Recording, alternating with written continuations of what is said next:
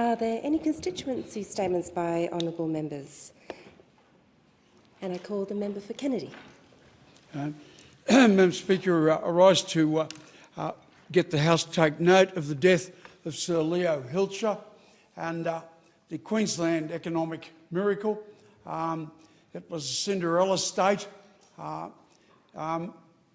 It had no coal mining virtually at all. It had very little mineral mining, very few cattle. It had nothing. And then Bjelke Petersen was elected Premier. Leo Hilscher was put in charge of Queensland. And they went from taking Australia, a coal importing country, to Queensland being the biggest coal exporting state on earth. And they took huge risks, putting thousands of millions of dollars out on building railway lines and coal ports and opening up mines and towns. And this man had the courage to do that, along with the Premier of Queensland, Bjelke Petersen. And I don't think anyone that was there at the time would deny that you could not separate the pair of them as to who was more responsible or less. Both of them said the other bloke, so I don't know.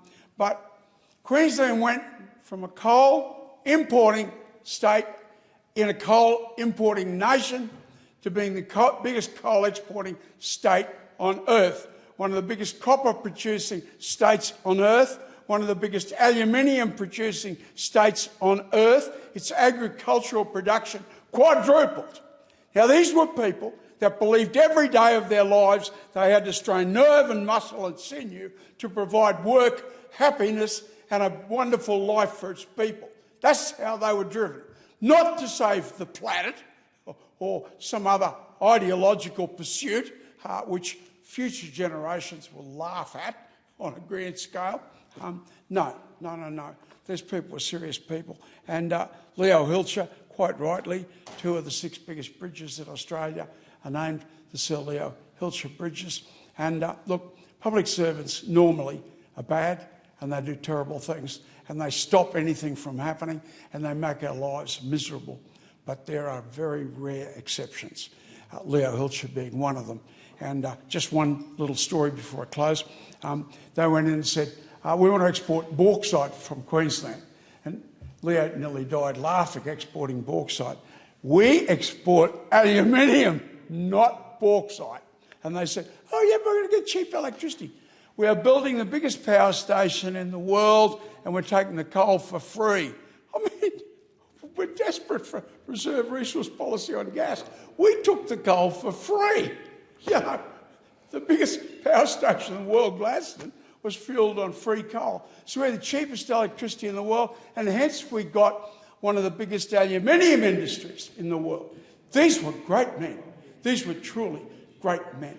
And they believed in freedom. If you went in there with some restrictions and petty little rules and regulations, time has expired. You would have been laughed out of their offices. Thank you very much. Thank you. And I call the member for Pearce. Thank you, Deputy Speaker.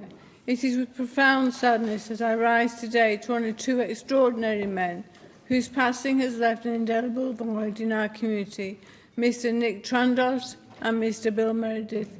Nick Trandos was not only a dear friend and mentor to me personally, but also a highly regarded and respected leader within our community.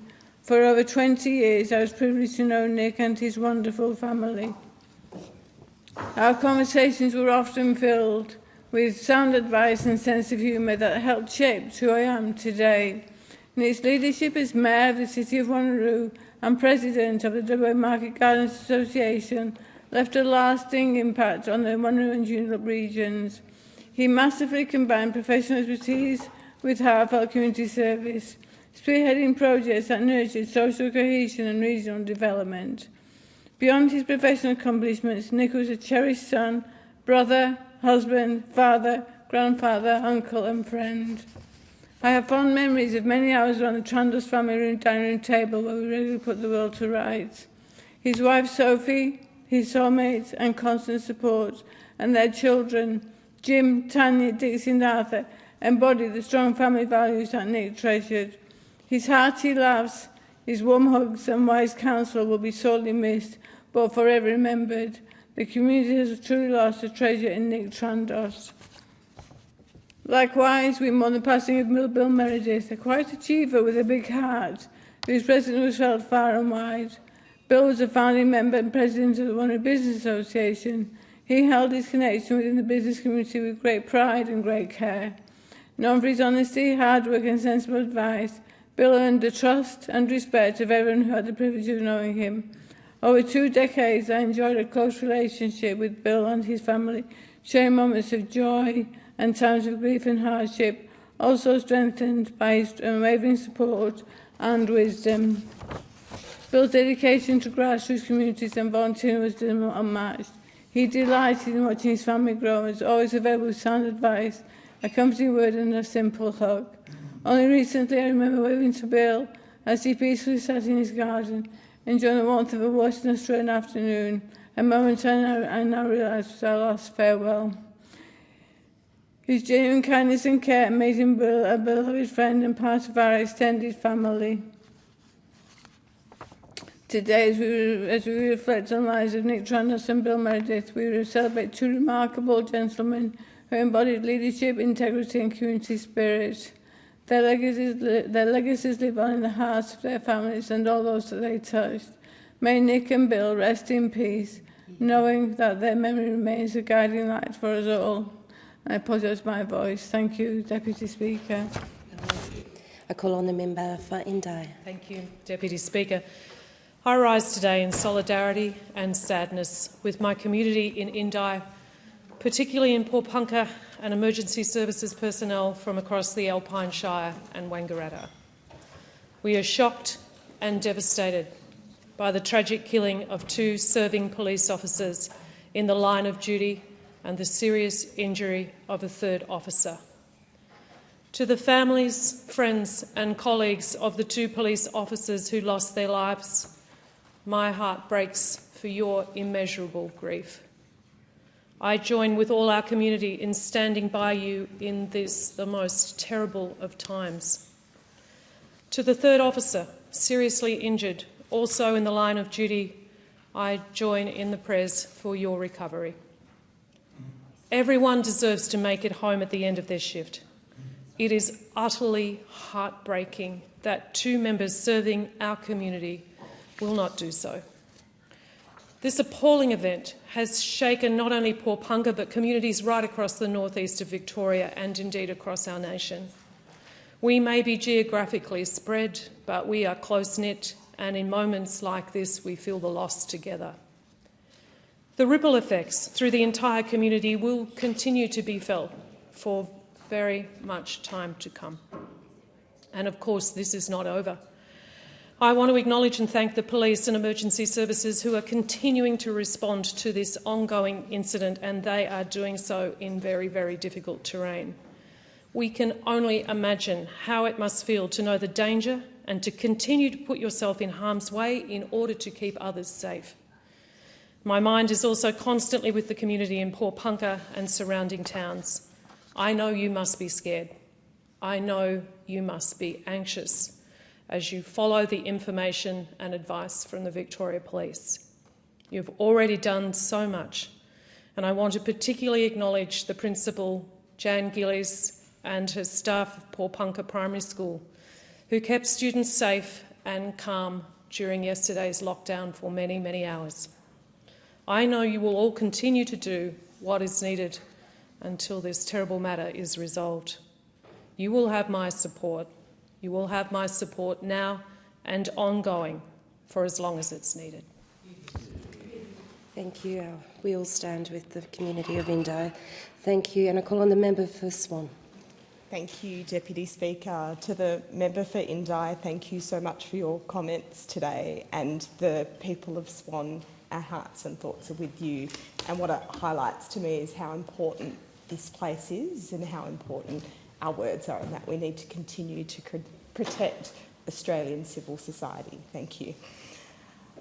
So, my first constituency statement is about democracy, and it is about the last federal election, and so I think it's only right to talk about the the important work that was done in Swan, which is now held on a 14% margin, and we had a 16.6% swing over 2 terms.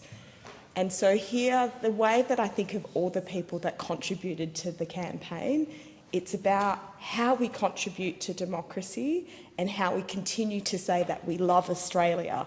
And so during the campaign, what we did is we knocked on 31,000 doors, and that cannot be done alone, and that was done with a team of amazing volunteers. And these people include Ann Sippy, Rupali, Chris Miller, Warwick, Stanley, Abdi Arton, Faisal Al-Muhammad, Sabir Hussain, Maisara, Claudia, Sophie, Jaden, Sonia, Adrian, Craig, Raphael, Henry, Lisa Ma, Matthew, Lachlan, Charita, Robert, Leif, Dylan, Chi, Carolyn, Linda, George, Victor, Alan, Peter, Sabia, Bapi, Kamal Hussein, Heba, Tommaso and Janet. That was a phenomenal effort, and there were more people that door knocked on top of those people. Also to my amazing Field A team, or the Z team as we like to call it, which was led by Avery and Dan Roden, and also Zen Kasim, Jay Williams, Maddie Tulelai, Liam Hurley, Rukshan, Simon Stokes, Adam Gilbride, and also we have some amazing women that also phone bank. Anne and Felicity, the oldest team member of my office, is 73 years old. You all worked so hard and listened so graciously to the amazing people of Swan, and what I think politics is about is connecting with people. Also to my EO team, Melissa, Kaylee, Sam, Leandro, Catherine, Arbia, Zoe.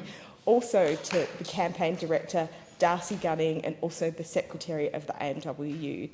There were also so many yard signs, including Simon and Ronnie Forrest, amazing First Nations elders, but also to Wendy Phaeton, who was Western Australia's first woman elected to the federal parliament, to booth captains, including Andy Skinner and Beck, who won the prettiest booth. It was an amazing effort. Thank you. Thank you. And I call on the member for Gippsland. Thank you, Deputy Speaker. I take the opportunity to update the House on efforts to build a better and safer Princes Highway through the electorate of Gippsland. And these are efforts, Deputy Speaker, which sadly have been resisted for much of the journey by the state Labor government, which has dragged its heels on every major project which sought to undertake on the highway. And sadly, Deputy Speaker, there's also been no new funding for the highway from the Albanese government in 3.5 years. But on the positive side, Deputy Speaker, we have seen the full duplication between Traralgon and Sale completed over the last 12 months, which means the next major project on the highway throughout my electorate is the bypass of Traralgon. Now we have 15 intersections in Traralgon, roundabouts or traffic lights, and it takes somewhere between 15 and 20 minutes to get through the town on a good day. During long weekends or peak holiday periods, it's much worse than that. Providing a bypass would reduce congestion for locals, it would improve the safety and productivity of the road, it would increase the livability for the local community, and it would also help to boost the visitor economy by bringing the rest of Gippsland closer to the south-east Melbourne growth markets by reducing travel times. Now, these are well-recognised social, economic and environmental benefits to be achieved in building this bypass, and what we've seen so far, Deputy Speaker, is a state government refusing to engage with the community, with local councils, with the transport sector, to progress this project. Now, at the last election, to try and get this project moving, the coalition announced it would provide $5 million to accelerate the planning for this project. Obviously, we didn't win the election, so that promise awaits some sort of matching contribution at some point, hopefully, from the Labor Party here in Canberra or perhaps the state government itself. Now, we need to accelerate the design and costings work, Deputy Speaker, because we know it's going to take at least 5 or 6 years to build the thing once we actually get the project moving.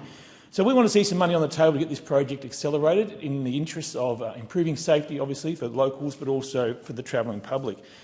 Now, what we need to understand, Deputy Speaker, is in the past, 80% of the funding for the highway works in Gippsland has come from the federal government. But this government, the Albanese government, has slashed that to 50%. So instead of providing 80-20 funding for regional road projects, the Albanese government, because it couldn't care less about regional road projects, has slashed that to 50-50, which means that the state government has no incentive whatsoever to try and accelerate regional projects. Now, Deputy Speaker, we've written repeatedly to the Andrews and Allen Labor governments and tried to get them on board with this project, which has been talked about for the best part of 30 years.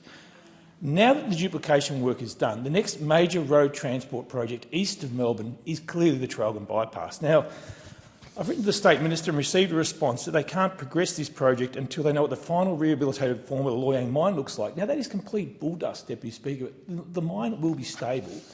We need to get on with the job of doing the design consultation work to build the bypass as soon as possible in the interest of safety and productivity in my community. Thank you. And I call on the Minister for Regional Development.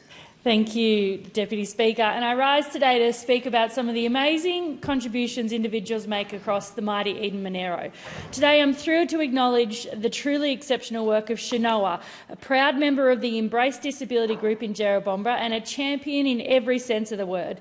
At the recent Para-Table Tennis Championships in Traralgon, Shanoa brought home 2 silver medals, 2 bronze medals and the title of Best Player Class 11 Women. These achievements reflect not only her talent and determination, but also the incredible support and inclusion fostered by our Embrace Disability Group. Shanoa's journey is one of perseverance, leadership and heart. She's shown us that barriers can be broken and that community and sport go hand in hand. Her success is a win for us all and a powerful reminder of what's possible when we embrace diversity and champion inclusion. Shanoa, we're really proud of you. Congratulations. I rise today to acknowledge the historic return of Goulburn's Lilac City Brass to the New South Wales State Band Championships. In a landmark moment for regional music, Lilac City Brass has represented Goulburn at the New South Wales State Band Championships in Penrith last weekend. It marks the first time since World War II that a Goulburn-based band has competed at the prestigious state-level event. The return to the competition stage is not only a significant milestone for Lilac City Brass, but a proud moment for the Goulburn community. Each piece was assessed by a blind adjudicator positioned out of sight in a sealed area of the auditorium to ensure objective judging. Well done to everyone involved, a great opportunity to be there. I want to give a massive shout-out to Robbie Sanderson from Bungendore, an incredible young athlete and a true mighty Eden Monero legend.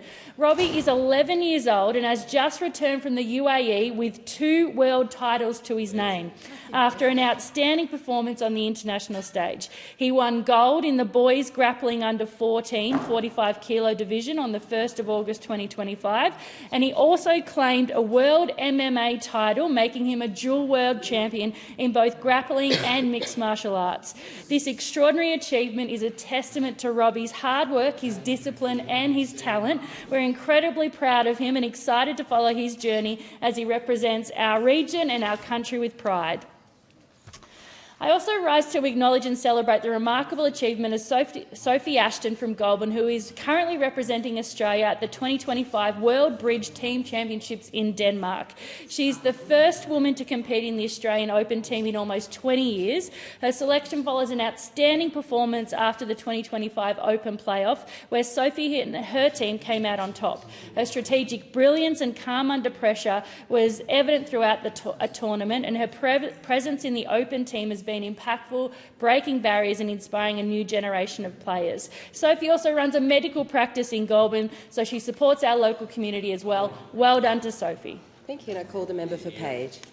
Deputy Speaker, I'd like to congratulate all the winners at this year's Lismore Business Chamber Awards. Congratulations firstly to PJs, to Natasha and Brendan at PJ's Fruit and Veg, who were named the Business of the Year. Rainbow Ruse won Excellent Healthcare and Wellness Industries. Joel and Britt from Joel Jensen Constructions and Terania Consultants were joint winners of the Employer of the Choice with 20 employees and under. Social Futures won Employer of Choice for 21 employees and over.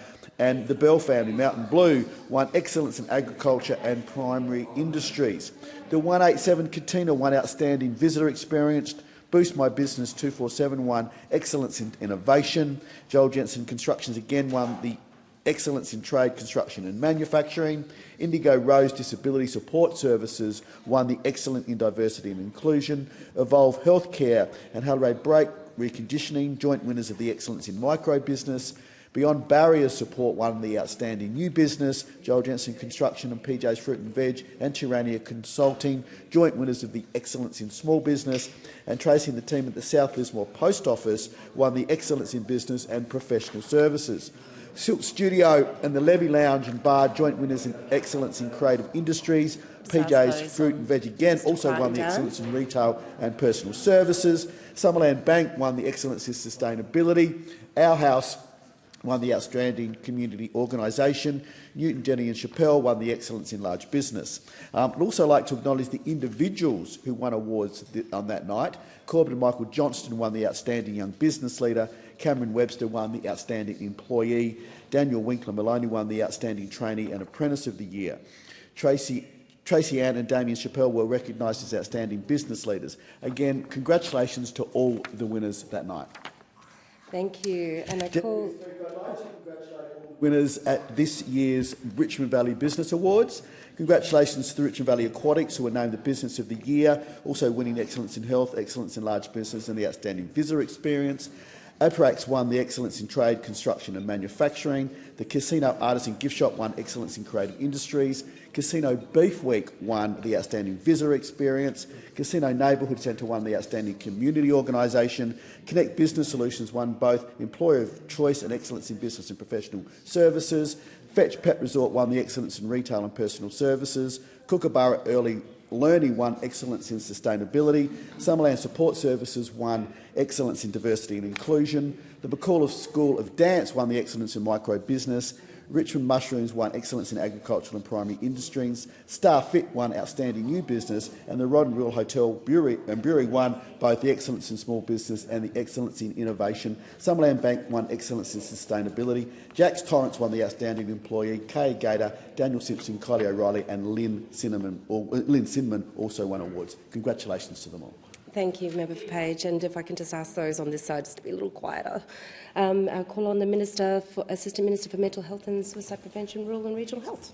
Deputy Speaker, I am proud to have supported local community groups and their volunteers through grants for improved infrastructure, new equipment and boosted funding. In total, more than $1.2 million has been provided to local community organisations in my community of Dobell through the Stronger Communities program and more than $500,000 through the Volunteer Grants program. This year alone, I was proud to secure almost $129,000 to 12 different community groups through the Stronger Community Grants and almost $65,000 for 17 local organisations through the Volunteer Grants. These grants support the vital work of volunteers like the Wamburra Rural Fire Brigade.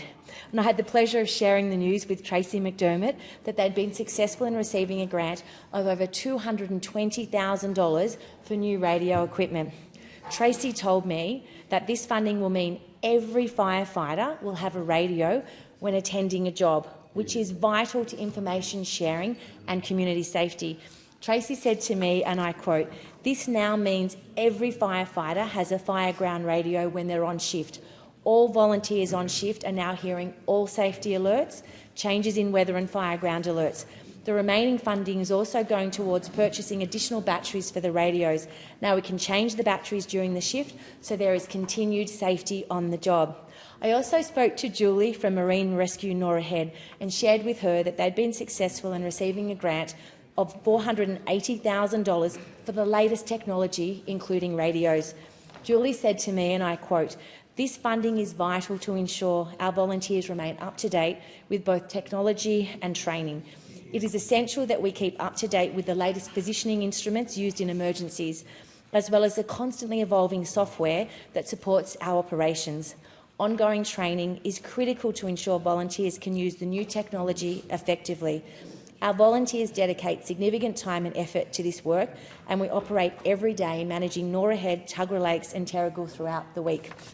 Deputy Speaker, I'm also proud to support We Care Connect with a $15,000 grant to install fans and cooling equipment in their hub, which is staffed by hundreds of local volunteers who generously have supported over 30,000 children and families on the coast and across the Hunter with essential items.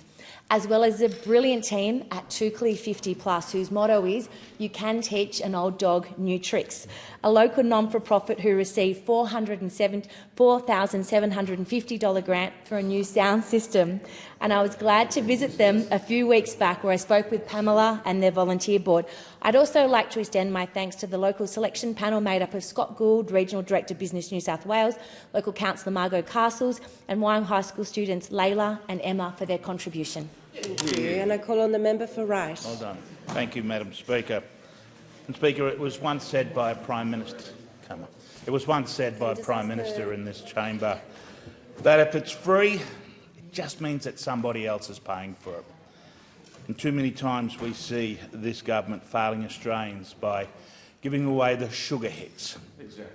The sugar hits to disguise the failures of their policy settings. Australians can see right through them, because since coming to office, this government has proven one thing: that neither can they manage the truth nor the economy. When it comes to sugar hits, those on the other side lead the charge. Quick fixes to cover up their failures. We were told that there'd be a $275 reduction, but instead we've seen a 32% increase in electricity prices. So we get a sugar hit. We get a rebate or something from the government that comes down. In fact, we've had two of them. $1 billion. We give sugar hits to the billionaires who go out and invest in failed hydrogen projects right around the country. A sugar hit. But who's paying for that? Where's the money coming from? Well, there's a sugar hit for the bureaucracy of an extra 77,000 bureaucrats. We gave sugar hits out to the HECS students. Now, my daughters were great recipients there. If you're receiving the sugar, it's pretty good. It was a good policy for them. But it's not a good policy for those who have to pay it back. And the people who have to pay it back, there's an extra $32,000 dumped onto every household. $32,000 dumped onto every household of extra debt that has to be paid back. That's an extra $2,000 in interest since these guys walked through the door. It's a bitter pill to pay. But I'd also encourage those on the other side, Madam Speaker, particularly for the new Labor members, is don't trust the speaking points that Labor give you. Just don't trust them, because as new members, can I suggest that, particularly in the skills and training sector, the pre-eminent research body that captures the data for skills and apprenticeships is the National Centre for Vocational Education Research Centre.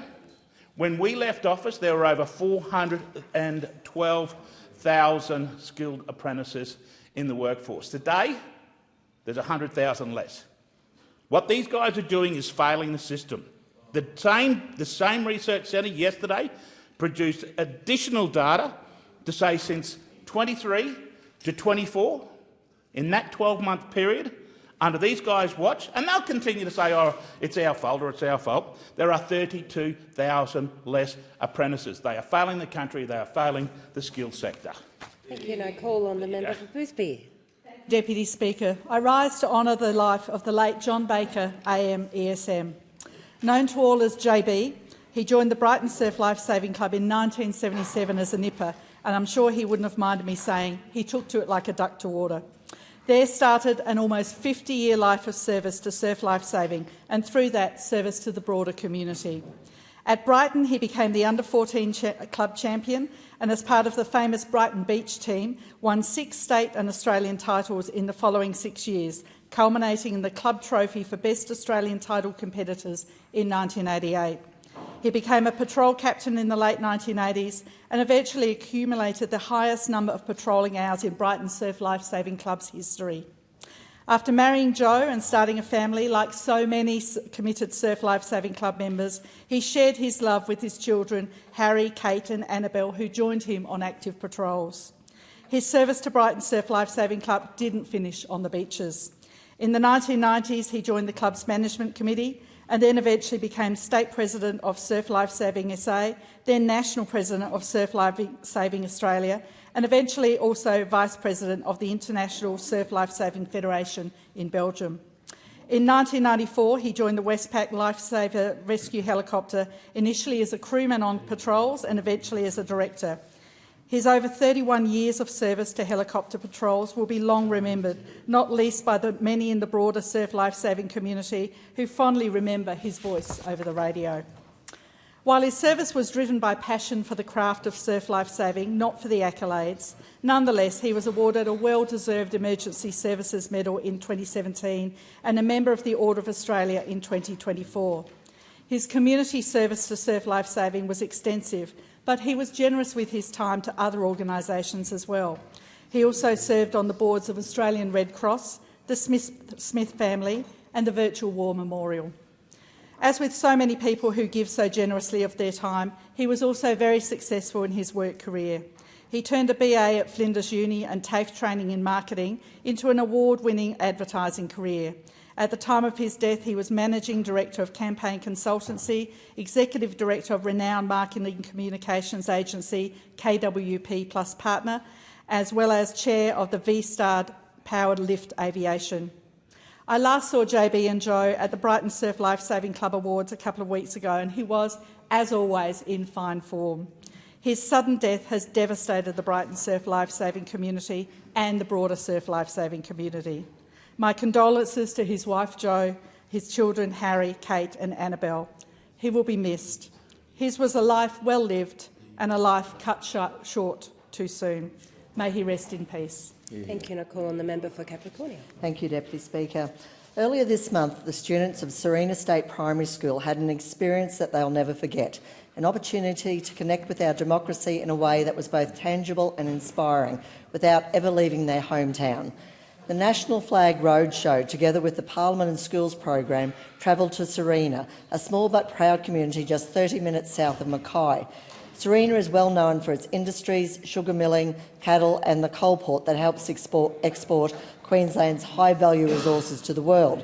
But on this day, the focus was not on industry but on education. On a picture-perfect winter morning, around 50 students gathered on the school oval to take part in something truly remarkable. They didn't just hear about the Australian flag that flies proudly above Parliament House, they saw it, touched it and stood in awe of its scale. The experience was enriched further by the Parliament and Schools program. The Year 5 and 6 students stepped into the shoes of parliamentarians, debating legislation, learning about the responsibilities of government and practising how decisions are made in our democracy. They even tackled one of the great issues of modern life, where the pineapple belongs on pizza. I can report to the House that the result was decisive. Pineapple was overwhelmingly voted out. But behind the laughter and fun lies something profoundly important. Experiences like these bring civics to life. They show students that our democracy is not distant or abstract, it is theirs. It belongs to every Australian, no matter whether they live in Canberra, Sydney or a small regional town like Serena. It's no secret that when young people understand how our system works, they are far more likely to engage in it, to question it and to participate in it. A strong democracy requires informed citizens, and that learning begins in our classrooms. I want to take a moment to pay particular tribute to the principal of Serena Primary School, Emily Adams. Her leadership and dedication to her students are extraordinary. She has created an environment where curiosity is encouraged, respect is expected, and every student is given the opportunity to thrive. Lastly, I thank the Speaker of the House for creating this invaluable opportunity. Your passion for civics education and hands-on engagement with students was truly inspiring, and it shows what we can achieve when we work together to equip the next generation with an understanding of our democracy. Our democracy is strongest when young people understand it and feel part of it. Civics education is not just about facts and dates. It's about nurturing active citizens who are ready to shape Australia's future. Thank you. Thank you. And I call on the member for McEwen. Thank you very much, Deputy Speaker. It'd be interesting to know which way the member for Capricornia went on that pineapple stuff. Over the last few weeks, it's been a pleasure to go to some of the recipients of the Stronger Community Grants in McEwen. Proud to say that under the Albanese Labor government, we're supporting groups that are making a real difference in our communities. First of all, at the Diamond Creek Football Netball Club, $18,000 has been put towards NAIDOC jumpers and netball dresses. The jumpers will be worn at the Doug Nicholls round each year. Apart from looking great, they serve very important purposes of strengthening the club's connection to the local Indigenous community, growing and understanding the Indigenous connection to the great game of AFL. So I want to extend my appreciation to Maria Jory and Sean Fitzpatrick for their hard work, their dedication in pushing this along to make sure that the Jumpers are a true reflection of Diamond Creek by getting a local artist to do the design that includes Diamond Creek, the hills, the trees, and everything about the local area. And I think it's important that these sort of things happen for our communities, because it's people like Sean and Maria and the rest of the crew down there who really sustain the heart and soul of the clubs in local communities, which are so important for all of us. Now, I can't wait to see the Creekers come out in the special occasion colours, and I know the boys were rapt seeing the Jumpers last week. It was great fun. Also, I want to celebrate an important local initiative that is taking place in our region next week.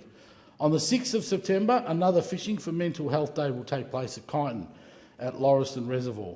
It's now an annual event for locals to get together, have a great day outdoors and promote mental health. There's even prizes for the biggest catch and small catch of the day, as well as for the best joke, which I can sadly say I never win. Apparently my dad jokes are not funny to anyone else but me, but that's okay. I won't take it to heart. I'm proud to be able to contribute towards this sort of special occasion by sponsoring all the bait purchases. Local Jack Bamford, a man who is someone that we should really sit down and listen to, for his journey is a remarkable one, from where he's been to where he's got through to be able to put this together for everyone to enjoy. And his commitment to this event is second to none. I was down there with my good friend Mary-Ann Thomas, the member for Macedon and Victorian Health Minister, as we chatted with Jack about what's going on and acknowledged the support from VFA, the Victorian Fisheries Authority, for their support in helping getting this done by last year stocking Lake Lauriston to make sure there was fish, trout there to catch. All it takes sometimes for these things to really happen is for someone with a bit of passion and a bit of fire in their belly and great desire to get things done. And it's great work by Jack for what he's done to be able to do this. And so it's an exciting time for us to be at home, to be spending the time in local communities, travelling around to the different groups, to see all these little cogs that make our community tick. And it's such a pleasure to be able to catch up with local people, see these things firsthand in action and see the great work they're doing for our community. Thank you, and I call on the member for Calper. Thank you, Deputy Speaker, and congratulations on your appointment. Deputy Speaker, last week I went and visited a small corner store business in one of my small towns in the electorate of Calper. And the business owner reminded me how bad government policy can kill small business. I won't name the business because he is genuinely fearful of reprisals about what I'm about to talk about, and that is the increasing infestation of illicit tobacco and vape stores across Australia. This business isn't the first one to reach out to me. I get calls every week, particularly from small corner store businesses that are being hammered. Their cash flow is being cut because of these illicit traders. And surely, Deputy Speaker, you're hearing about this, and your Labor colleagues and the crossbench are all hearing about this. And we've heard the saying, just because you say something doesn't make it true. Simply saying that Australia has banned illicit tobacco and vaping products doesn't make them miraculously disappear. In fact, it's propagated the whole industry but sent it to the black market. How can we possibly go from a retail landscape with a rapidly diminishing tobacco store footprint leading into 2020 to seeing a new shop popping up on every street in every town, and it just says to us the policy isn't working? Conversely, with all these new stores, how can we see tax revenue from tobacco decreasing? Logically, if more shops were legally selling regulated products, the government coffers will be growing alongside them. And yet, tobacco excise collections, have collapsed to their lowest level in 14 years. Now, I'm the first to say I hate smoking, I hate vaping, and I would love to see them go. But the fact is the policies that we have right now are not working. We're seeing fire bombings in Sydney and Melbourne, and police do not have the resources, nor do the state health authorities, to tackle this. And I'm very happy that the Assistant Treasurer is in the Federation chamber today, because we've done the costings on legalising vaping, which would bring in about $7 to $9 billion a year. Regulate it, control it, take it out of the hands of the crooks. I again say I hate smoking and vaping, but this policy is not working. Thank you, and I call on the member for Hughes. Thank you, Deputy Speaker. Science plays such an important role in our modern world, but it's not an area everyone feels confidence to speak about or to explore their curiosity for. That's why I was so proud to open the Gut Feelings exhibition during Science Week at Sutherland Shire's Hazelhurst Art Gallery. Gut Feelings is a community art project supported by the Australian Government through Inspiring Australia that has brought together science and art to explore the connection between the gut, the brain and the trillions of microbes within us that make up our gut microbiome. And it does this through a unique medium, knitting and fibre arts. Knitting and fibre arts offer a familiar, accessible way for people to engage with science and feel part of something larger. Hand-stitched donated items were combined to create soft sculptural installations, transforming complex internal systems into approachable, playful and evocative artworks. All of this to raise awareness of the importance of gut health to mental health and well-being and to promote community connection. I want to acknowledge the contributions of Professor Georgina Holes and the Microbiome Research Centre for bringing the most cutting-edge understanding of the research that has gone into the microbiome to the project, which is now helping those of us outside of the field to better understand it. I also want to thank Rita Pearce, Pat Pillay and my dear friend Mary Hayman for the countless hours of hard work and passion that they put into ensuring that this project was a success, and to congratulate them on the incredible work that these efforts have produced. Well done. As someone from a family of teachers, I know how much amazing work that our public school teachers do to help our young people reach their full potential. That's why I was so excited to attend Loftus Public School's Public Education Week Open Day. I was absolutely in awe of the presentations of the students. This year's theme was Ignite Your Potential. It was a terrific opportunity to see the children across the school come together and highlight their achievements. The Assembly Showcase demonstrated the talent and the confidence of the students. The students danced to Who Let the Frogs Out, which I have not yet been able to get out of my head. They performed with the school bands and they participated in resilience activities where the students shared what they were grateful for, which included everything from their family and their friends to McDonald's. It was beautiful to see so many of the children able to ignite their potential with the support of dedicated teachers and families. The day allowed visitors to learn more about the incredible opportunities offered to students by the school, both directly and through the digital QR trail. And I want to acknowledge and thank Principal Ms Newell Courtney, the staff and the parents and family for all their efforts in putting together such a strong and impressive program.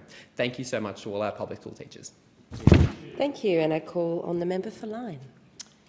Thank you, Deputy Speaker. There are many manufacturing business success stories in regional Australia. Blessed with stable, reliable and committed workforces, land for expansion and a resilient can-do community attitude, many of our small to medium-sized manufacturers thrive in our regional towns and cities, especially when government policy settings are supportive rather than restrictive. One such is the James Strong Precision Packaging Facility in Taree, in the heart of the Lyne electorate, which I've visited on 2 occasions. For over 30 years, James Strong has been producing and supplying food and aerosol cans in Australia. The plant at Taree employs 81 people, Taree's second largest private sector employer, and produces over 100 million cans per year. It has recently invested more than $8 million in an advanced production line to restore in-house capacity to manufacture aluminium slugs and then convert them into canned products.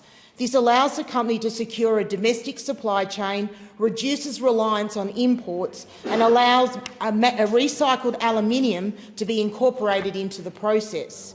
This initiative has used the expertise of the University of New South Wales' Sustainable Materials Research and Technology Centre, a collaboration utilising world-class R&D to improve sustainability of operations, repeatedly recycle metal and provide additional ongoing employment. It's a win-win-win situation. However, this all happens when policy settings are consistent, supportive and realistic, not inconsistent, restrictive and idealistic, which is the case with the Albanese government's headlong rush into intermittent renewables as baseload power and its ideological use of net zero for its socialist agenda. Regional manufacturers, like their city cousins and all Australian households, are under pressure. In just 5 years, James Strong's energy bills have increased by 65%, insurance by 76% and rates and taxes by 75%. These ever-increasing cost imposts are unsustainable and places the business at a competitive disadvantage to its offshore competitors. It undermines Australia's sovereign manufacturing goals for Made in Australia. In addition, the government's energy policies are also threatening the long-term viability of Tomago, the main source of local aluminium and the mainstay of James Strong's casting line. In addition, the push for green aluminium, that is material made using renewable energy, has a perverted effect of pushing aluminium supply offshore, despite local aluminium being just 120 kilometres away and without the frequent flyer air miles. We need to restore balance to the production of baseload power for industry with nuclear power and making better use of existing coal and gas technology. Thank you. And I call on the Assistant Treasurer Minister for Financial Services. Deputy Speaker, it was terrific to be joined in sunshine recently by the Prime Minister and the Minister for Health for the opening of Australia's 90th Medicare Urgent Care Clinic. The Albanese government has delivered the Medicare Urgent Care Clinic in Sunshine to provide better access to high-quality, free, bulk-billed healthcare services. There's no more important part of our society's safety net than healthcare. During the election, constituents repeatedly raised with me just how important bulk billing is. This is one of the key underpinnings of our Medicare system. To have an additional urgent care clinic in Fraser, following the establishment of one in Maribyrnong last year, is a critical service for my community. It's taking pressure off our local emergency department at Sunshine and other hospitals, reducing the number of people attending hospital emergency departments for urgent but not life-threatening conditions such as sprains, infections, rashes and cuts. Long wait times at hospitals are not only an inconvenience, but an ineffective use of hospital resources which urgent care clinics seek to address. Our government has committed to strengthening Medicare. These urgent care clinics are proof of that, with over 1.7 million visits since the first sites opened 2 years ago. More than 50% of presentations to urgent care clinics in Victoria have been outside of business hours, which means that these clinics are filling an important gap in services that I'm sure will help vulnerable people across my electorate. Deputy Speaker, I'd also like to acknowledge the Stronger Communities Grant Program recipients in my electorate. I was pleased that under this year's program, 20 organisations in Fraser received a grant for an infrastructure project that delivers social benefits for our local community. Every organisation that applied is driven by service to and making differences in the community. At the heart of strong communities are volunteers. The grant recipients this year highlight the rich diversity of community organisations that define my electorate of Fraser and modern Australia. Australian Vietnamese Arts and Culture received a grant.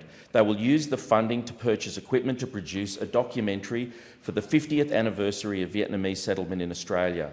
The documentary will feature interviews with people who arrived 50 years ago and will help senior members of the Vietnamese community to feel valued and connected. It will also create a valuable resource for younger generations to learn about their incredible stories and the journey that they went on.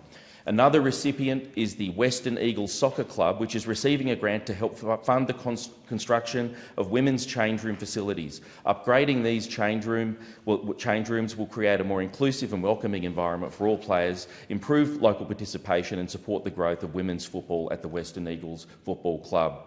Congratulations to all of the 20 organisations that receive funding, and thank you for all that you do to build stronger communities. Thank you, and I call on the member for Cook. Recently, I met 3 locals who've had enough of watching our coastline waste away. Paul, Ben and Freddie call themselves Seacare. They're not lobbyists, they're not activists for hire, they're not political. They're just 3 community members who've lived, worked and surfed the Bait Bay for decades. They've seen the sand stripped away from Cronulla Beach and the rest of the Bait Bay and dumped into the Port Hacking, where channels are choking, The Deben Spit is swelling, and the once tidal waterways are now almost sealed shut. Paul's been surfing there for nearly 50 years, and now he says most days he can't surf. But this isn't just about catching a wave, it's about protecting the Bait Bay, safeguarding our foreshore, preserving a way of life for the next generation, and keeping alive that strip of sand that brings the economy and money to our local economy. Freddie spoke about wanting his grandchildren to enjoy the beach he knew, and that's a sentiment every parent and grandparent in this community should understand. Seacare isn't asking for lip service. What they want is science-backed solutions that sustainably bring back sand to the Bait Bay and Cronulla Beach and keep it that way. They want all stakeholders, local, state and federal, to work together and to act. Their call is simple. Support their cause. Let's stop chasing Band-Aid solutions where we move sand from one end of the beach to the other, and let's make Bait Bay and Cronulla Beach healthy for good. I stand with them. Our coastline is a central part of our area. It's a central part of the culture and our way of life. It's a central part of our economy, so we need to act now. Before our coastline disappears, this is the heritage we owe to our future generations, and on behalf of my community, Seacare, I urge Parliament to get behind this initiative. I also want to pay tribute to those who attended and took part in the Vietnam Veterans Service Day hosted at the Cronulla RSL sub-branch on the 18th of August. And to mark this remarkable milestone, it was also the 100th anniversary of the Cronulla RSL. Vietnam's Veterans Day recognises the service and sacrifice of nearly 60,000 Australians who served in the Vietnam War. More than 3,000 were wounded and 523 never returned home. At Cronulla RSL, we gathered not only to honour those men and women, but reflect on the unique role Cronulla RSL has played in supporting our diggers for over a century.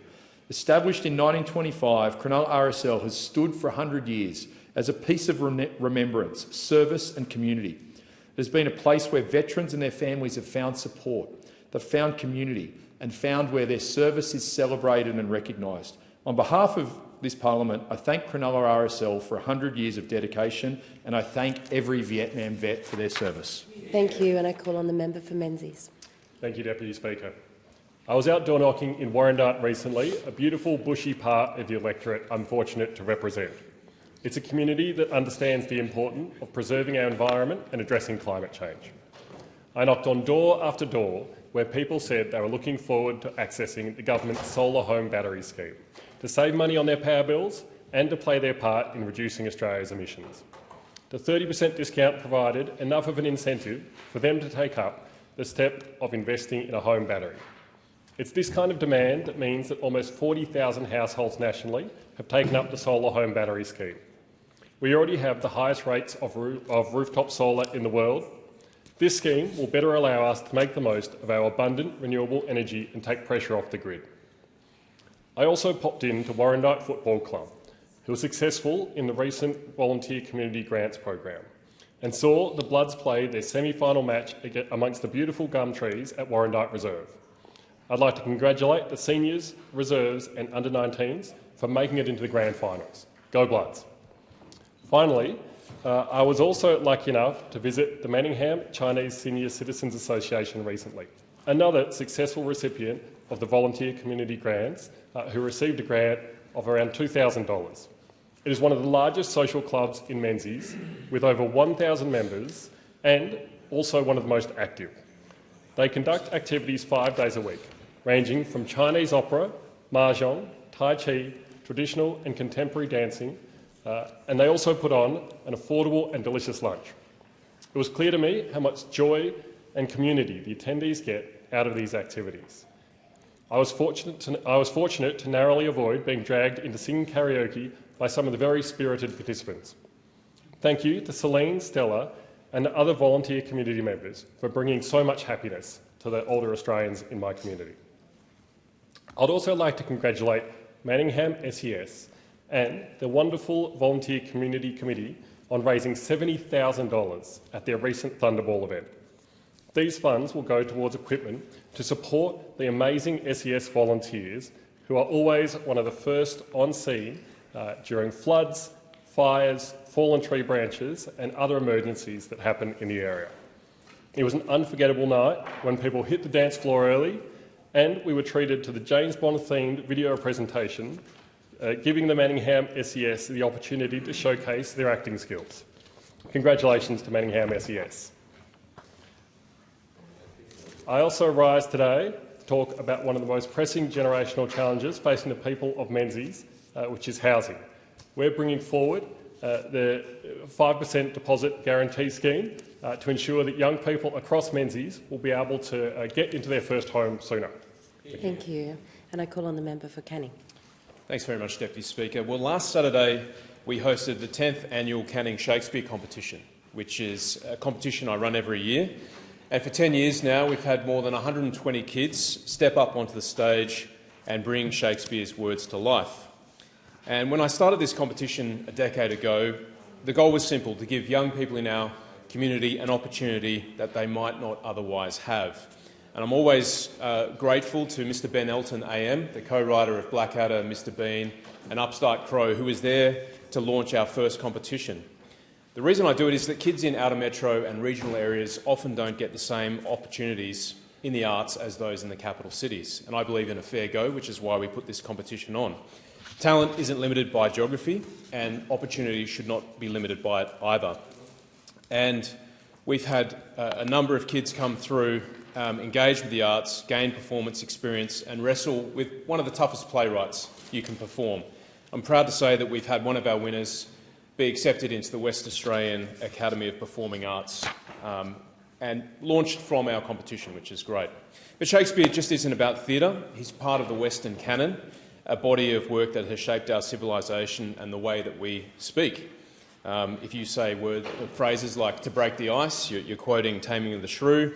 If you say you wear your heart on your sleeve, you're quoting Othello. If you say you're in a pickle, which is what a lot of us say around here, you're quoting The Tempest.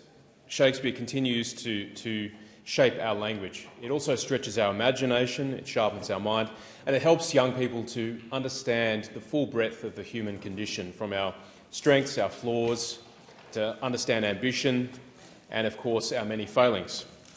And so I've seen what happens when young people rise to the challenge. There was a young girl of about 15 on the weekend who was completely scared before she went out onto the stage, and when she went out onto the stage she transformed into someone of great confidence and did a wonderful performance. So that's why we do it. This year, Henry Hayes from Andrew Baptist College won the competition with a commanding performance as King Richard from Richard III, and his portrayal of Richard III, complete with Hunchback, took us into another world, which is what the judges were looking for. Our runner-up, Shekinah Doherty from Foundation Christian College, gave a moving performance as Lady Anne, also from Richard III, and it was full of poise and emotional depth for someone her age. And these performances are a credit not just to Henry and Shekinah, but also to their schools, teachers and families who support them. I want to acknowledge very quickly Steve Caitner from Foundation Christian College, the drama teacher there, who backs us in every year and prepares his students. I also want to thank our panel of judges, Shelby Kazakoff, the local drama teacher, Dr Melissa Merchant from Murdoch University, and Dr Tom Heath from the West Australian Academy of Performing Arts. Thank you for backing us in. Thank you, and I call on the member for Blair. Thank you, Deputy Speaker. On the 12th of August, I was delighted to announce our location for the new Ipswich Veterans and Families Hub in my electorate, together with the Minister for Veterans Affairs and Defence Personnel. Operated by RSL Queensland, the new hub will be co-located with Mates for Mates at 260 Brisbane Street, West Ipswich. This follows Labor's commitment to the 2022 federal election to deliver a much-needed Veterans and Families Hub in Ipswich. Now, it's taken RSL Queensland a long time to decide upon and acquire a site, but they got there in the end. And that's why that's important, because we have one of the biggest bases in the country. In fact, RAAF Base Ambly is the biggest Air Force base in the country. We've got more than 10,000 veterans and families living in Ipswich and surrounding areas, and over 5,000 ADF personnel posted to RAAF Base Ambly, including Army units. I'm very proud that the Albanese Labor government is delivering upon my commitment to establish this Veterans Hub. Even more so because the LNP federally previously promised a Veterans Hub for Ipswich at the 2016 federal election, only to renege upon the commitment, having won the election in 2016 after the election. They went on to drop the commitment from their 2019 and 2022 election platforms. Then the Morrison government announced funding for a Veterans Wellbeing Centre in South East Queensland, but still failed to deliver one in Ipswich. So it took Labor's commitment at the 2022 election to finally secure this funding and this facility for my community. It's wonderful to see the significant progress made with this project, with the permanent location now locked in, co-located with Mates for Mates Ipswich Centre in West Ipswich, and the expectation that Go2 Health will operate from this facility as well. RSL Queensland and Mates for Mates have a proven track record when it comes to supporting the veterans community in South East Queensland. So I'm pleased that RSL Queensland was a successful applicant for the funding. They've got the runs on the board to make this happen. They've operated other centres around Brisbane, with Mates for Mates running several successful hubs across the country. This is why the Albanese Labor government awarded them $5.4 million in a grant to lead the development of the hub in the first place. And it's why I'm confident they'll deliver an outstanding facility where veterans and defence personnel and their families will have access to a wide range of health and wellbeing services close to home when and where they need it. Importantly, the Ipswich Hub will provide tailored mental health services and wellbeing services in keeping with our government's strong commitment on responding to the Royal Commission into defence and veteran suicide, something Labor called upon the government to do from opposition. And that's why having this hub close to where people live is so important. It's another sign that the Albanese Labor government is backing our veterans community in the Ipswich and Somerset region. I'm looking forward to working with RSL Queensland and seeing this facility opened officially. Thank you. In accordance with the Standing Order 193, the time for members' constituency statements has concluded, and I call on the clerk. Government business. Order of the day number 1, Governor-General's opening speech, resumption of debate on the proposed address and reply. The question is that the address be agreed to, and I call on the member for Durack. Thank you, Madam Deputy Speaker. It is a great honour to return to this place for the 5th term as the duly elected member of Durack. The responsibility of representing the largest electorate in the country is not lost on me. Covering over 1.4 million square kilometres and over half of Western Australia, Durack brings with it such a diversity of people, communities and issues that need addressing. Before diving into some of these issues, I would like to give thanks to everybody who helped to get me here. Being elected 5 times doesn't just happen, and it's in large part because of my electorate office team that I have behind me, some of which have been with me from the very start. So I give enormous thanks to you, Diane and Carolyn, and Jackie, Leanne, Claire, Jen and Don for all your support and your commitment to serving our fabulous Durack community. I'd also like to thank my volunteers. I'm sure colleagues across all sides of the chamber would agree that having a friendly face at the booth makes a real difference to our constituents. There are a few in particular who I would like to give a special shout out to: Rob Dimes, Kate Jackson, Randall Starling, Sally and George Gifford, I call them my Gin heroes, Greg Neal, he's my guy in the Pilbara, and Celia and Helen, they're definitely my broom angels.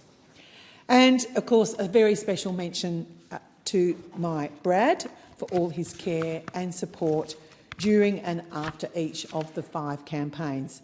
I simply could not do my job without you, and Durack constituents effectively get a 2-for-1 with Brad by my side. I want to also acknowledge the other Durack candidates who put their hand up at this election. I met many of you during the campaign and commend you and your volunteers for being part of the democratic process. Whilst we may disagree on the means to achieve a better Australia, we all want to see a brighter future, especially for regional Western Australians. As we're all aware, excuse me, the Liberal Party did suffer a very heavy national defeat on election night. However, these results were not echoed in regional Western Australia.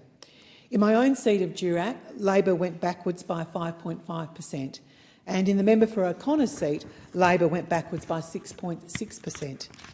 It's clear to me one of the reasons for this diversion from the national trend was the local response to the Albanese Labor government's destructive decision to end the WA live sheep trade. There are communities across regional Western Australia whose very existence is threatened by Labor's ban, and they were not going to let this happen without a fight. I heard from a lot of people that they had always been Labor voters, but they could simply not vote for them again because of this issue. Regional communities, well, they have a very good habit of standing together when an outsider comes to say what can and cannot happen. In acknowledging the role Live Export had in Durack, I would also like to acknowledge the people behind Keep the Sheep. This was an organisation that was formed simply out of desperation to save an industry and the livelihoods of at least 3,000 Western Australians. In just a short amount of time, they managed to secure the signatures of over 100,000 fellow Australians who also wanted to tell the government that this decision was deeply unfair. With the ban set to take effect on May 1, 2028, I will continue to advocate on behalf of those affected communities across Durack. This term, I will continue to talk about the importance of restoring the Australian dream of home ownership. We have seen young Australians practically give up on this dream in recent years, and this is a national crisis that requires immediate action. Now, supply is obviously part of the problem, but we have to be serious in acknowledging that demand plays its part as well. 10 years ago, my home state of Western Australia had a population of less than 2.5 million people. Today, it has grown to over 3 million people. This has been primarily driven by overseas migration. Now, let me be clear. Australia has a long and proud history of migration, but it is absolutely essential that policymakers wake up and realise such high levels of growth are simply unsustainable. The current migration program is putting a heavy burden on housing, infrastructure and the hospital system. I was staggered by a recent report identified by the WA Liberal Party that since the WA Labor government took office in 2017, the number of daily active beds in metropolitan hospitals has increased by just 118. In that same time, the population has grown by 400,000. It is any wonder that our WA health system is not working like it ought to.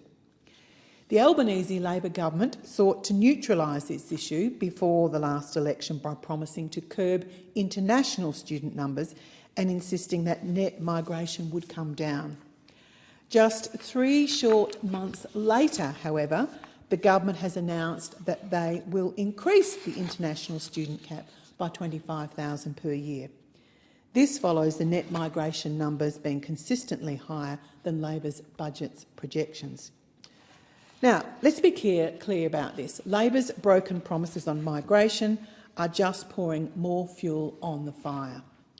Sadly, there are members opposite, despite what they were saying at the time of the election, that they refuse to even admit that this high level of net migration is a problem and instead resort to name-calling those who do. Now, I would like to state here very clearly that it is not bigoted or racist to say that Australia's migration system must work for those who are already here, those who've already chosen to call Australia home. Nor is it bigoted or racist to say that right now it isn't the case. And I'm very proud of the incredibly diverse, multicultural community that makes up the electorate of Durack. The Coalition came to government in 2013 largely because of out-of-control illegal migration. I believe the Coalition could return to government by promising to combat Labor's out-of-control legal migration. Now, energy will, of course, be similarly important for us to establish a pathway back to government.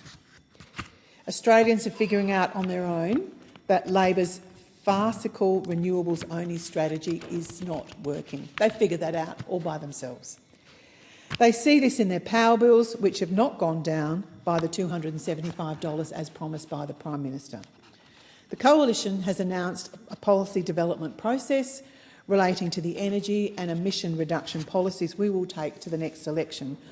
But the two fundamental principles will underpin this work. Number one, having a stable, reliable energy grid which provides affordable power for households and business. And two, reducing emissions in a responsible, transparent way that ensures that Australia does its fair share. What is clear, though, is that intermittent power cannot sustain a successful and robust economy. I'll refer to the release this week of the quarterly update of Australia's National Greenhouse Gas Inventory March 2025 report. The report says emissions have decreased by 1.4% compared with the previous year.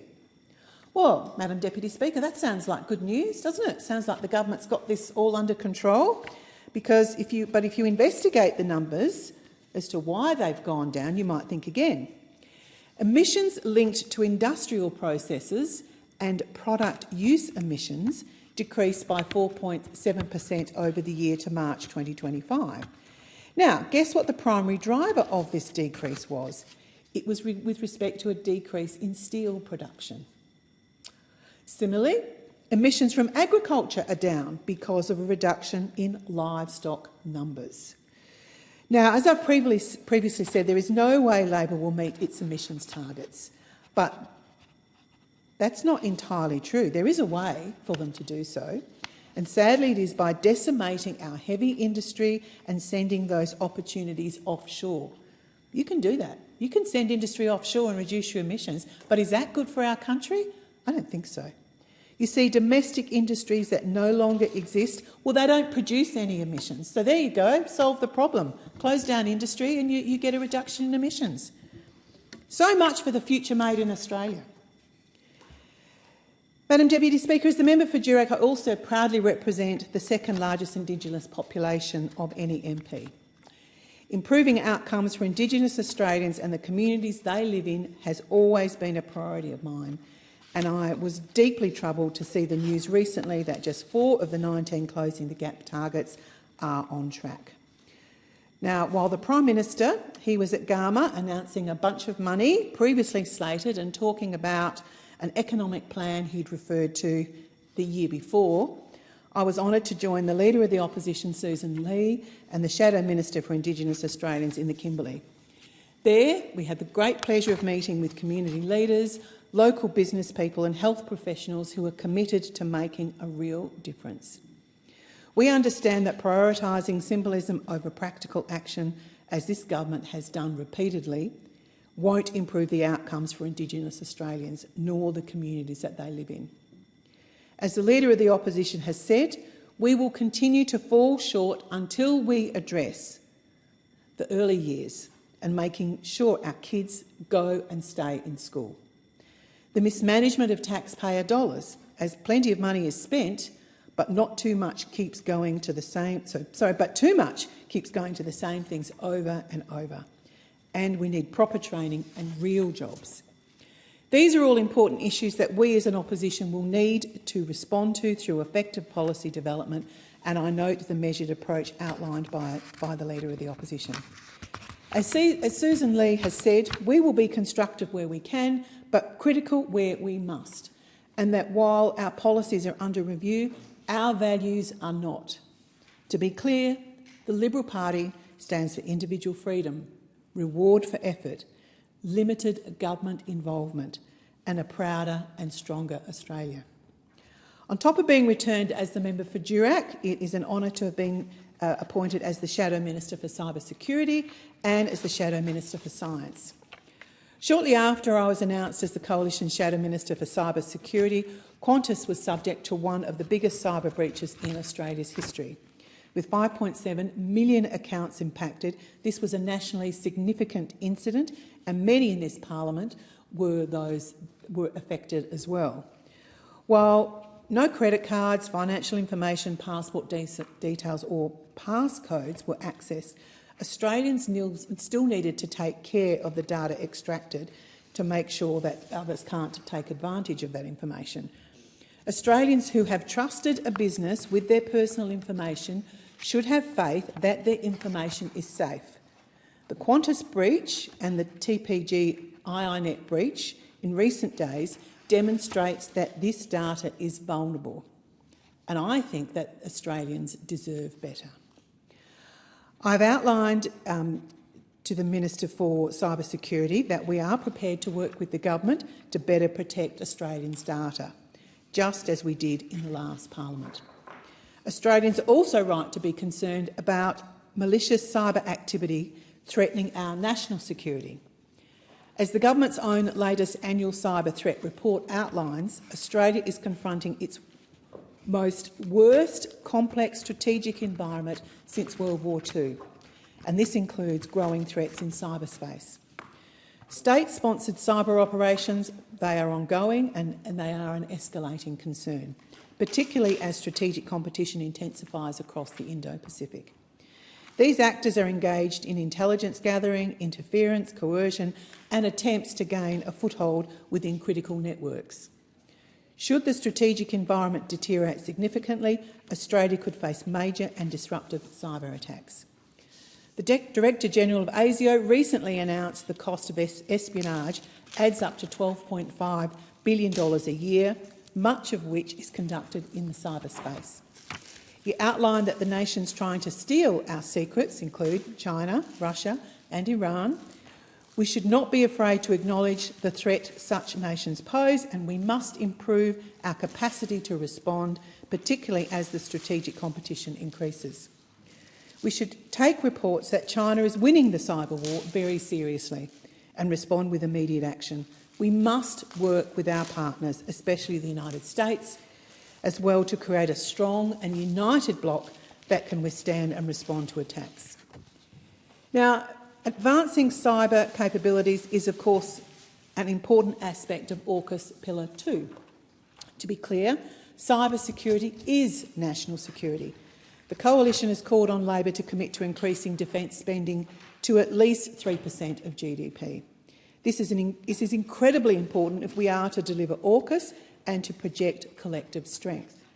I believe Labor should also consider greater investment in cyber defences, as has been committed to by NATO alliances in the face of Russian aggression.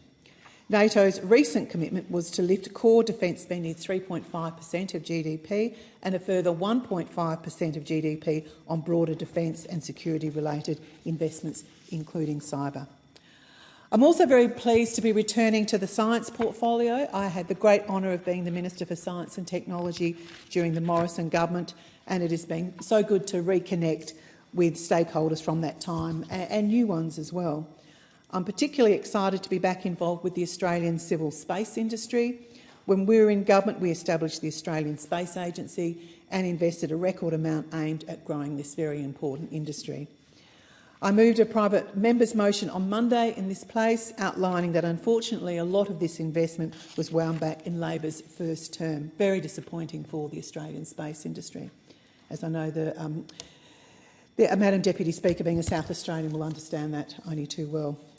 This included Labor's decision to abolish the $1.2 billion National Space Mission for Earth observation and stripping funding from the Technology into Orbit program, the Moon to Mars program and the Space Ports program. I was pleased to join the Parliamentary Friends of Space Industry event last night and speak to members of the Space Industry Association of Australia. Despite Labor's cuts, there are still plenty of opportunities for Australia to benefit from the space revolution. But it is important the government starts to send the right signals right now that will drive further investment. The upcoming International Astronautical Congress in Sydney provides the government with a great opportunity to begin to undo the damage of their first term. In addition to space, I have in recent months been connecting with our universities and leading scientists. Increasing engagement in STEM, being science, technology, engineering and maths, has never been more important than right now.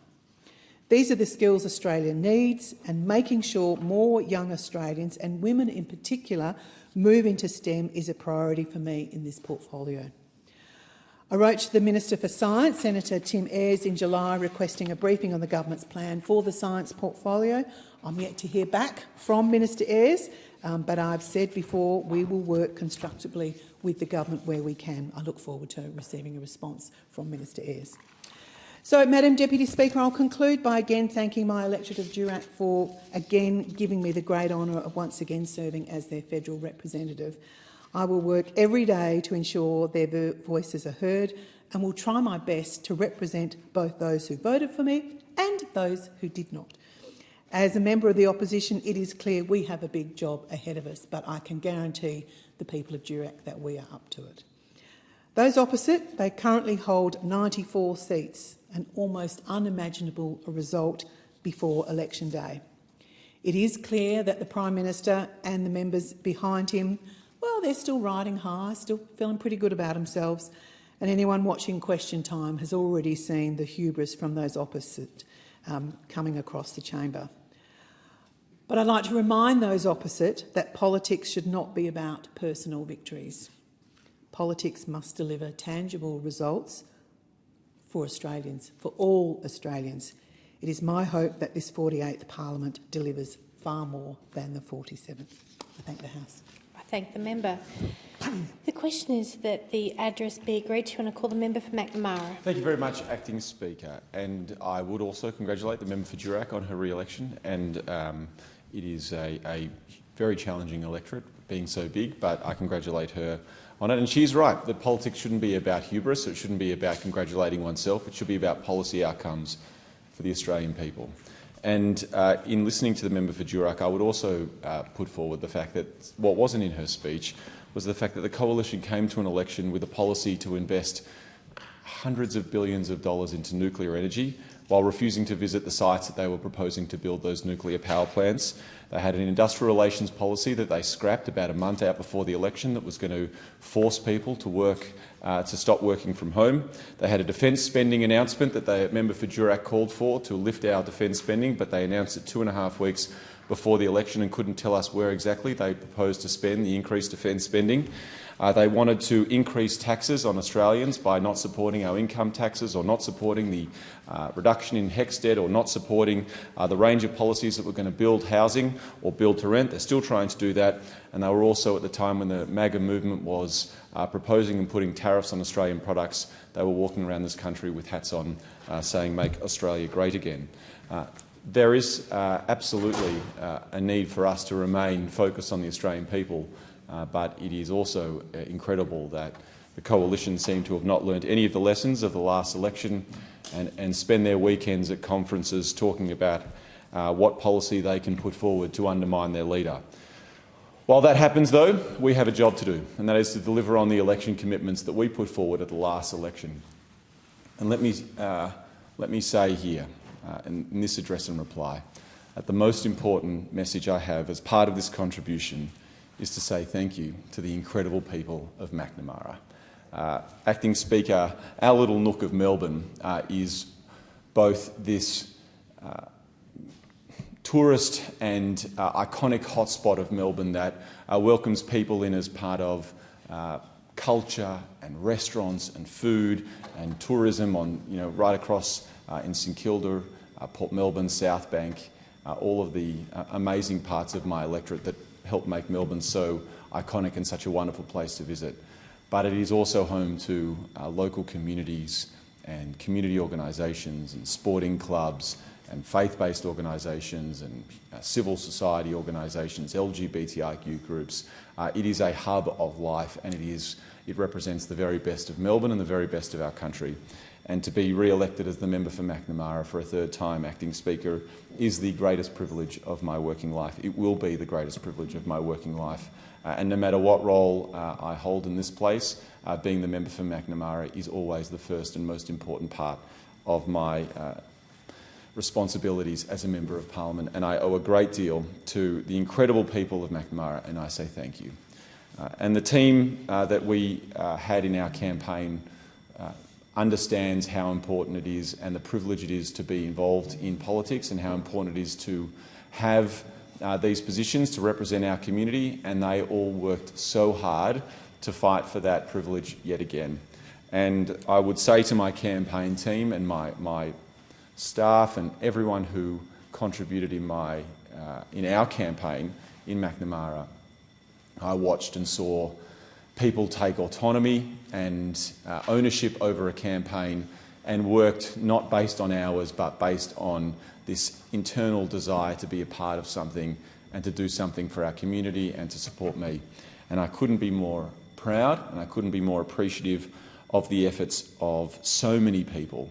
I'm not going to mention every single person because I will forget them, but I cannot give this contribution without mentioning Josh, Alyssa, Kitty, Raf, Deborah, Adele, Dakota, Sarah and Daniel, and of course the broader campaign committee team of Jane, Jack, John, Michaela, Libby, David, Robin, Peter, Madeline, Roman, Barney, Bridget, Jack and Julia and Graham, and all of the Labor branches who were street stalling and door knocking and phone banking.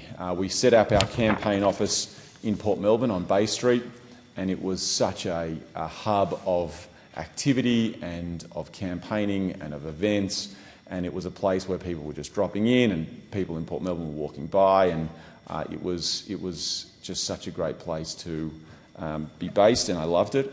And I just want to say thank you to all of the people who contributed to our campaign in Macnamara. I also want to pay tribute to my political opponents, two people who worked extremely hard, and so did their teams, the volunteers for Benson Solo, who was the Liberal Party candidate, and Sonia Semmons, who was the Greens candidate, were incredible. They turned up and worked really hard for their candidates, and it was a great example of democracy in action. People were passionate, but they were respectful, and we all gave it our best shot. And I want to congratulate Benson and Sonia for leading their teams. They were both thoughtful and respectful, and it was a really good example of what elections and democracy can be, and I only wish them both the best for the future. To understand Macnamara is to understand, as I said, some of the most diverse but also vibrant parts of our country. We have an incredible arts. We are the home, I think, Acting Speaker, of arts and cultural institutions in this country, in South Bank and South Melbourne, Port Melbourne. Everything from the incredible national institutions, the National Gallery of Victoria, which we are investing in their redevelopment of the National Gallery Contemporary, but also we have a large Jewish community, a vibrant LGBTIQ community. We are full of young professionals, people from every corner of the globe. Macnamara is extremely multicultural, growing Indian diaspora, growing Chinese diaspora. We are proud of each and every nook of our wonderful part of Melbourne. But one thing did bind and unite a lot of them when I was speaking to the literally thousands of people in my community in the lead up to the election. And in the lines or on the doors, the question I would often ask my amazing constituents was, what do you care about? What matters to you? What's going on in your world? And the answers that came back, Acting Speaker, were a wonderful reflection and a wonderful mirror on the sorts of people that I'm privileged to represent. There were often concerns about their kids, their community, their family, the direction of their country, the sort of things that they want to see for our local community. It was rarely a situation about their own, personal needs or anything like that. It was like, what does our family need? What does our community need? What do the people I care about need? And how do we help get through, frankly, pretty difficult economic times? And when you speak to parents concerned about whether their kids can buy a home, or there's kids are at university and they've got huge debts, or even being able to go and see a doctor, these were the sorts of things that kept coming back to me over and over again. And I think that this election, there's a lot of things that are said and done about what happened here, why was it so successful, why wasn't it successful. Ultimately, I don't think there is a silver bullet. It's just about people, Acting Speaker.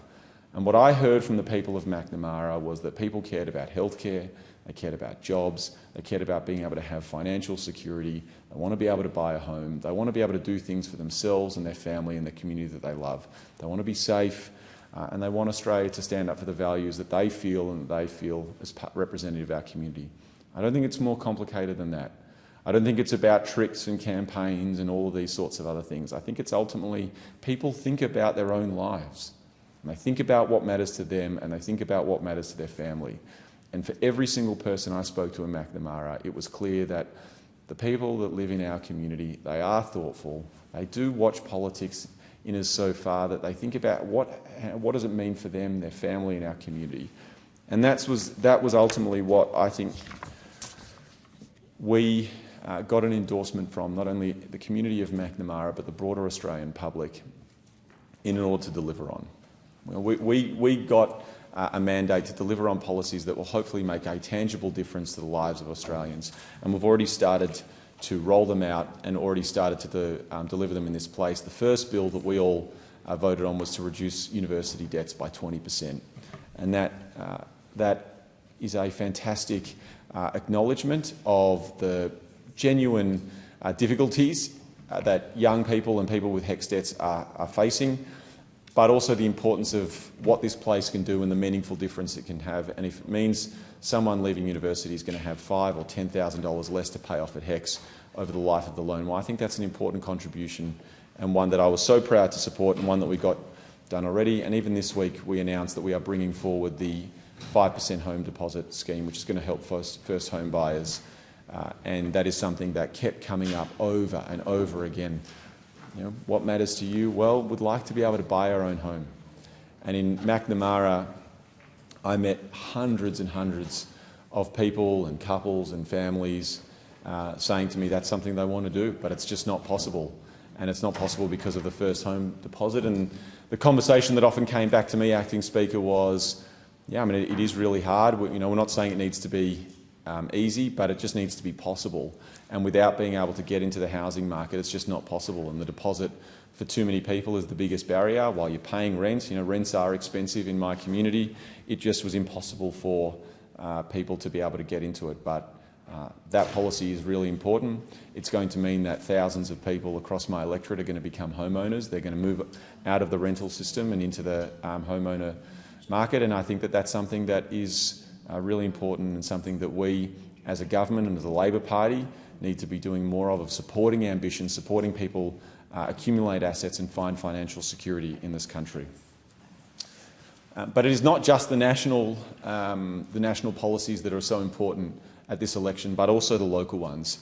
And that is one of the powers that you can have of being a member of a government and being a local member and a Labor member of government. And part of my pitch and my request to the people of Macnamara is to say, if you vote for me as a member of our team, I will be in there supporting and fighting for the community inside government, but we can also get things done for the community from government. And I am obviously privileged to represent such an amazing part of Melbourne, but some of the projects that we have funded and committed to as part of the election are so exciting and will transform the way in which our community gets to experience so many different things. And I'm going to run through a few of them that I'm exceptionally proud of, Acting Speaker. The first one is for the Australian National Academy of Music. This is an institution that was founded by Paul Keating, one that trains Australian classical musicians. They've been in this building many, many times, Acting Speaker. If you haven't been to an ANAM concert, make sure you go down to the Speaker's Gallery or the Marble Foyer when they're next in the building. They are extraordinary Australian musicians from electorates right across the country who are training to be world-class musicians. And previously, ANAM has operated in South Melbourne. There was a structural issue with the roof. It fell through, pretty bad structural issue, Acting Speaker, but we are repairing that and we're restoring the old South Melbourne Town Hall so it becomes the home of the ANAM, home of the Australian National Academy of Music, and it's going to be there as a hub of music and community life right there in South Melbourne, and it's going to be so exciting. I went through there only recently with the Minister to look at the work that's being done there, and that is going to be such a wonderful feature for ANAM and for South Melbourne. We committed to $1.5 million for community safety, for a range of supports for councils and the Victorian government around CCTV. That was something that did come up a lot in the election, and while we obviously don't control Victoria Police, that is a matter for the state government, what we did ask ourselves was what can we do to help, and having more CCTV and more lighting in some of those amazing high streets and thoroughfares where there are a lot of businesses and a lot of people trying to make a living running an amazing small business. We funded that, and we will deliver that across the city of Port Phillip. The See Up Temple in South Melbourne is a beautiful, incredible part of history of our local community, and this Chinese temple is I think it is the oldest continuous operating Chinese temple of its kind in Australia. And unfortunately, there was this fire that came through the temple, which destroyed a lot of the temple. Amazingly, a lot of the most spiritual and sort of elevated parts of the temple were actually, the fire burnt around it, and it's almost a bit mysterious, Acting Speaker. I don't want to get too wooey on Hansard, but to see the See Up Temple being restored and us funding some of the restoration efforts is something that I was really proud of. It is such a beautiful community there, and I look forward to seeing the See Up Temple restored to its former glory, and even more so. Joy Media is another example of one of these community institutions in Macnamara that make our community so vibrant and strong. It's the only LGBTIQ media organisation or radio organisation in the country, I believe, that does it to this scale. They have community-led programs, but in such a professional way that give voice and amplification to the issues and the opinions and the characters and the people inside the LGBTIQ community. I couldn't be prouder that we are going to support them to ensure that their operations are full and vibrant, they are able to do everything they need to do to help reach more people and to be able to broadcast into more areas so that more people can see themselves, hear themselves, and be a part of the LGBTIQ media programming. We have committed $4.3 million to Save the Windsor Community Children's Centre. This is a partnership that we are going to do with Stonington, and one where this is one of the great local community-run early education centres. The land is currently owned by Swinburne University, and we are working through those details, and we will work through them in good faith with Swinburne, but this is such an important community asset. It is a magical little place where it is one of the best and highest rating early education services in my electorate, and we will fund and help ensure that that can continue. We are funding the Jewish Arts Quarter, which is going to be an amalgamation of a whole range of Jewish institutions in Elsternwick that are going to come together and build a sort of hub or a quarter in the same way that we imagine Lygon Street in Melbourne being a hub of Italian life. We've got Chinatown being a hub of Chinese food and culture, and this is what the Jewish Arts Quarter is going to be for music, for food, for performances, and for the Jewish Museum and for some of the other cultural institutions. It is going to be a really exciting project, and we were so pleased to announce our federal support for that. We're going to be investing in the Port Phillip Eco Centre, a small, modest contribution, but one that's going to invest in citizen science products and ones that equipment so that the community can get involved in citizen science and environmental protection and working to be involved in this amazing organisation that doesn't just work in Port Phillip, it works right across Melbourne, but it is going to, our small contribution is going to make a big difference and provide equipment and facilities for our local community to get involved. We're going to restore St Demetrios' Hall in Windsor, which is a Greek community hall, and my community in Macnamara is home to one of the most proud and vibrant Greek communities in Australia. Melbourne is one of the great Greek cities of the world, but Albert Park in South Melbourne has been home to the Greek community for generations, and we love all of our Greek institutions, and this hall in Windsor is a massive hall that, with a little bit of a touch-up, will make a big difference and be a vibrant place for the Greek community and the senior Greek community to come together and to be a part of that community. They are some of the things that we're doing in Macnamara. It's also, they're vast and varied, and they reflect the fact that our community in Macnamara is vast and varied, and we were proud to commit to all of them, and also rolling out the projects that we have already been committed to, including improving Albert Park sports facilities, including building the Yalakawillam Nature Reserve, which was a commitment we did in 2022, which is going to be, and already is, this incredible environmental wetland in the heart of inner city Melbourne, on the border of Elwood. So many things that we're doing around the country around the electorate and things that I'm really proud of and how we can make a real difference for our community. So, Acting Speaker, I would say that this election was pretty brutal. It was pretty hard. It culminated in a couple of years of very difficult politics, and it seems like difficult politics like to drive through my electorate of Macnamara from time to time, as the last couple of weeks have also demonstrated. But one thing I know about the community that I'm privileged to represent is that the people are kind, they're generous, they care about our community, they care about their families, they care about our country. And it is the absolute privilege of my life to be the member for Macnamara. I'm extremely grateful for the extraordinary result that we achieved in Macnamara. I'm very grateful for the team that worked so hard to achieve this. This is our victory, but most of all, I am grateful to the amazing people of Macnamara who have given me this privilege to be the member for Macnamara for the third time, and I'll continue to work as hard as I possibly can to deliver for them, their families and our wonderful community. Thank you, Acting Speaker. I thank the member for Macnamara. The question is that the address be agreed to, and I call the member for Canning. Thank you, Deputy Speaker. Today I rise to speak on the behalf of the people of Canning, my constituents, the families, the workers and the small business owners who embody the very best of our nation. The people living in my patch are hard-working, self-reliant and deeply community-minded.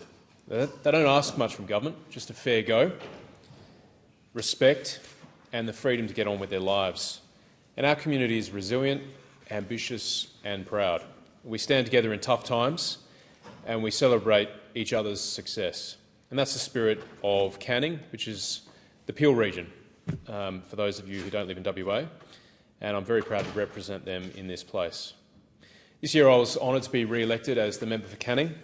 After a redistribution that reduced our margin to just 1.2%, I was grateful that my constituents once again placed their trust in me. We achieved a strong result with a 5.4% swing and a margin of over 13,000 votes. And I'm deeply grateful for the support shown by our community and the way they've sent me back to Canberra to be their voice here in this chamber.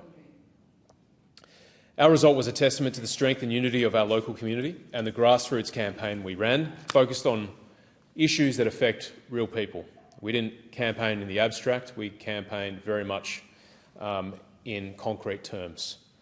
And while national security concerns dominated headlines, my campaign was firmly local. Every day I met with residents, listened to their concerns and committed to fighting for the things that matter most to them. And today I bring their voices into this chamber. My team and I campaigned on the issues that mattered to them: cost of living, local infrastructure and community safety. We campaigned on health.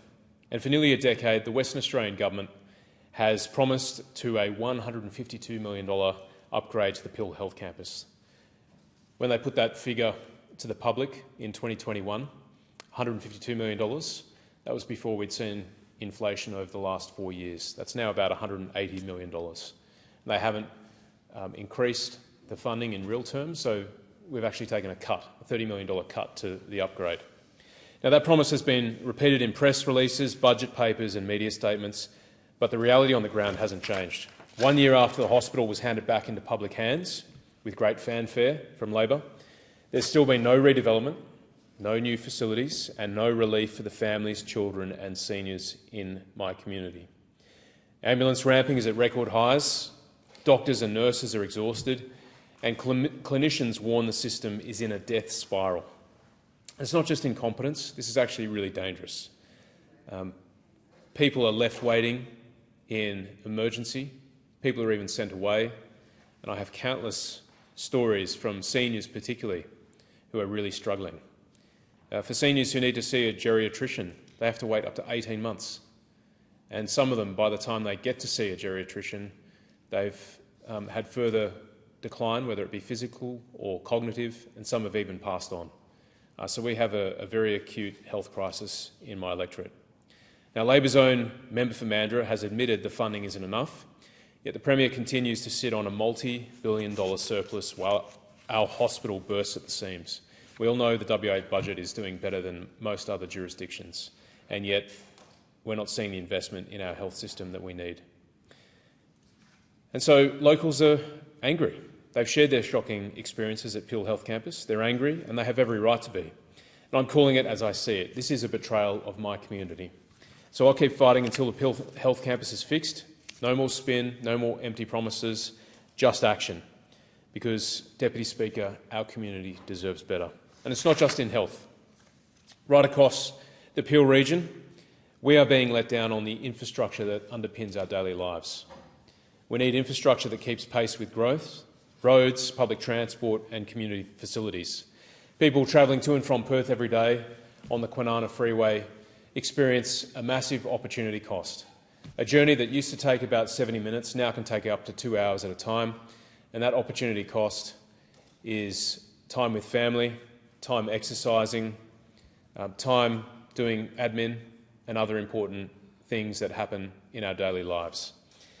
And Labor, for a decade now, has promised a train station at Carnup, and for a decade now they failed to deliver it. Another train station would help a lot of my constituents and would provide another alternative form of transport to and from the city every day. But we've got no funding, we've got no timeline, and we've got no commitment. The land on which the train station will be built sits vacant, while our growing suburbs of Carnup, Singleton, Golden Bay and Secret Harbour, suburbs recently added to my electorate as part of the redistribution, are ignored. They're taken for granted by Labor.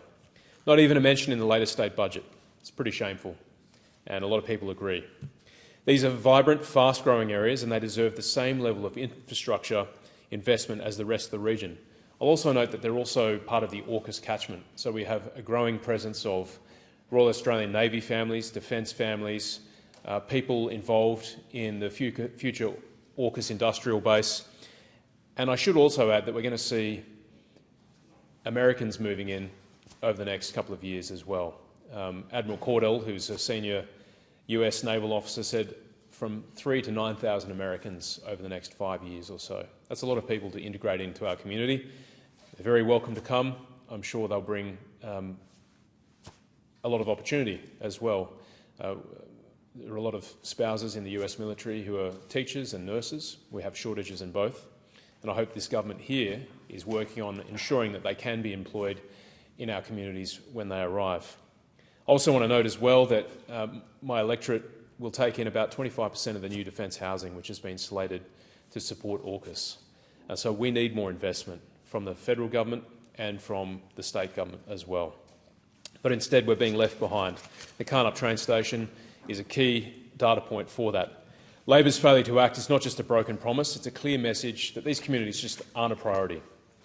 Now, I've raised this time and again, and I've launched a petition to hold the Cook Labor government to account. A station at Carnup isn't a luxury, it's just a necessity. People don't expect us to make fanfare when we deliver these things. They just expect government to do. They pay taxes, they expect government to do these projects and do them on time. The train station would ease pressure on nearby stations, reduce congestion and give families the access they deserve. Labor wants us to forget about it, but I won't. That's why I'm speaking. And I'm more than happy to raise state issues as well, because most constituents, they just want a better future for their families. They want a fair go. And whether it's local, state or federal, I'll keep fighting for my people. Now, I first heard about the need for a local train station while I was door knocking back in 2016. Locals were frustrated, ignored by their Labor MPs and fed up with broken promises. Despite fierce resistance from WA Labor, we stood firm and we delivered the Lakelands train station. Let's not forget that Labor ministers publicly dismissed the project. Rita Saffioti called it embarrassing, Paul Papalia said it was a station no one needs, and David Templeman sat at the cabinet table for years without delivering a cent for the Lakelands train station. Yet when the station finally opened in June 2023, closing a 23-kilometre gap in the Mandurah rail line, they were very fast to show up for photo opportunities. That station wasn't delivered by Labor, it was delivered by the people of Lakelands who refused to give up, and I'm proud to have stood shoulder to shoulder with them, and together we got it done. And I'll do the same with those living in and around Carnup. Now, that same determination for a fair go on infrastructure is driving our campaign to reinstate the Pinjarra heavy haulage deviation.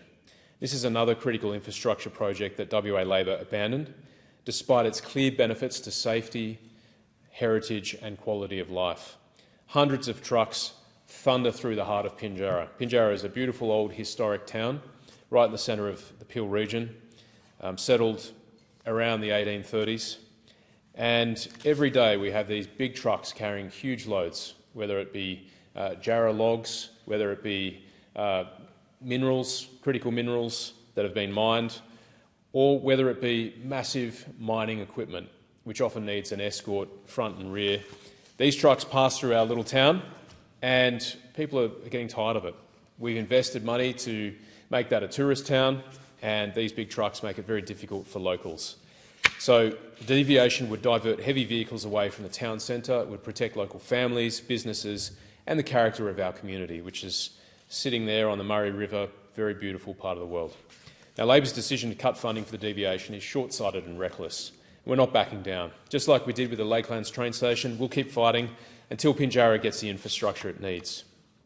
But this isn't the only way that Labor is letting down regional and outer metropolitan communities. Labor's cost of living crisis has hit outer metro and regional Australia hardest. Fuel costs are up, many people drive, there's limited public transport, so everyone has petrol or diesel costs in their family budget. Health premiums are up, there's a real lack of confidence in the public health sector run by Labor, so people are paying health premiums but they're creeping up, and mortgage and rental costs are up. We have a housing demand crisis. I've seen people at my local beach get out of their car in the morning after sleeping in the car, take a shower at the beach showers and then go off to work. This is Australia in 2025. We have an abundance of geography here, but somehow we have this housing shortage. It's a housing demand crisis, and I think this is because Labor's uncontrolled immigration has caused a lot of pressure on the housing sector. From the years 2000 to 2019, the net overseas migration average figure was 190,000 people.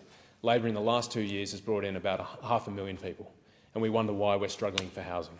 We shouldn't have people living in their cars, we shouldn't have kids living in caravan parks, we shouldn't have kids living in tents in the backyards of friends. It's shameful. And it's always in the outer metropolitan and the regional areas where people do it tough are hurt the worst. And now Labor has introduced a new tax on the vehicles Australians rely on most. The diesel Prados, the diesel Rangers, Land Cruisers, MUXs, D-Maxs, they're the workhorses of outer metropolitan and regional Australia. If you come down to the school where my kids go every morning, you'll see mums and dads dropping their kids off in four-wheel drives and utes because their partner's a tradie, or they work on the mines, or they just like to go four-wheel driving because that's why they're living in the regions. And Labor's so-called fuel efficiency standard is nothing more than a car and ute tax. It's driving up the cost of popular vehicles like the Ford Ranger, the Toyota Hilux and Mitsubishi Outlander, vehicles that are essential for people living in my community. And I mentioned the metaphor, the workhorse of our local economy. It's true. My community, more than 100 years ago, relied on horses for the local economy. We provided a good number of light horsemen that fought in the First World War. These vehicles do the same job today. These are the vehicles that tow the boats, the floats and their caravans. Tradies, farmers and families shouldn't be punished for driving the vehicles they need. And Labor's fuel efficiency standard is driving up costs and limiting choice, hurting the very people who keep our economy moving. We have very, very few electric vehicle charging stations. We have very few, but we've got a lot of people paying fuel excise. We've got a lot of people paying fuel excise. It's not just bad policy, but it's an attack on our way of life. And while they're taxing our utes, Labor is also pushing ahead with a massive offshore wind farm off my southern coast, all the way down the coast to Dunsborough, a beautiful stretch of the WA coastline. And they're doing this without proper consultation and against the wishes of my community. The proposed zone spans thousands of square kilometres of ocean, just 26 kilometres from our coastline and not far south from the proposed AUKUS submarine base. Now, this project threatens our local environment, it threatens tourism and it threatens our recreational activities. It risks damaging marine life, ocean floors and bird habitats. We're very proud of our whales in WA, we're proud of our dolphins, and these are the sorts of creatures that live in our oceans which will be affected by these wind farms. It will impose enormous costs on Australian families and businesses because, let's be frank, wind power only works when the wind is blowing. And there is incredibly expensive transmission infrastructure which needs to be built to connect these solar and wind farms that Labor are putting all over our country.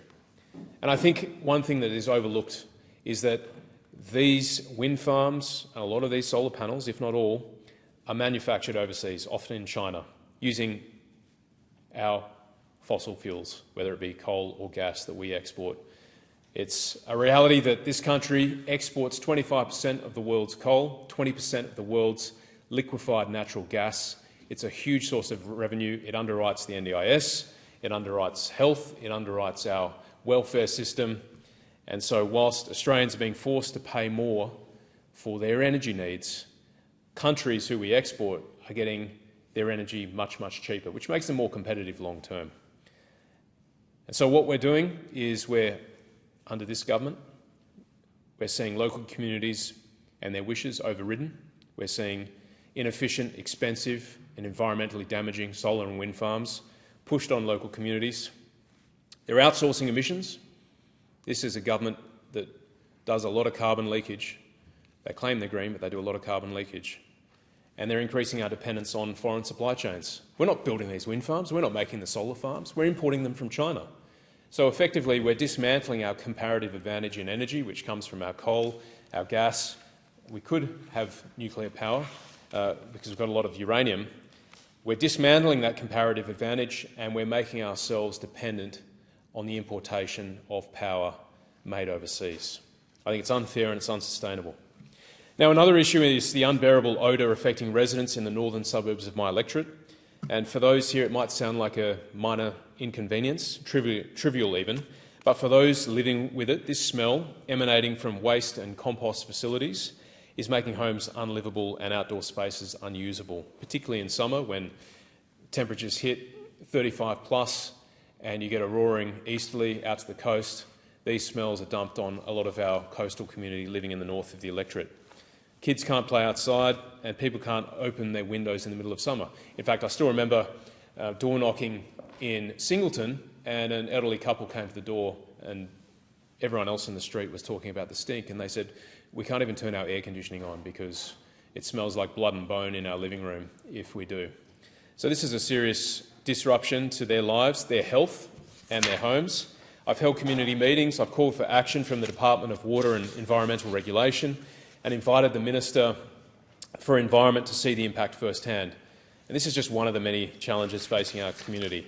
But despite this, my constituents remain hopeful. They are proud of their community and they are determined to build a better future. I just want to acknowledge the people who come up to me in the street, have a chat. They might give me a word of encouragement. Some of my favourite moments are, in fact, shopping at Coles in Halls Head, doing constituent work in the aisles. I still remember the seniors I spoke to recently who were trying to work out whether they could afford eggs for the week. You know, a great community, but rarely do I hear people whinge. They've always got constructive feedback or encouragement, and I thank them for that. I'm proud to be a leader in my community, and I don't take that responsibility lightly. Leadership is about service. That's what I learned over the lake there at the Australian Defence Force Academy and the Royal Military College Duntroon.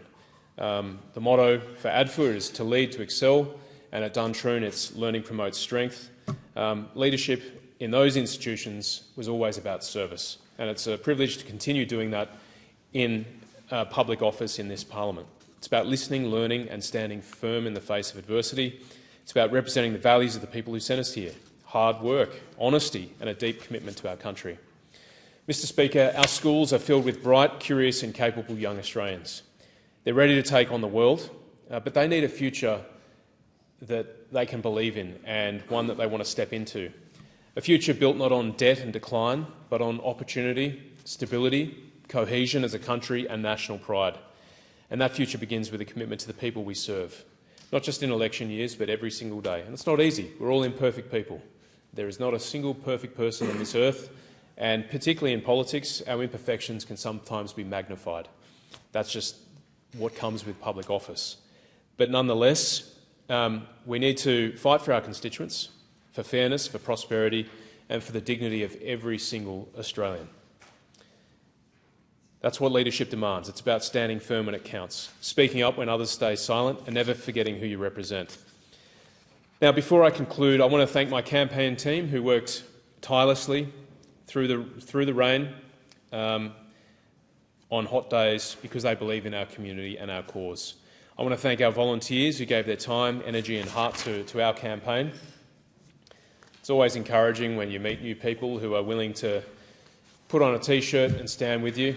You know this, Deputy Speaker, because they believe in what you stand for. And so I want to thank all those people. I also want to thank my family, my wife Ruth and our children for their support and sacrifice. Next month I'll be 10 years in the Parliament. My wife has spent the last 10 years having kids and raising kids, often without me present, and she does it because she believes in what I do in this place. So I want to acknowledge my wife Ruth for her love and her support, but also my kids. My 3-year-old said to me on Friday, "Why don't you live with us anymore, Dad?" Which was hard to hear, but my 10-year-old boy and my 8-year-old daughter explained that I go to Parliament and I do it for a good reason, and I hope that one day she'll understand why I've taken this job on. I'll leave it there. Thank you very much. I thank the member. The question is that the address be agreed to. I call the member for Aston. Thank you, Deputy Speaker. I acknowledge that we meet on the traditional lands of the Ngunnawal and Ngambri peoples of this region, and I pay my respects to their elders past, present and emerging. The community of Aston, which I represent, exists on the lands of the Wurundjeri and Bunurong peoples of the Kulin Nation, the outer eastern suburbs of Naarm, Melbourne, a place I've called home for the past 37 years. I acknowledge and pay my respects to their peoples past, present and emerging, always was, always will be Aboriginal land. I came to live in the outer eastern suburbs of Melbourne because 3 of my older sisters had done the same. So naturally, when it was my time to move out of home from my hometown of Echuca, this is where I gravitated to, because connection to family is so important.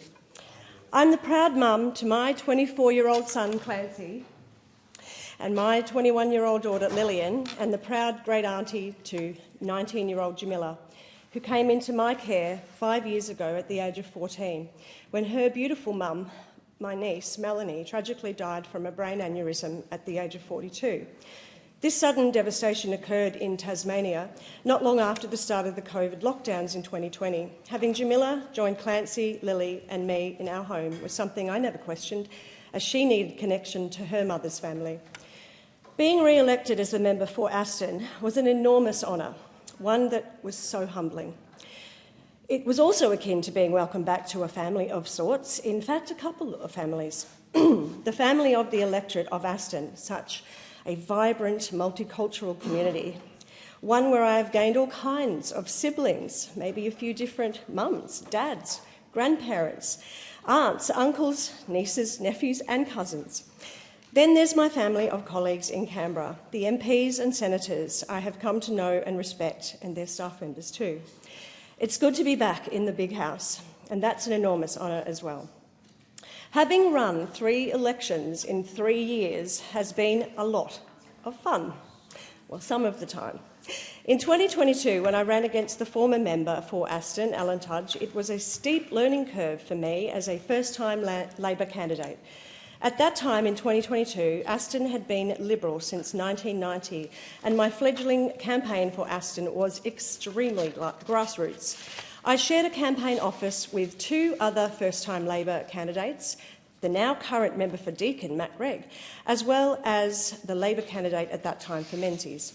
I funded a lot of that campaign myself, with financial help from the wonderful ASU, my union, local ALP branch members, my friends and many true believers. I had 0 delusions of grandeur, let alone any delusions of winning Aston in 2022, but I was amazed, as were many of my friends and colleagues, by a swing to Labor in Aston of 2022 of 7.3%. Incredible. Having Labor win the whole election, the whole federal election in 2022 was brilliant, and that was the best win overall. But I wondered about the victor in Aston that year and if he'd hang around for a full term. I wonder why he'd ever run at all, in fact, in Aston that election, quite frankly. The former member for Aston's resignation from office followed 9 months later, thus necessitating a by-election in April of 2023. I then had to gear up for an election campaign again, not even a year after the last one. This time was vastly different, as the nation's media was focused solely on this one federal electorate. Once the safest Liberal seat in the whole country. How would it all turn out? Could you win, Mary? No pressure. And against all odds, that is what happened. The first time a sitting government had won an opposition seat in 103 years in a by-election. Such an historic political event. It was a bruiser of a campaign, not going to lie. There were sniping comments and barbs from my opponent's volunteers, some of them yelling right in my face as I was speaking to voters at pre-poll. But it was nothing I couldn't handle. My volunteers and supporters were fantastic, always there for me at all of the street stalls, early morning train station visits, just as they were in 2022, handing out for me on pre-poll and by-election day too. And I will never forget that rousing reception I walked into at Boronia Bowls Club on the night of the by-election. It was electric and so overwhelming. It is safe to say my face said it all that night. I had not expected to win at all, and I was so overwhelmed and excited as I made my victory speech in front of all the nation's media and the crowd at the Boronia Bowls Club. To go through another federal election campaign, this time as the incumbent, was a totally different experience again. Another campaign, another Liberal opponent. This one was an entirely different beast. I'm talking about the campaign, not my opponent, of course. The opposition had chosen their candidate well ahead of time, and he'd been out and about very early. Excuse me. He and his people flagrantly telling story after ludicrous story about me personally, about our government and about his own past, where exactly he was from, as in born and raised, about the location of the school he was a local teacher at, and even changing his first name to try and hide certain facts about himself, as the failed Liberal candidate for Bruce in 2013 and the failed Liberal candidate for Holt in 2007. On day one of pre-poll 2025, my two volunteers and I at one booth noticed a stark difference to both the by-election and 2022 election pre-poll kick-off. The number of Liberal Party volunteers not only outnumbered us, their numbers far exceeded what's considered normal by the standards of elections past. And this new guard weren't familiar with the etiquette of ordinary how-to-vote volleys of all persuasions. They were mean and also coordinated in their meanness and their moves. I would move to a different area, then be shadowed by one or more of them, or my volunteers would be. They would also loudly sing strange chants and at the largely befuddled voters lined up and jiggle their candidates' corflutes at people walking in. The candidate himself would try and pick a fight with me or another of the candidates and then film what he hoped would be some kind of altercation with one of his young male volunteers, accusing one woman, independent candidate from another electorate, of yelling when she clearly was not yelling at all. It was all very weird, and I honestly couldn't understand how he thought this behaviour would win him votes. In the lead-up, too, all over the electorate, I had my corflute signs pulled down again and again and again. I'd put them up, they'd get pulled down again. While his corflutes, and he had so many of them, stayed put. Then the nasty, blatantly sexist and factually wrong corflutes and large banners about me went up all around the electorate, which the Liberal Party denied having anything to do with. However, I witnessed their volunteers pack down these corflute signs at the conclusion of voting on pre-poll. Huge amounts of money were spent in Aston by my opponent and those that backed him in. But my volunteers and I stayed strong once again. For months, we had been focused on the people of Aston through door knocking, phone calling, regular visits to shopping centres, coffee shops and the like, and the response we received was incredibly positive towards me as their federal member and towards the Prime Minister and our federal Labor government, what we had achieved already in the 3 years in office and what I had delivered as their new member for Aston for the past 2 years. The Bayswater Urgent Care Clinic in particular was a huge winner for our community of Aston. People in Aston loved it, and if they hadn't heard about it, they loved learning about it. Cheaper medicines and 60-day scripts too. The tripling of the Medicare incentives for GPs, making bulk billing easier for people to access. Again, the automatic $300 energy bill relief for 2024-25 and then having that extended for another $150 to the end of 2025. These were the things that truly helped people, that truly mattered to people. During the 2025 federal election campaign, I was supported by an incredible team of wonderful and loyal volunteers, staff members and friends who once again rallied for me to be the member for Aston. They helped me with knocking on 20,000 doors, make 14,000 phone calls and letterbox tens of thousands of dwellings within Aston. I would especially like to thank the following: Isabel Machuca, Kale McFarlane, Katie and Leah, Pat and Ken Rivet, Lance Cadman, James Gann, Jackie Cherry, Sally Larwood, Pat Kelly, Alison Fitch, Paul Sparks, Darcy Trewin, Jessie Williams, Ashley Jackowitz, and my staff, Russell, Hannah, Manny, Divya, Shauna, Sunny, Chunying, Jacob and Mary French. And former staff are Richard. Thank you all too. Thank you so much to my state Labor colleagues, the member for Bayswater, Jackson Taylor MP, and member for Monbulk, Daniela Di Martino MP, as well as Michael Galea MLC, and all of their wonderful staff. To one of my dearest friends of many, many years, and now Senator for Victoria, the Honourable Lisa Darmanin, Senator, thank you for your continued support and friendship over the years and also during the times I've ran as the Labor candidate in Aston. You've been at all 3 of my campaign launches and have championed me all the way. I cannot thank you enough, Lisa. Thank you also to the Senator's amazing staff for assisting me and my team throughout the last year. It's been incredible getting to know you all.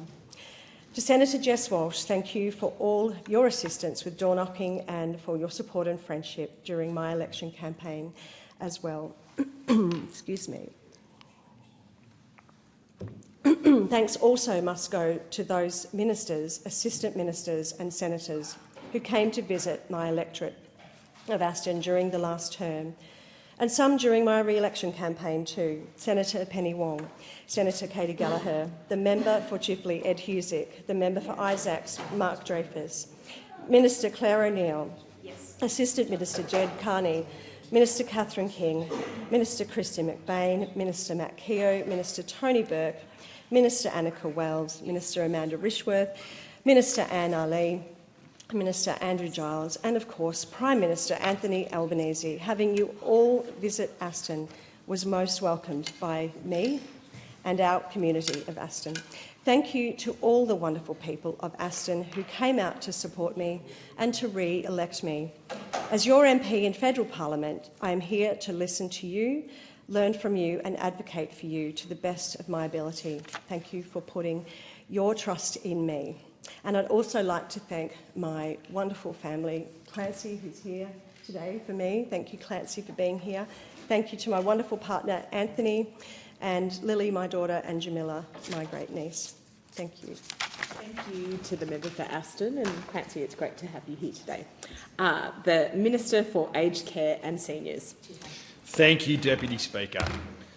I'm absolutely honoured to rise here as the re-elected member for Hawke and as the Minister for Aged Care and Seniors. I'd like to start by thanking the people of Hawke, from Sunbury and Diggers Rest to Melton, Hillside, Balan and Bacchus Marsh, across parts of Hume, Melton, Moorabool, Brimbank and Wyndham. for putting your trust in me to fight for our community. I will continue working hard every day to serve you. This election was a historic win for the Labor Party and for our Labor movement. I want to pay tribute to the I want to pay tribute to the Prime Minister, Anthony Albanese, the Deputy Prime Minister, Richard Marles, ALP National Secretary, Paul Erickson, and ALP National Assistant Secretary, Jen Light, for their extraordinary leadership. I also want to thank the Victorian Labor team, led by Steve Stakos and Jet Fogarty, who delivered an incredible result in Victoria and showed once again the strength of our Victorian movement. Can I welcome and congratulate the new members of the Labor caucus from Victoria, so many friends amongst them. Alice Jordan-Baird in Gorton, Bassam Abdo in Corwell, Matt Gregg in Deakin, Gabrielle New in Menzies, Sarah Whitty in Melbourne, Joe Brisky, this legend here, in Maribyrnong, as well as the former member for Higgins and now Senator Michelle Ananda-Rajah. Each and every single one of these people is working extremely hard every day for their communities, here in the Federal Parliament and at home, and I'm honoured and proud to work alongside you.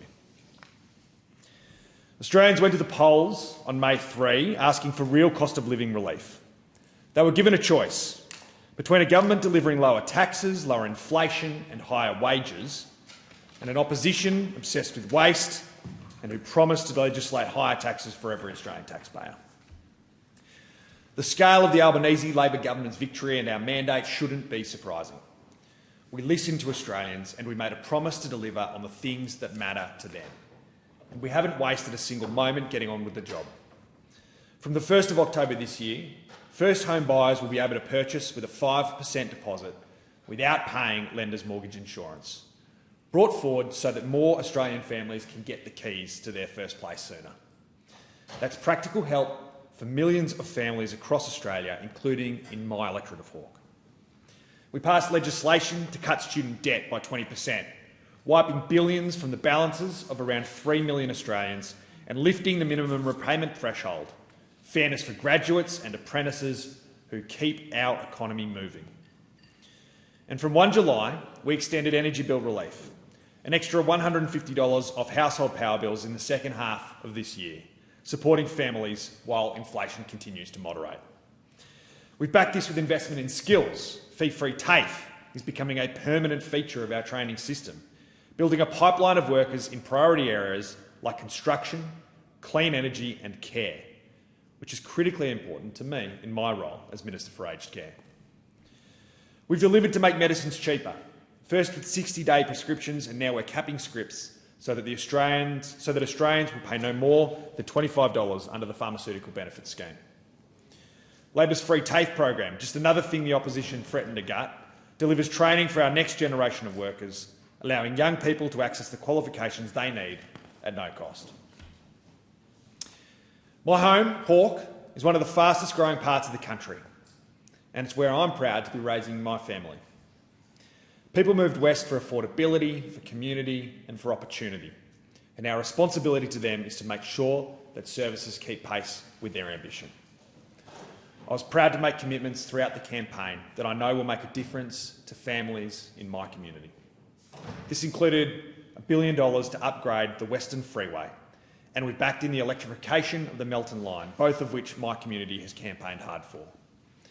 Upgrades to Sunshine Station are also essential for Airport Rail to become a reality and to deliver faster travel for commuters from the west.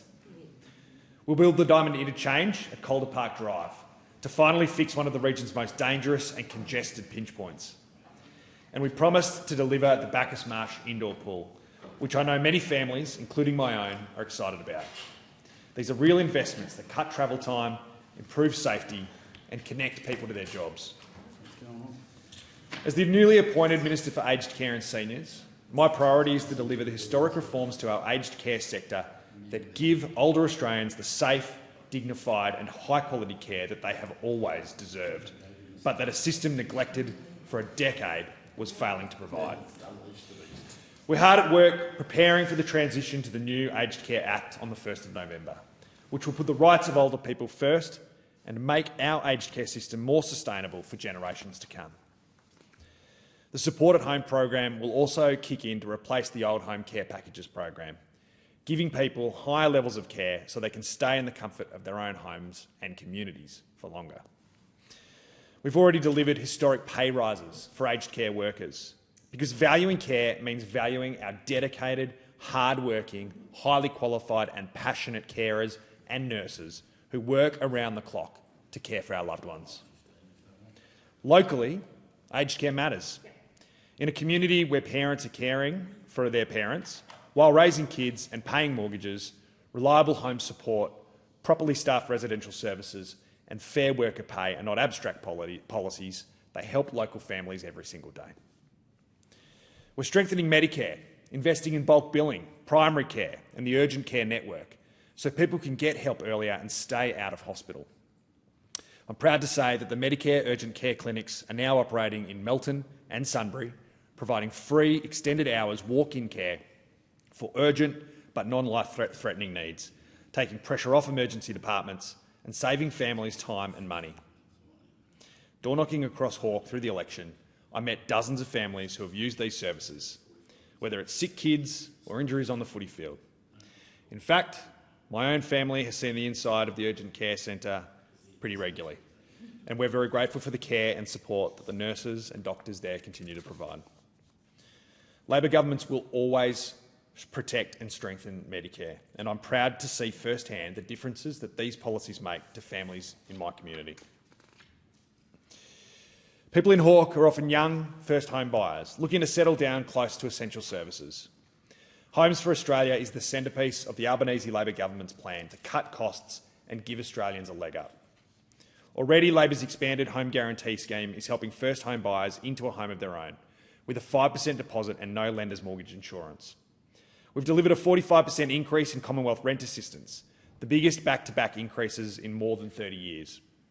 We've started the biggest housing build in Australia's history, with an ambitious plan to build 1.2 million homes over the next 5 years. And we're delivering 55,000 social and affordable rental homes for the Australians that need them most. Our promise and our plan is simple: more supply, the right infrastructure, and practical help to get first home buyers into the market. The election result in Hawke was a massive team effort. We knocked on thousands of doors and made thousands of phone calls to the community. To our Hawke Labor branches and branch members, you are the foundation of everything that we do. To Daryl Baker, Derek Simpson, Chris Wells and the whole team at the Bacchus Marsh branch, thank you for putting in the work and turning up every day against incredibly difficult opponents. To Jeff Dawson, Ravinda Kaur, Nathan Miles, Nat Davies, Bob and Jean Rao, Jasmine Kaur, Rhonda Edmonds, Barry Agg, Jared Bell, Ross Van Brink, Anthony Rhodes, Andrew Jeans and Kylie Spencer, thank you for your hard work on the ground. To the Ballarat East branch and all the legends in Balan, I'm incredibly grateful for your hard work. To Jessie, Amy, Shami, Josh and everyone from Josh Bull's office, thank you for your support. Thanks also to Michaela Settle and Steve McGee for your support and friendship throughout the campaign. To our legendary field team, Norden Hamouche, Gabby Saffa, Aaron Kelly, Oscar Dobson, Ryan Drage, Dennis Southon, Bella Conroy, Tal Palak and the crew at ACT Young Labor. Thank you for your door knocks, your phone calls, your hours spent on pre-poll and the respect that you afforded to my people across our community. Thank you to Millie Page and Henry Fox, who led the campaign efforts with humour and determination. Two extraordinary young people who will continue to make such a profound impact on our community and our country moving forward. To my office manager, Di McAuliffe, and our electorate office staff, thank you for keeping everything steady, organised and running smoothly behind the scenes.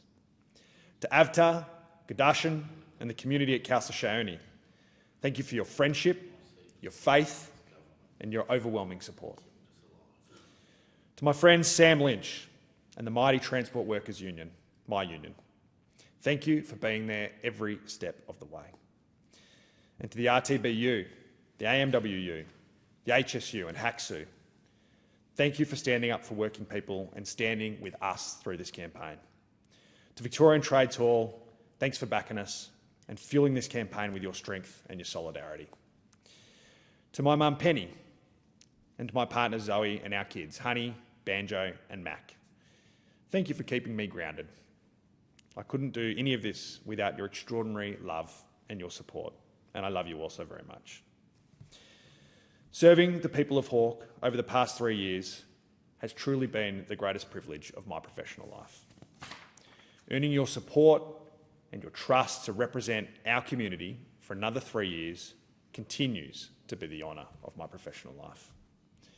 My job in this place is to make sure that the prosperity and the opportunity of our nation reaches every street across Hawke. That means safer and quicker commutes, more local training for the jobs that are hiring, a stronger Medicare and cheaper medicines, and care that treats every Australian with dignity. There's a big job ahead of us, but as your local member, that is exactly what I'll be fighting to deliver. Thank you. The member for McEwen.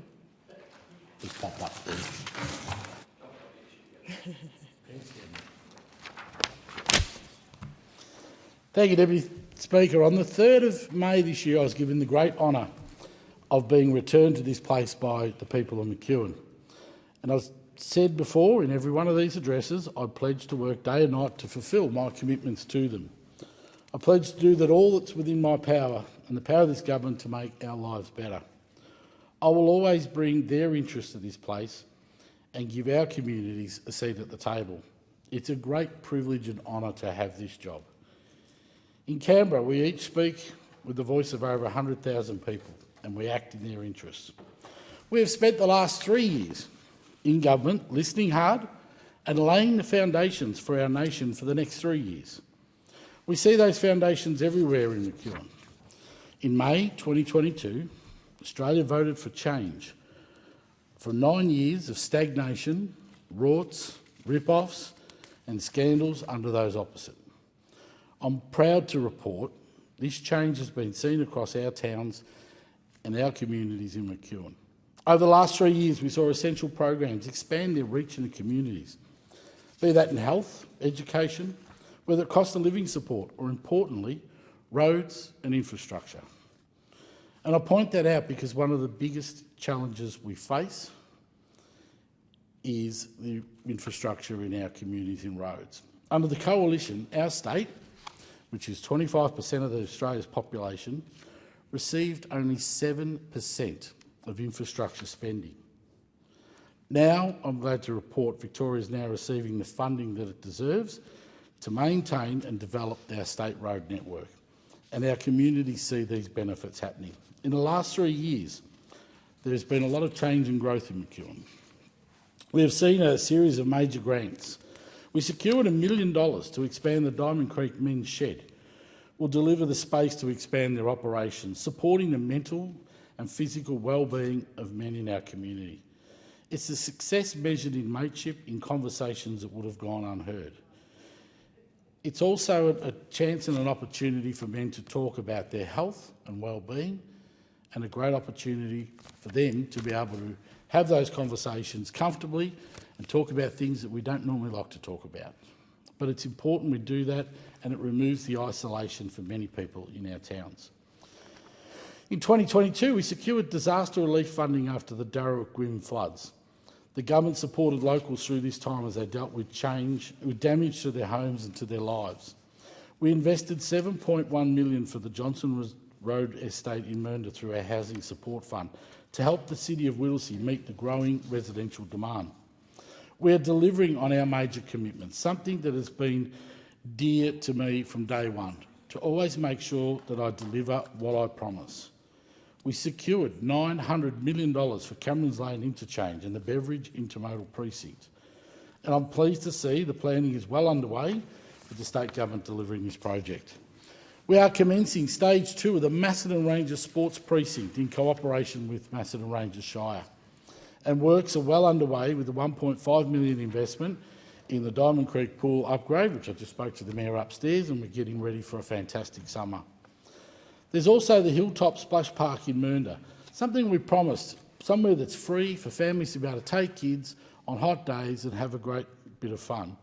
And when we announced this, we partnered with the state government and Whittlesea Council to now develop the $3 million park there with all new swings and nature rides and all just great things for families to do, that's close to home, and as I said, importantly, in a time when dollars are tight, it's free. And this is something that I think will be just sensational as it's delivered around October. We also are sealing Old Sydney Road in Beveridge. Beveridge is an area that has struggled with one entrance in and one entrance out, and when you've got primary schools on both sides of the freeway, sometimes it can take 45 minutes to go that 3 k's from one school to the other. But this gives a second exit out, which will be great for growing communities, but also in times of need. Donnybrook Road at Calcalla, we're duplicating there from around Cloverton onto the freeway. New bridge, removing the roundabout and putting traffic lights in. Again, having governments working together is so important, and we partner with the state government in that to actually make the lives of so many people so much better. The upgrades at Green Hill Reserve in Wallen and the works at Wellington Street and Darrowett Road. That's just only naming a few of the many different road projects that we've been doing across our communities. With funding of $90 million for the Watson Street Hume ramps at Wallen kicking off works later this year. This is a long-awaited project, a project that was neglected under the previous government, but as soon as we got into government, we started the move to get the funding in place for planning, and now we see it happening. And I know there are going to be many people sigh of relief when the work start. Along with Yan Yan Road Stage 2, which is now well progressed towards commencement. Things that need to be done in growing communities to help people get around and to make it easier to get to work and from work and in a lot safer. We can see that from the recently completed bridge and road upgrades, that projects like these are game changers. Projects will make our life safer and easier while delivering important economic outcomes for communities. In May 2022, the Australian people voted for change. In May 2025, the Australian people voted for positivity and voted for growth. They voted for Australian values, fairness, aspiration, opportunity for all, and the values that drive our Labor government. However, nothing good comes easy. And in reflection of my journey back to this place will be incomplete without the story of the last election. We know that every election is tough. And when you're one of the most targeted seats by the opposition, you know it gets even tougher. But we prevailed. We prevailed in a situation where we had these blow-in candidates come in with deep, deep pockets, spending a lot of money, making promises they could never keep. McEwen is, I don't know, for some reason seems to be a magnet for cashed-up, parachuted candidates. It's a tradition with the Liberal Party. For better or worse, though, our local communities have not forgotten the 9 years of squib promises and a failure to deliver by those opposite. At this election, it was hard to forget them. One thing that did stand out this election for me was the abundance of volunteers in blue T-shirts, especially at pre-poll and on election day. But these blue T-shirts weren't being worn by die-hard true believers of the Liberal Party. No, sadly for democracy, those people are almost extinct. They were being worn by members of a third-party group trying to use their resources to change the outcome of a democratic election. And I'm not talking about locals here. These are people that were bussed in to do their work for the party they hoped would deliver a quid pro quo. And the question has to be asked, what did the Liberal Party promise these people to make them come out in such aggressive, bullying manner? Like many other places across the nation, the exclusive brethren descended on the towns of Gisborne and Wandong for pre-poll. And surprisingly enough, they didn't do the Liberal candidate any favours. With at least 20 of these so-called volunteers there on any given day, they turned the task of people choosing to exercise their democratic right at a pre-poll to running the gauntlet with in-your-face, pushy behaviour and deliberately blocking people trying to get in. The feedback we received from locals was they did not appreciate being accosted as they made their way into the polling place just to have their say. The presence of the Brethren didn't end at the pre-poll.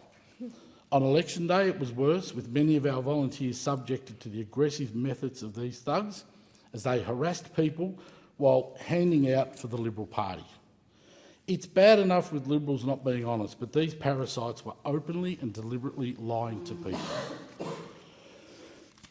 One thing that really struck me was on pre-poll, we had a young female there, first-time voting, still in her school uniform. By the time she got to the front of the election clue, she was crying because she had all these people just surrounding her and badgering her all the way through. Luckily, we had Senator Jana Stewart with us. Senator Stewart was very forthright with the Liberal Party in explaining that this is not on. We can't have people for their first time to vote being forced into tears just to try and exercise their right. It's just not on. As a Member of Parliament, it's a concern to me that the use of groups such as the Brethren can have a direct impact on the integrity of our democratic process. These groups, with their insular and highly controlled nature, can be used to manipulate the political process in ways that are not transparent or representative of the broader election.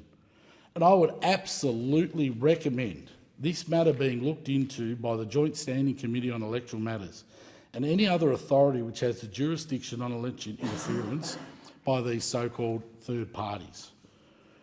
Predictably and welcomely, the people of McEwen saw straight through them. I've always been proud of being a local, living and working in the electorate that I get to represent. It's something that I think is important, to make sure that you're down at the shops like everyone else. You drive the same roads, your kids go to the same school. All these sorts of things are just so important to what we do. And what the Liberals had to offer was a deceitful candidate who was prepared to spend tens of thousands of dollars on advertising, but predictably failed to listen to the needs of our communities or understand them, because he wasn't one of us. We were proud to fend off the multi-fail blowing and the confidence, and we had the confidence of the people in hand with our Prime Minister, Anthony Albanese. Our communities delivered a swing to the ALP in this election, which is so important. It showed the faith and the trust they have in us to deliver what we said we will do. And I think that was borne out right across the electorate. That was part of my journey to get back here, and now there is a lot of work to do. So we look at the future for our nation. It looks bright. It's a privilege to be in the largest ALP caucus since Federation. And I just joked about the first caucus meeting. It was so unusual to find there wasn't enough chairs. Luckily, there was a room down the other end that we could go and borrow some from, because that was fairly empty. In this term, our government is committed to doing a range of things. Continuing to provide cost of living assistance with energy bill relief for households, small businesses, and of course tax cuts for every taxpayer and cheaper medicines. A stronger Medicare, when 9 out of 10 GP visits will be bulk billed by the end of the decade. An expanded network of urgent care clinics, including the one in Diamond Creek, to take the pressure off our hospital emergency departments. We know the Northern Hospital has the busiest emergency department in Australia, and the more that we can do to keep people out of clogging that system up, the better. And slashing the prices of PBS-listed medicines, and a boost for women's health, which is so important. And I want to thank Assistant Minister Jed Carney, who came out and held a women's health forum with me. It was really enlightening to sit there, and a great bunch of locals that came and talked about the women's health issues and the problems they faced. And I was pleased that they allowed me to stay in the room to listen to it. But it really showed what had been neglected for a long time. So having a direct focus on women's health, like we do with men's health, through our envoy for men's health in the member for the Hunter, Dan Repicoli, these things are important to make sure that the focus is strong, it's consistent and delivers results. Now, one of the other things that we're proud of, in one of the fastest growing regions in the nation, we're always battling up there in the top couple, is to see getting more people into the homes through the 5% deposit for first home buyers. 100,000 homes built exclusively for first home buyers and the expansion of the Help to Buy scheme, providing incentives of $10,000 for building apprentices to boost the workforce, the critical workforce shortage we have. Ensuring education is available and affordable with a further 20% cut on student debt, raising the income threshold and capping the indexation rate. That ensures that help debts cannot grow faster than wages, and it's so important for young people wanting to buy their first home. In addition, making TAFE free. You know, that is a key feature for our national vocational education and training system. And by funding 100,000 fee-free TAFE places in a year from 2027, we're fully funding public schools to make sure no child gets left behind. We are helping families with children in early education get ahead by scrapping the childcare activity test and replacing it with a 3-day guarantee for subsidised care each week, as well as building 160 new childcare centres over 4 years. We are delivering cleaner, cheaper, renewable energy. And it's so important for the future of our nation that we do this and we get to net zero. And you've got to ask a question. If you just got the biggest thumping in your life against the side that is supporting net zero, why the hell would you go and scrap it? It makes no sense, but that's okay. We're not going to give them any tips. I think the Liberal and National parties can deal with their own shrinking base themselves. But we are delivering this cheaper, cleaner energy because it's so important. We're delivering a 30% discount on home batteries to make better use of solar panels and permanently cut power bills. The vision of Labor is clear. We are the party of growth, and growth is a big factor at home too. We sit in Melbourne's northern growth corridor, smack bang in the middle, and we need to be ahead of the curve. We know every day the effects that the Liberal government neglected over 9 years that we got. Like other peri-urban regions across the nation's communities have a shifting set of needs. What we need from government today is different from 20 years ago, and I guarantee it'll be different to what we need in 20 years' time. But now we're not just catching up, we're building for the future. Our record investment is more than just bitumen and bridges, it's about delivering opportunities safely and responsibly to our communities. We are delivering the change the communities in McEwen need. Communities waited for far too long for government to see them and understand their needs. Now, just in closing, I want to, as is traditional and as is to make sure I get home safely and get that support, is to talk about the supporters and the help that we got to all those people that contributed to the win in McEwen. I may get the chocolates of being here and delivering this speech, but I know without the many, many thousands of people that get in behind us, it doesn't happen. And it's so important that we acknowledge some of those, and I know I'm going to miss people, and I apologise for that. But I want to thank my team that I have in my office. We are a great collective of people that work with one goal, and that's to service our community. To Adam, Kath, Jed, Gareth, Jenny, Sasha, Ella, Goeshi, Kate, who came out from UK Labor to help and be part of it, absolute legend she was, to Spiro and Dylan, and to Carmel, who is just a great sounding board for advice. To Paul Erickson, to Jen Light, to Jet Fogarty, Gabriella Dawson, just what a team. What a team they are. The unions, TWU, who are proud to be a member for 25 years, and to the RTBU, who offered great support and help in sounding out with our multicultural communities. So for Jed for doing all the coordinating, the 215 volunteers, the 282 shifts at pre-polls, and the 70 scrutineers that it takes to do these things. I want to also put special thanks to a man who I openly call my brother Avtar, to Diego, to Casey, to Jan Mapleston, Margot Clark, John Benson, John Frierson, Terry Larkins, who's been the chair of our FEA for a long, long time. He is the Yoda of our communities, which is an amazing person. To my mate Simon Fury, to Kobe Hay, Hayley Emmons, Jared Lappin, Kerry Pastras, the Haxu volunteers and all the branch members and supporters in our community that just deliver these things. They make you want to get up in the morning and do your best. They're just great people. Local supporters, including Graham Newman from the Diamond Creek Men's Shed, Michelle Neal, Northern Pride Netball Association, an amazing lady. To Michelle at Romsey Neighbourhood House, who does just a fantastic champion job, and to a man who I would say, in all honesty, is one of the greatest human beings I've ever met in my life, and that's Jeremy Scrivens from Love in Action. He's an amazing human. He's going through a rough time, but we're backing you. To Neil Langbourne from the Wallen Football Netball Club, a great mate and someone who's always there to tell you right for wrong what you're doing and do it in a forefront way, and I really appreciate that. We had to the Prime Minister, the Deputy Prime Minister, the Treasurer, the Minister for Trade, Special Minister for State, Minister for Infrastructure and Transport. I think Catherine King's almost got her own place out there. She's been out so often. To the Minister for Health, Minister for Sport, and to the Assistant Minister for Health, thank you for your support and being part of this special time we had. And a special shout out to Jana Stewart, Senator Jana Stewart, who was an absolute rock during the pre-polling. To former Minister Stephen Conroy, a great mate, a great sounding board, and one of the frank and fearless bits of advice you get from him. To Tess Baster, and of course to my family, with Lisa and the two greatest hander-outers on pre-poll day, which was my grandkids, Ava and Lacey.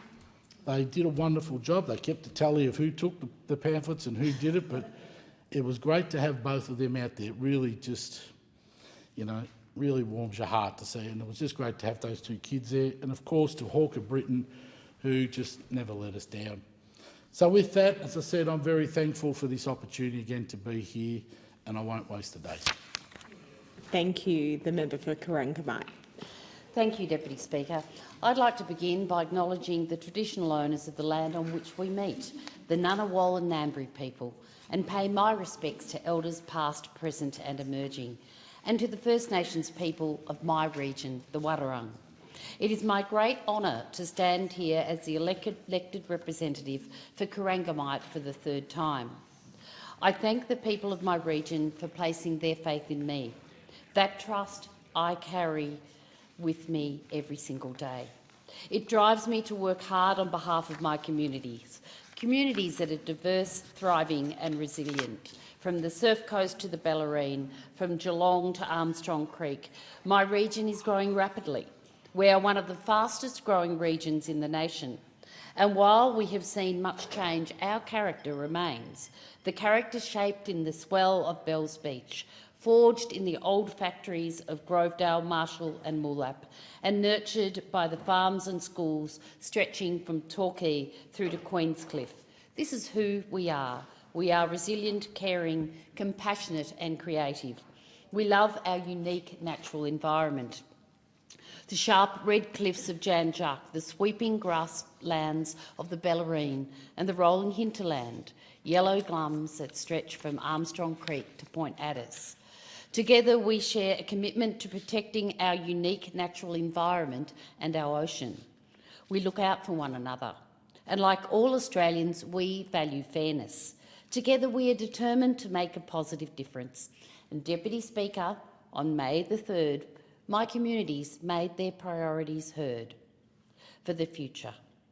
They voted for a government that will continue to tackle cost of living pressures, act decisively on climate change, deliver world-class services in health, in education, and ensure we are a nation where everyone gets a fair go. In Corangamite, these issues were at the heart of every conversation I had. These issues are grounded in lived realities. Families told me how our cheaper childcare subsidies have changed their lives. Pensioners shared their enthusiasm for our cheaper medicines policy. Young people spoke to me on the pre-poll line about how our cuts to student debt will mean they get ahead. Women spoke of Labor's focus on gender equity and our strong women's health policy that reduces costs for essential medications. And local businesses in Warn Ponds and Drysdale talked about how free TAFE is opening the doors of opportunity for workers to pursue new career paths, and our investment in the local infrastructure of our communities that they need and deserve. Deputy Speaker, Labor's first term of government and our recent election campaign offered practical, compassionate, forward-thinking policies that are delivering for Australians. From strengthening Medicare and making free TAFE permanent, to cutting student debt and investing in housing, emissions reduction and energy bill relief. We put forward a plan that resonated with voters because it responded to Australians' concerns and their aspirations. Of course, there are people in my electorate of Corangamite who did not vote for me, and my commitment is clear. I will always be there for you, because that is what matters most to your representative, to most of us. It is the foundation on which I will fight every day in this place. But as every member in this place knows, taking on that fight is not possible in isolation. Behind every public moment, there's a private foundation, our families. To my husband Hugh, my daughters Izzy and Lily, my siblings Marty, Stephen and Janet, and my mum Fran, thank you. You've been with me throughout my journey as a quirky, inquisitive kid who became a teacher, a journalist, a business owner, a councillor, a Surf Coast mayor, a candidate for state parliament, and as your member for Corangamite. Through wins and losses, through long days and even longer nights, you've kept me grounded. You have believed in me and backed me in with sound advice and strong principles of compassion, inclusion and respect for others. I could not stand here without you. Deputy Speaker, I also want to take a moment to sincerely thank every person who participated in the election. Whether you voted, cooked snags at a local fundraiser, handed out how to vote cards or worked tirelessly for the Australian Electoral Commission, your efforts make our democratic process possible. Our democracy rests on those quiet acts of service, those hours volunteered and those ballots carefully counted late into the night. But I cannot stand here today without addressing the conduct of the election campaign, particularly in my electorate, because while elections should be a celebration of our democracy, too often this one felt like a contest of intimidation. At pre-poll voting centres in Torquay and Drysdale, groups of up to 10 to 12 volunteers linked to the Exclusive Brethren and supporting the Liberal Party encircled me literally. They stood in a diamond formation, blocking me from speaking to voters. Every step I took was mirrored by them. At times it was an ugly, coordinated performance. This experience wasn't mine alone. Candidates from the Greens, Legalise Cannabis and an independent all came forward with similar stories shared publicly on ABC 774. I want to thank the ABC for enabling the discussion and bringing attention to this unacceptable behaviour. We need frank and fearless media to provide unbiased and robust reporting. And Deputy Speaker, I must say, why was the Liberal Party backed by the Exclusive Brethren in such numbers? What was offered in return? Australians have the right to know, and they have the right to vote without being harassed. Deputy Speaker, my communities also endured a signage war. The signage war Corangamite was relentless. Signs were removed and vandalised, illegal signs were erected and deliberately replaced within hours. There were dirty tricks. They were attacks on democracy, on integrity, and beyond integrity, there was an environmental question too. Thousands of plastic corflutes and wraparound bunting are now destined for landfill. It is wasteful, it is costly, and it undermines the credibility of politics when communities see our streets turned into advertising battlegrounds. It's time to modernise the way we conduct elections. We must address the overuse of plastic corflutes and bunting and seriously consider these environmental and democratic costs. I also believe we need to look at the number of volunteers who stand for a party or a representative. This needs to be considered. We do not need 12 people, 20 people to be handing out for one candidate. I wholeheartedly encourage the Joint Standing Committee on Electoral Matters to include these issues in its inquiry into the 2025 election. Our democracy is robust, but it's not unbreakable. It must be protected. And that's why I've invested time and energy into strengthening civic education across my electorate. For the past 3 years, I've led a Democracy in Schools program, visiting schools and working with students to better understand how our system works. As a former teacher, I love going into schools, and my work is inspired by our Speaker, whom I congratulate on his reappointment. His leadership in promoting civic engagement and the initiative of the National Youth Parliament is exceptional. He knows, as I do, that rebuilding trust in our democratic institutions starts with education. Too many Australians feel disconnected from the mechanisms that govern their lives. And when young people feel politics is a separate entity to them, irrelevant from their daily lives, when misinformation spreads faster than facts, and when cynicism replaces trust and respect, that is when democracy falters. I have seen firsthand the difference civics education can make. When a student in Armstrong Creek explains the meaning of preferential voting to their peers, when a group of Year 12s in Drysdale debate whether the voting age should be lowered, or when students grasp that numbers in the chamber matter, that their vote matters, these light bulb moments show democracy is not static. It is dynamic, it is alive, it is contested, and it must be strengthened. Teachers have told me that students come away from these sessions with a changed perspective and a sense that politics is not something that happens out there here in Canberra, but it is something they can influence. They do have power, Deputy Speaker. This is how trust can be rebuilt.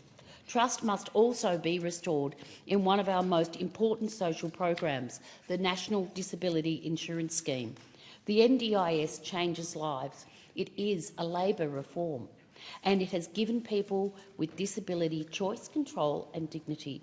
But in recent years, that trust has been shaken.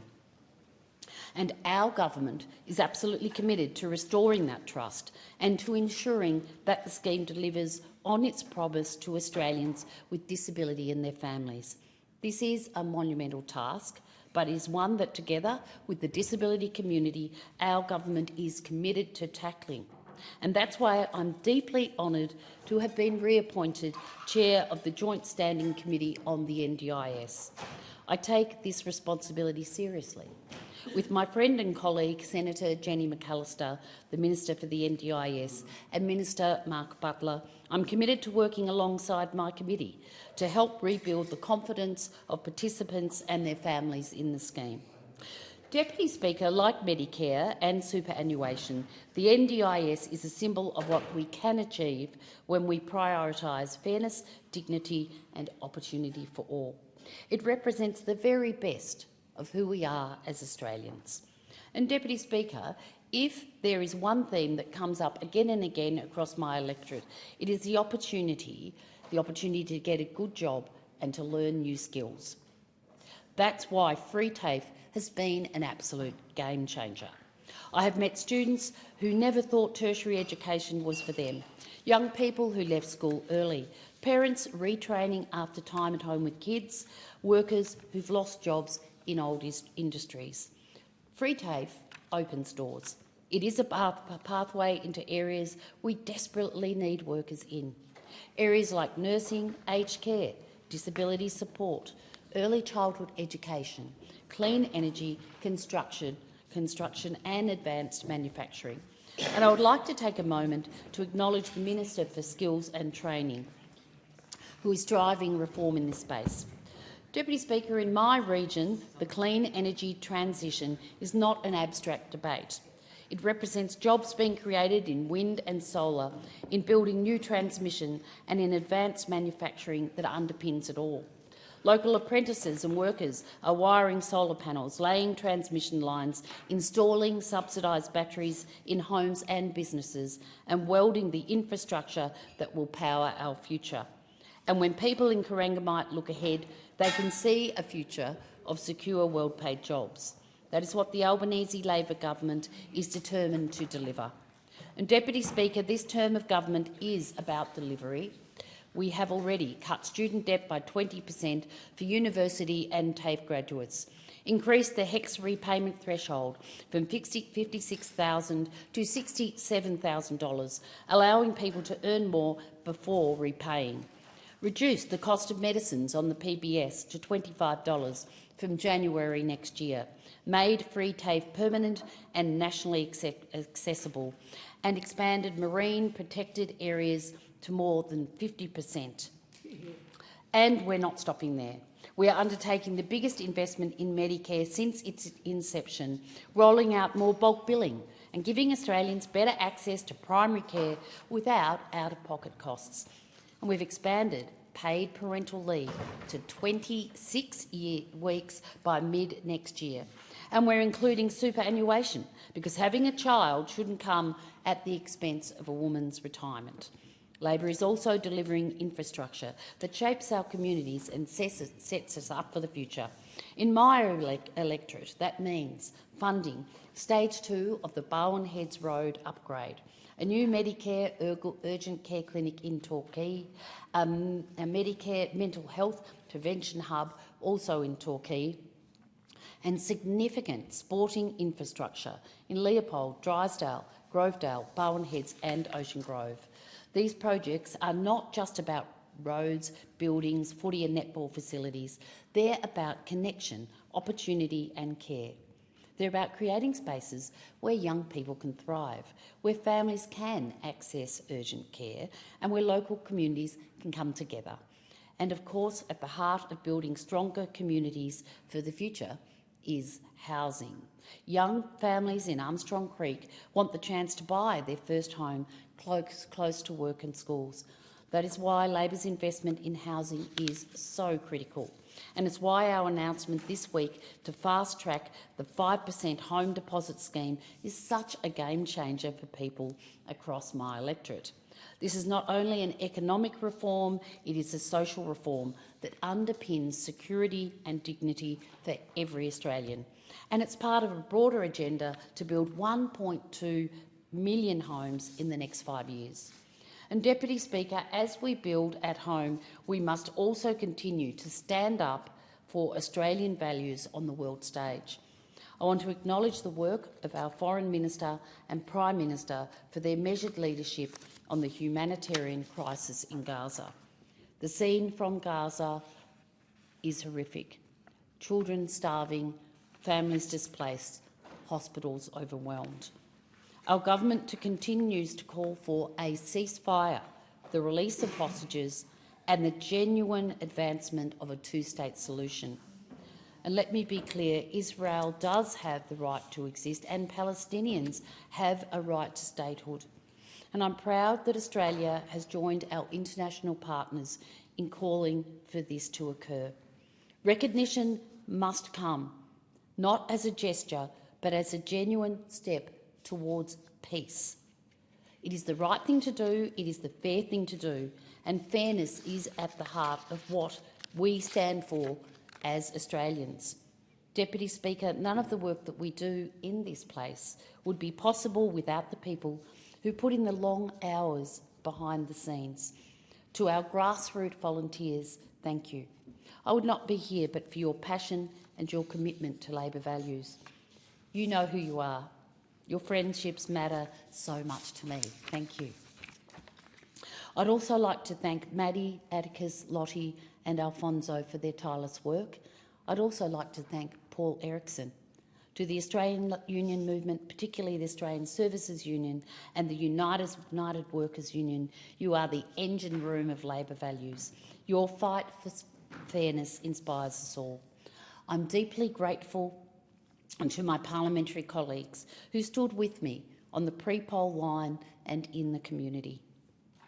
To my friend and electoral neighbour, our Deputy Prime Minister Richard Marles, thank you for your wisdom, your wise counsel and your support. Together we share the immense privilege of representing the broader Geelong region. Your support throughout the campaign was invaluable. To Senator Jess Walsh, Senator Lisa Darneman, to Jed Carney, Andrew Giles, Catherine King, Senator Wong, Brendan O'Connor, Lisa Neville and my state colleagues Alison Marchant, Gail Tini and Christine Cousins. Thank you. And of course, the Prime Minister, who during a frenetic election campaign took time to stand with me and my communities. You are an amazing visionary leader. To my staff, to Brenda, Moshi, Ellie, Grace, Nathan, Julian, and to my Chief of Staff, Kylie Rawson, your commitment, your compassion, your friendship and your resilience are unmatched. Whether helping with visa applications, Centrelink issues or local government advocacy, you go above and beyond every day to help constituents in my electorate. It's so important we do that. And finally, a special acknowledgement to Lee Hubbard, my former Chief of Staff, on his retirement from the Australian Nursing and Midwifery Federation. Lee's lifelong dedication to the Labor movement is a legacy we all admire. So, Deputy Speaker, in closing, Australians faced a clear choice on May 3. Unity or division, optimism or grievance, progress or the politics of the past. They chose unity. They chose courage. They chose a government that will stand with them to build a stronger, fairer, more inclusive future. It's my privilege to help shape that future alongside my communities, one rooted in the values of fairness, decency and hope. Australians have placed their trust in us, and it is our duty, it is my duty, to honour that trust every single day. Thank you. And the question is that the address be agreed to, and I call the Minister for Social Services. Thank you, Mr Deputy Speaker. I'm delighted to be able to deliver this address in reply to the Governor-General's speech on the opening of the 48th Parliament. It's not my first rodeo. I've been to a few of these, but I have to say this election is a particularly special one because Labor now holds 94 seats out of the 150 in the House of Representatives and 29 out of the 76 Senate spots, so 123 representatives across both chambers. Our caucus is now 57% female, Cabinet is 52% women, and we are a modern, diverse government with more representation of our diverse Australian community than any previous government. That's important because of that we make better decisions. We represent all Australians. We had a terrific result in the electorate of Sydney, thanks to the hard work and commitment of volunteers and supporters. Supporters in their hundreds stood out on bus and ferry stops, train stations, light rail stops, outside markets and shops to let people know about our first-term achievements and to tell them of our plans for our second term. I'm very pleased to say that the federal electorate of Sydney achieved 55.15% of first preference votes for Labor. That is the highest first preference vote for Labor in the entire country. And of course our two-party preferred vote was also outstanding at 70.95% of two-party preferred votes. It doesn't happen without an incredible amount of hard work from party members, and I'd particularly like to mention Alberto Castillo, Connor, Anne Daly, Vicky Clay, John Dixon, Halcyon Dunn, Brian Frankham, Jonathan Gilliland, James Godschalk, Michael Hattrick, Shane Healy, David Hetherington, Marco Ho, Susan Cable, Clara Klemsky, Nicholas Lynn, Tom Lovelock, Zan Maxwell, Wayne Moody, Vanessa Burke, Michelle Perry, Luke Pratt, Judy Quirk, Linda Scott, Tamira Stevenson and Kate Sullivan. Of course, they are not the only ones who worked very hard during this campaign, but I do need to mention them for really outstanding effort. I also want to thank Campaign Director Christine Hawkins, an incredible effort from Christine, and Kerry, Will, Nell, Luke and Tony in the office. I want to take this opportunity as well to mention a few of the ministerial staff from my previous portfolio that have moved on. Dan Doran, David McElray and Rachel Durant. They're not the only staff that moved on, but each of those had been with me for over a decade, and it's hard to say goodbye to people, but they've all gone on to bigger and better things. During the campaign, I was very pleased to announce several important commitments in my electorate, including $10.2 million to deliver a new harbour pool at World Heritage listed Cockatoo Island, Warima, on beautiful Sydney Harbour, west of the Harbour Bridge. That'll be a great day out for people who'll be able to go there for the cost of a ferry ride and spend the day and swim in our beautiful harbour. $27,000 in funding to support 8 events to be hosted by the Newtown Synagogue in 2025 to promote community cohesion. So important in light of yesterday's revelations about the Iranian government involvement in anti-Semitic attacks in Sydney. Of course, Newtown Synagogue was one of those places that was attacked during that spate of horrible anti-Semitic attacks. With Penny Wong, we also made a commitment of $2.6 million to the Museum of Chinese in Australia, located in Haymarket, and with the Prime Minister, an $8.5 million commitment to funding for the Jewish Museum, which of course has now moved into the Wentworth electorate. We're also rebuilding the Griffin Theatre in Darlinghurst. This is a much-needed investment of $5 million, an announcement made with Catherine King. I can't wait to see further progress on these very important local commitments. Voters in Sydney and across the country voted Labor because of the difference that we made in the lives of ordinary Australians. Cost of living relief for millions, tax cuts for all Australians. In fact, there are 147,000 taxpayers in Sydney and 123,462 of them received a tax cut. We provided 2 years of energy bill relief for every household and small business. In the Sydney electorate, 101,373 households received energy rebates and 75,015 small businesses received rebates as well. My electorate has benefited from our historic increases in Commonwealth rent assistance.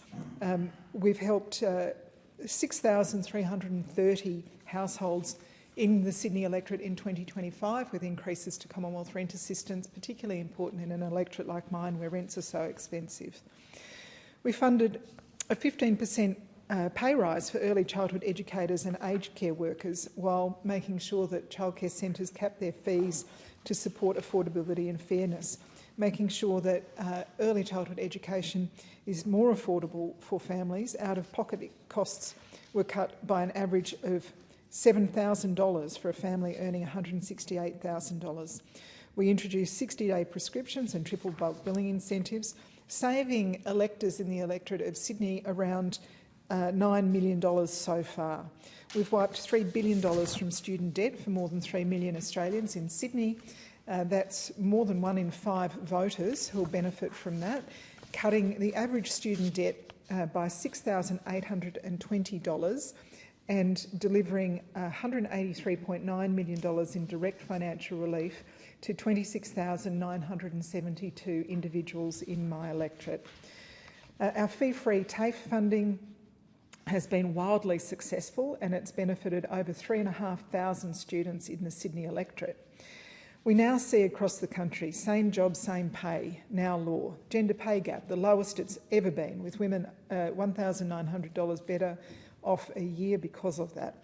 We're building 1.2 million new homes in Australia, plus the biggest investment in social and affordable housing in many years. And I was just delighted recently to visit a new project in Waterloo, which City West Housing is building with the assistance of the state government, the federal government, and some assistance from local government as well. How great to see those new homes going into my electorate. We passed landmark legislation to lift federal government funding for public schools, which had been capped at 20% by Malcolm Turnbull when he was Prime Minister. So much done across the board, and I'm always very proud of what we managed to achieve in the environment portfolio. As we move towards net zero, in just 3 years I approved 83 renewable energy projects, enough to power 10 million homes. That's every home in Australia. Renewables are powering well over 40% of the national grid now, and we're on track to achieve that 82% target by 2030. And in recent weeks, about 40,000 households have taken up our support for much cheaper home batteries as well.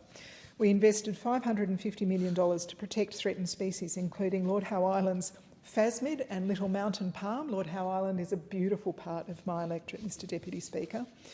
We increased recycling by more than 1.3 million tonnes a year, stopping paper, soft plastics and difficult to recycle plastics going into landfill.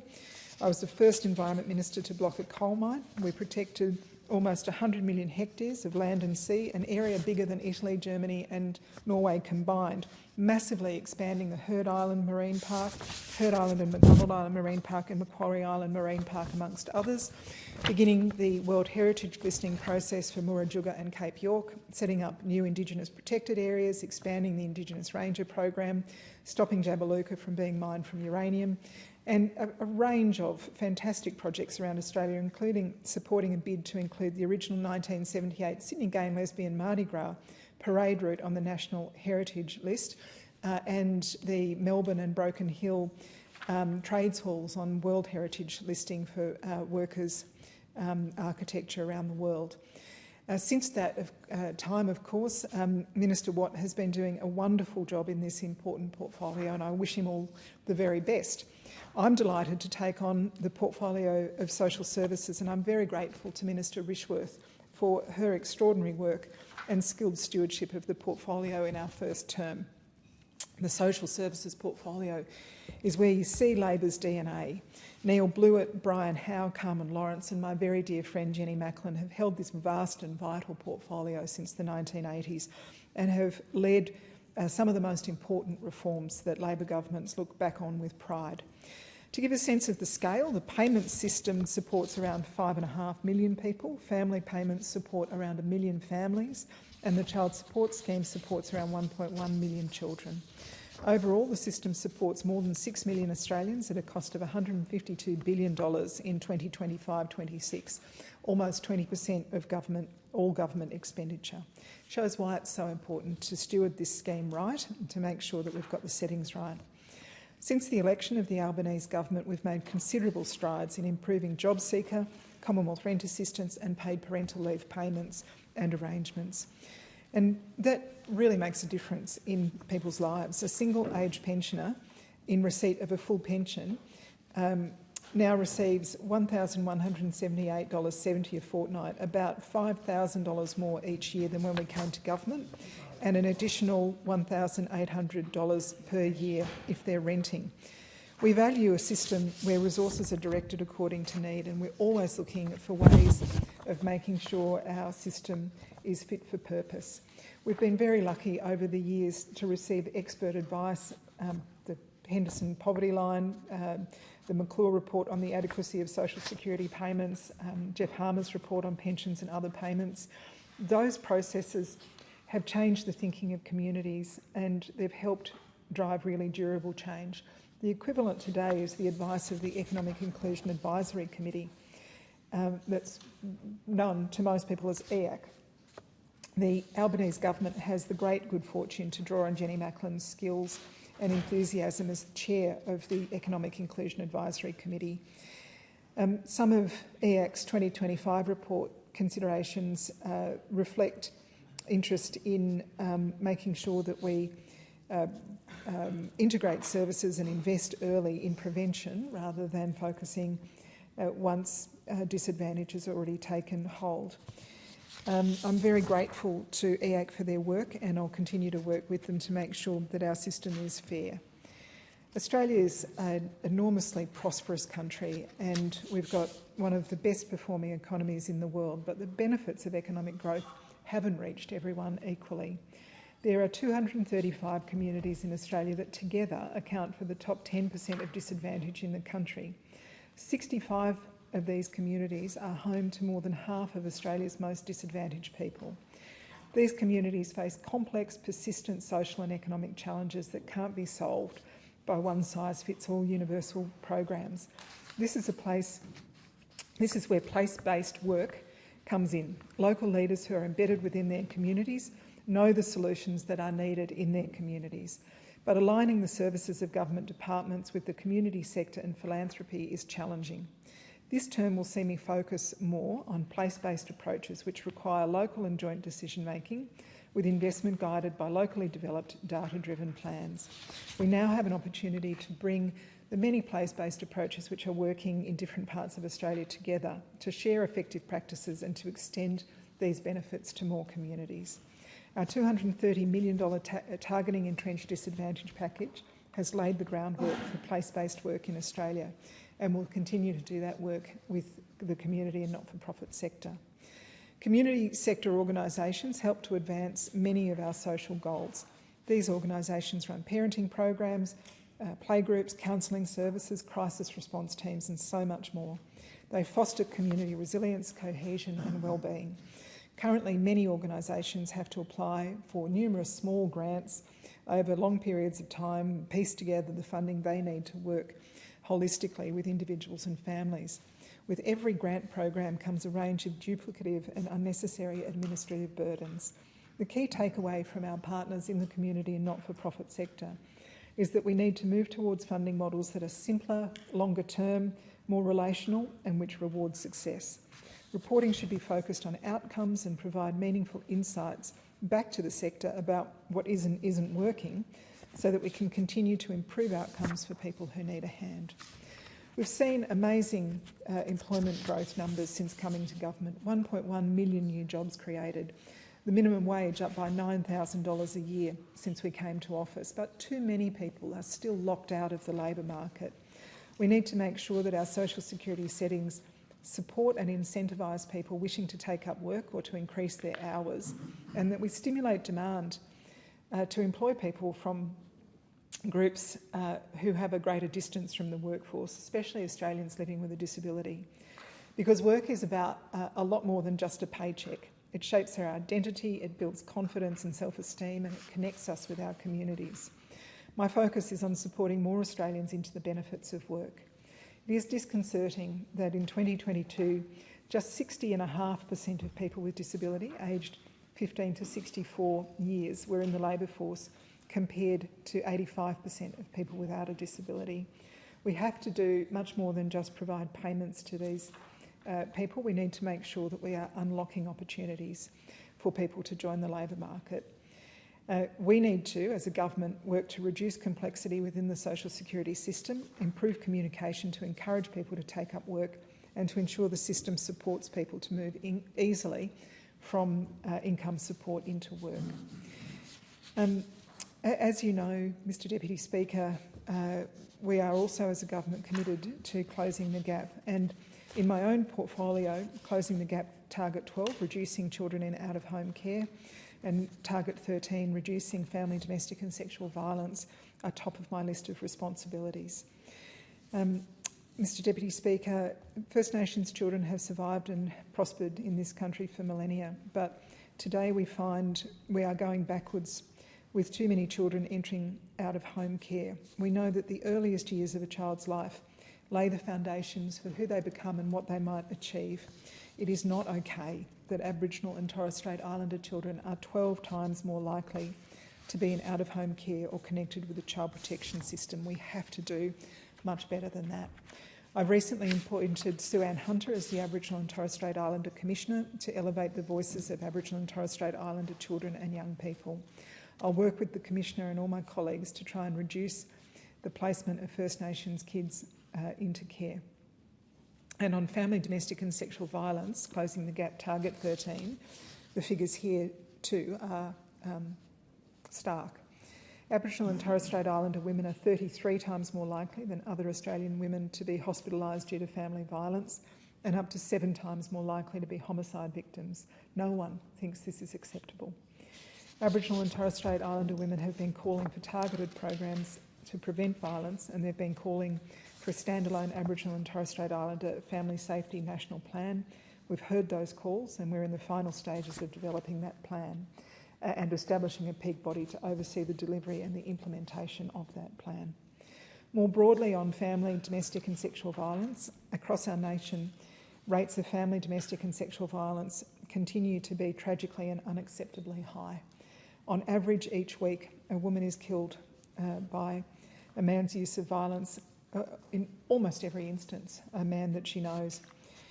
Young women whose lives were only beginning, older women who had so much more to look forward to. Each life taken has a profound impact on loved ones left behind, kids facing a future without their mum, a daughter, a sister or a best friend no longer there, and so many more women whose lives are forever changed through physical injury and psychological harm by the men who choose to use violence. It's why that we have invested more than any government before, and I have to pay tribute to the member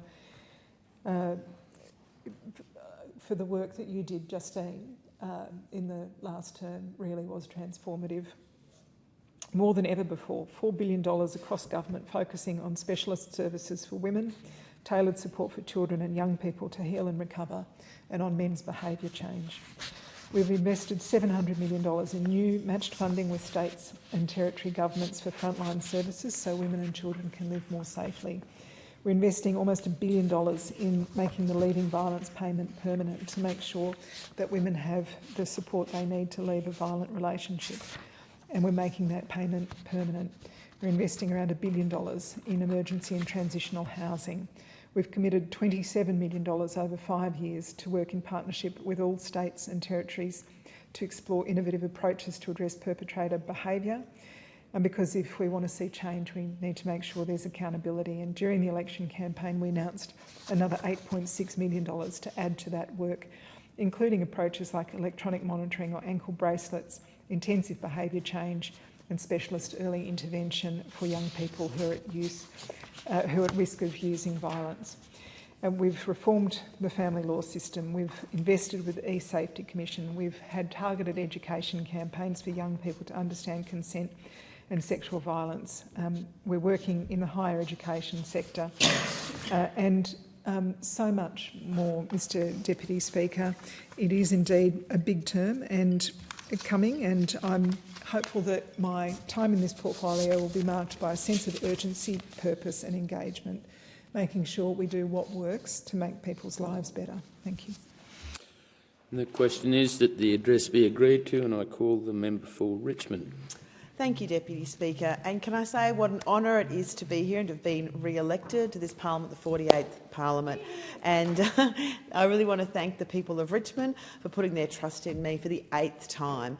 It is, as I say, an incredible honour and indeed a massive privilege to be elected to the Federal Parliament, and I take that honour very seriously. And to have been re-elected for the 8th time, again, I do want to thank the people of Richmond for putting their trust in me.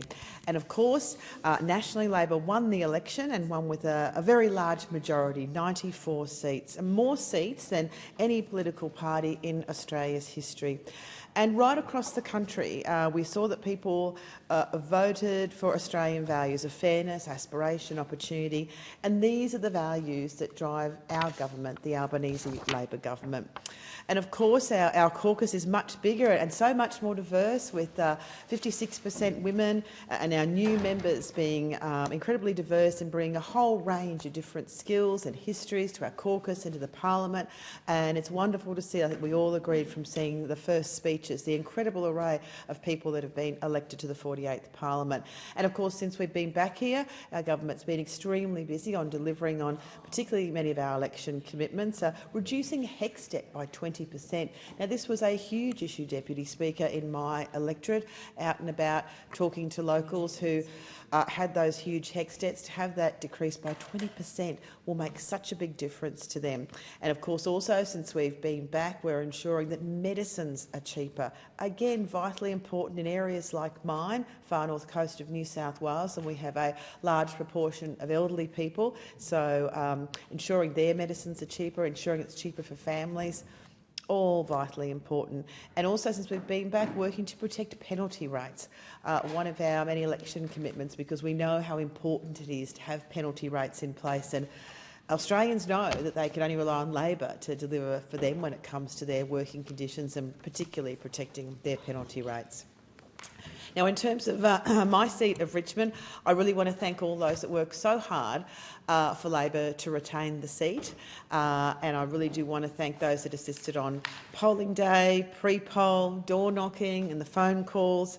Big thanks to all my wonderful staff, all of our local Labor members and those other Labor members that came and assisted us, the wonderful union movement, to our New South Wales head office and to the National Secretariat for their great work, and to all those volunteers and supporters that provided help to us. Together, we made more than 50,000 phone calls and door knocks in this campaign, out and about every day, talking to locals about the issues that are important to them. And I do want to thank everyone who did assist. Of course, special thanks to all of my family, my husband Craig and our children, and to our extended family as well. Thanks to all of you for your continued support over the last 8 terms and throughout this campaign as well. It means the world to me. And of course, in Richmond, we ran a very positive and optimistic campaign the whole time, and we were focused on delivering real cost of living relief for locals, including the tax cuts for every taxpayer,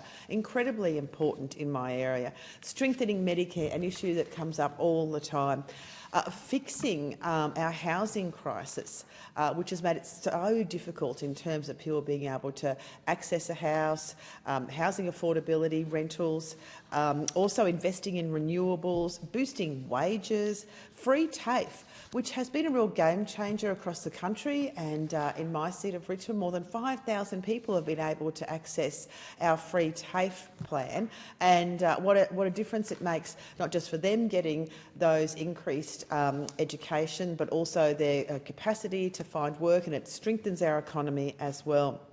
And as I referred to earlier, cutting HECS by 20%, we've got more than 19,000 people in my electorate who will benefit from that. Our cheaper home batteries plan, which as we know is being taken up at a huge rate across the country. Indeed, Richmond is one of the highest electorates for the take-up rate for that, which is great to see.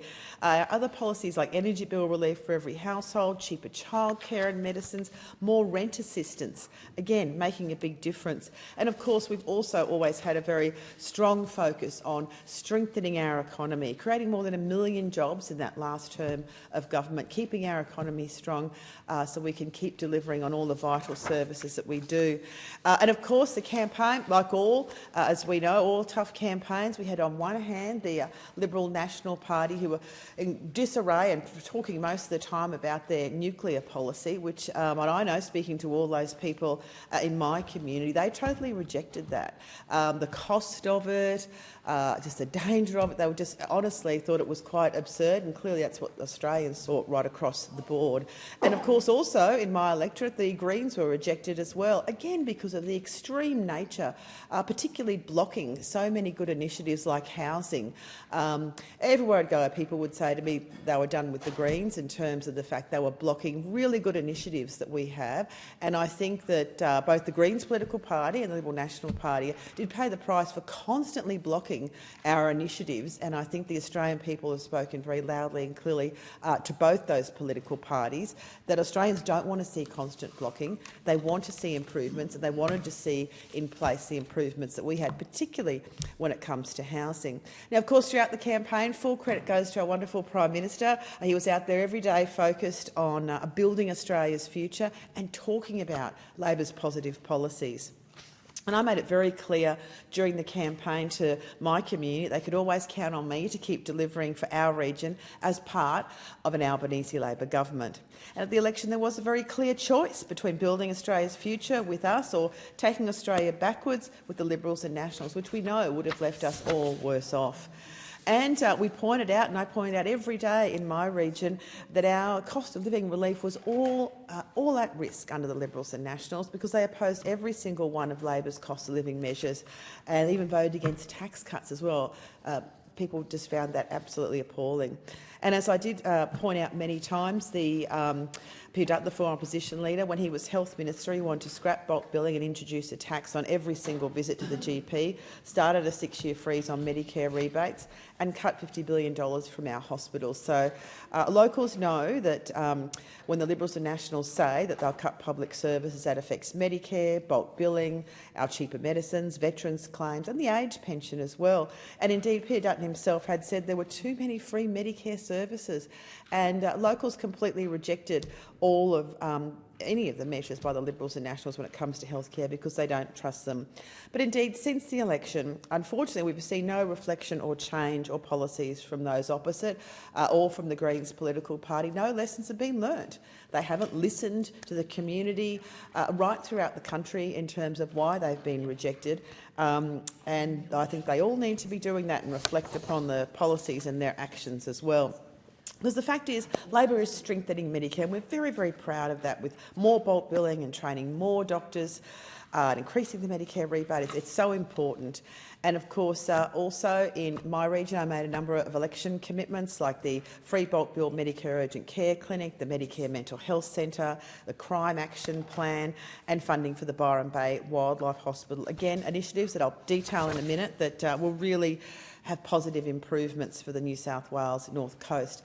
And of course, throughout the campaign, I talked about my record of delivery and working very closely with the community and what we have delivered.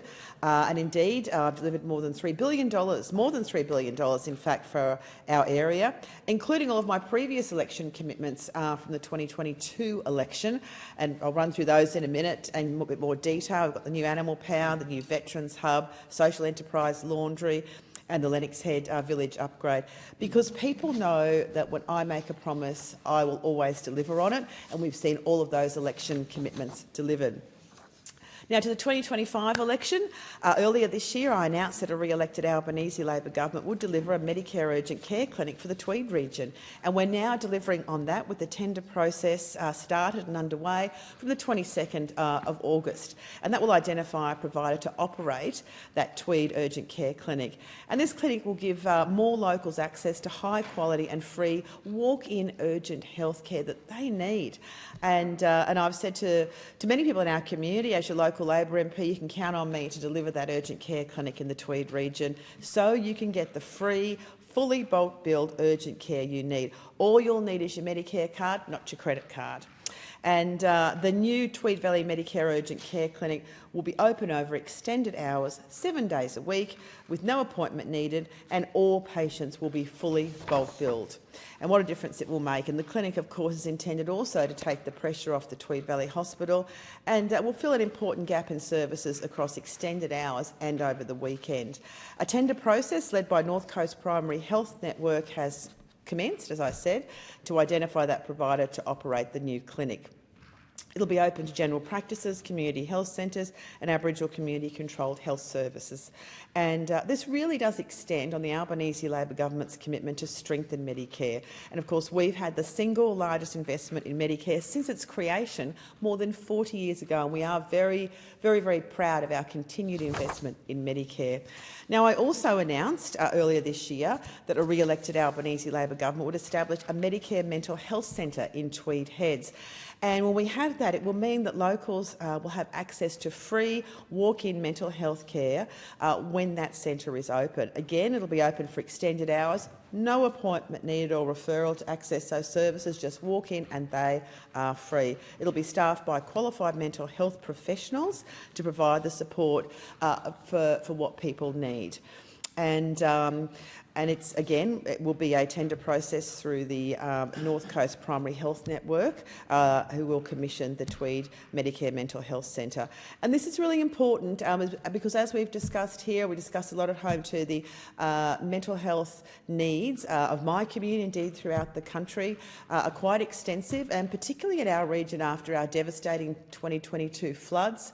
There are still many people that do require support from that as well. So having that in place will be vitally important, particularly that people can just walk in and that it is free as well. Again, it builds on all the things that our government does to provide health services. Now, also late last year, I was very pleased to announce, actually announced this in Lennox Head, and the Prime Minister was there for the announcement, that if re-elected, that we'd be delivering $3 million for a North Coast Crime Prevention Infrastructure Action Plan. And I do want to note and thank all of the community. Again, this is a real community victory. Labor always listens and acts, and our community had called for this. And I do want to thank the Prime Minister for coming to Lennox Head to make that announcement late last year. Now, this $3 billion commitment will fund infrastructure measures for crime prevention and community safety in our North Coast communities. It includes $1 million for each of those 3 local government areas, Tweed, Byron and Ballina. And I certainly know, as a former frontline police officer, firsthand how important it is that we have more resources, including CCTVs, to combat crime on the North Coast. Now, of course, it's up to each of the councils to decide how that money is used in terms of community safety, but it could be delivering CCTV, it may be lighting, bollards, fencing and landscaping to improve community safety and reduce crime risks, whilst enhancing the vibrancy and usability of shared community spaces. And again, I do want to stress a community victory, and thanks to everyone who advocated for this. And again, another election commitment, a very exciting one, $2 million for the Byron Bay Wildlife Hospital. And of course, yes, they are fantastic. They opened in 2020. They operate 7 days a week. They've treated more than 9,000 native animals, including hundreds of threatened species. And the Byron Bay Wildlife Hospital is a hospital that operates inside a custom-built semi-trailer, making it Australia's only mobile wildlife hospital. And it can also be deployed during natural disasters and treat impacted wildlife. They do an amazing job, and I do want to acknowledge the whole team at Byron Bay Wildlife Hospital for their important veterinary work rehabilitating native animals and really leading the way for wildlife protection across our region, and for their strong community advocacy as well. Thank you. It is again another community victory that I was able to announce that election commitment. I very much look forward to delivering on that as well. As I said, Deputy Speaker, locals can always count on me, and I've delivered all of my 2022 election commitments, and great to see them all in place. The $1.5 million towards the completion of the Lennox Head Village upgrade, a wonderful village, one of our most beautiful coastal villages. We have many in my region, and it makes a huge difference to the local infrastructure having that. Also, the Beacon Laundry, and in fact last year the Prime Minister and I officially opened the Beacon Laundry in Bangalore, which is a jobs-focused not-for-profit social enterprise run by White Box Enterprises, who run similar projects across the country. And our election commitment was for $750,000 to help fit out that laundry. And of course that laundry is now up and running and employing more than 100 locals, and it provides vital job opportunities for long-term unemployed locals where they get to gain work experience and receive ongoing training in a fully supported environment. But it's also of huge benefit to our local tourism industry, as we didn't have a large-scale commercial laundry on the North Coast, but now we do. And Beacon Laundry provides that laundry option for businesses in tourism, and they are very, very busy and constantly employing more people.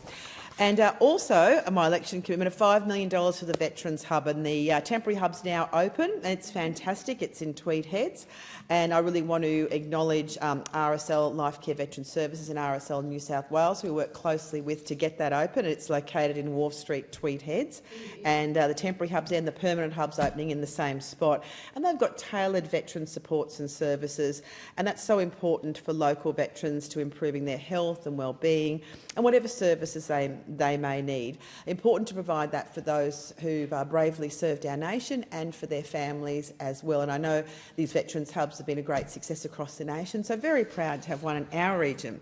And the last of my 2022 commitments I want to speak about is the Tweed Shire Council Pound, the new pound, which we're going to be opening up very soon. And it's a new pound and rehoming centre in South Murwillumbah. And I do want to acknowledge the Tweed Shire Council, who advocated strongly for this and are currently building or finishing that off. And my election commitment in 2022 is for $1 million for the pound, and also built on the $1.76 million in federal funding we'd already secured. So a massive federal funding initiative for the pound. And the design and build of the facilities in line with the latest in animal welfare guidelines, and features new dog kennels, catteries and facilities, and replaces the old pound at Stotts Creek. And I especially want to acknowledge the remarkable people at Friends of the Pound who do such a great job in looking after our animals. And Deputy Speaker, I have told the House this before, but when we did make the announcement about our election commitment in late 2021, Friends of the Pound brought along some wonderful animals, including some rescue dogs, and I met and fell in love with Teddy, half Chihuahua, and we adopted him, and 6 months later adopted his sister Cindy Lou. And I know that locals at one know they're doing very well, and we keep in constant contact with Friends of the Pound, acknowledge the remarkable work they continue to do, and having this new facility will just add to that great work. And Deputy Speaker, in the time I have left, I do want to speak about all of our initiatives around housing, and indeed this is one of the biggest issues that we do face in our region region and right across the country. And so pleased to have the announcement the other day that we are, in fact, as a government, helping more Australians realise their dream of home ownership sooner by launching the 5% deposit for first home buyers early on the 1st of October this year instead of next year. And what a response there has been to that. So important that so many people, younger Australians, can buy their homes sooner, and it builds on all of the initiatives that we've had in place in terms of providing housing support, access to it. We need to have more houses built. We need to have all these initiatives we have in place, and we are absolutely committed to doing that. And also earlier this year, I did announce a very important initiative for my region, and that is that the Albanese Labor government's delivering 15 new affordable units in Brunswick Head through the first round of the Housing Australia Future Fund. And of course, we're committed to improving more social and affordable housing. And these particular homes for renters, first home buyers, women and children fleeing domestic violence, for those at risk of homelessness. That's why having these units will make such a big difference when we know the needs when it comes to social and affordable housing are quite extensive. So I was very proud to have that announcement in place. And of course, we previously announced the 26 safe places for women and children fleeing domestic violence in Tweed Heads as well. But as a government, we are totally focused to improving the housing situation across the country, whether it be those home deposits or whether it be through Housing Australia or one of our other many initiatives that we have. It is a strong focus, I know, for the Prime Minister and the entire government.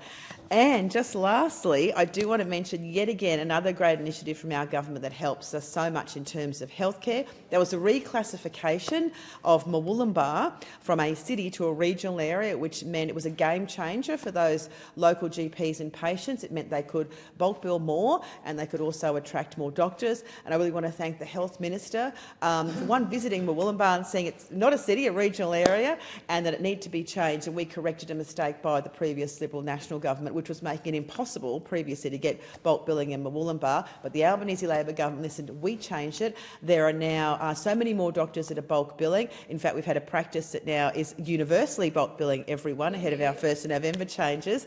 But it really shows that we are a government that really does listen to communities, acts on their concerns and improves it. And the fact now that so many people in Murwillumbah and surrounding areas can get a bulk billing doctor is so important, because previously they couldn't do it under the previous government. But we are a government with a big agenda, and as I say, Deputy Speaker, it's an absolute honour and privilege to have been re-elected for the 8th time, and one that I take very seriously. And I certainly want to thank all the people of Richmond for re-electing me.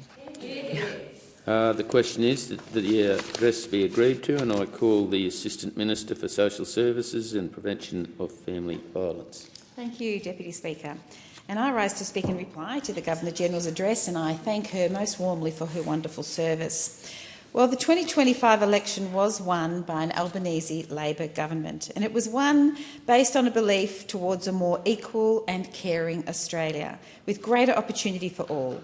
The Australian people chose a future based on positivity, on hope and trust, over negativity and division. Reflecting upon it all has been such a positive experience. Our pitch to the Australian people: more cost of living support, free TAFE, lower HECS, safer penalty rates, action on climate change and cheaper energy, more bulk billing, cheaper medicines, valuing workers and cheaper contraceptives and women's health care, just to name a few things. And the women's health package was particularly popular in my electorate of Cooper, as were the wonderful Medicare urgent care clinics. During the campaign, while tracing the streets of Preston, I met a lovely woman about 50 years of age. Let's call her Sue. Sue was a public servant and managed her life by working from home. Her house seemed beautifully chaotic and full of life. The sound of her dog barking and her teenage daughter yelling in the background made me reminiscent of when my 3 girls and my son used to all live at home with me. She told me her life was difficult but fun and full of love. When I told Sue how the government was slashing the cost of oestrogel, she was actually ecstatic. And then when I told her how we were cutting the cost of contraceptives and endometriosis care, her face lit up again. Sue was so happy to hear that a government was not just taking women's health seriously, but prioritising it. The hundreds of dollars Sue would save from cheaper medicine for herself and her daughters was life-changing. It gave Sue more room to breathe and more room to enjoy her beautiful and chaotic life. Her experience is emblematic of so many women I met on the doors during this campaign. And it struck me that what women wanted was really simple: to be heard, to be seen, and to live with respect and to feel equal. It wasn't luxury, it was safety and it was time. Time to be with family, time to be their own person. And what they wanted was to live, not just survive with their heads just bobbing above the water. It's what I always wanted too, because hearts starve as well as bodies. And Sue's story was echoed right across my electorate of Cooper, from the cafe belts of Northcote to the sporting clubs of Reservoir. It didn't matter what class or what background women came from.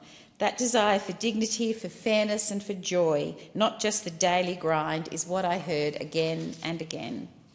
And I know this not just from my own conversations, but all the conversations my incredible volunteers had too. I'd like to take a moment to thank all those who committed so many hours during the campaign, rain, hail or shine. In Cooper, we ran a people-powered campaign. We relied on volunteers having real conversations with community members, whether it was knocking on thousands of doors across the electorate, phone banking night after night, early mornings at train stations or long hours at pre-poll. It was the principled and driven members of Cooper Labor that made the campaign so successful. Thank you to the incredible people who sacrificed time out of their weekends and lives to help deliver historic victory in Cooper. This win is your win.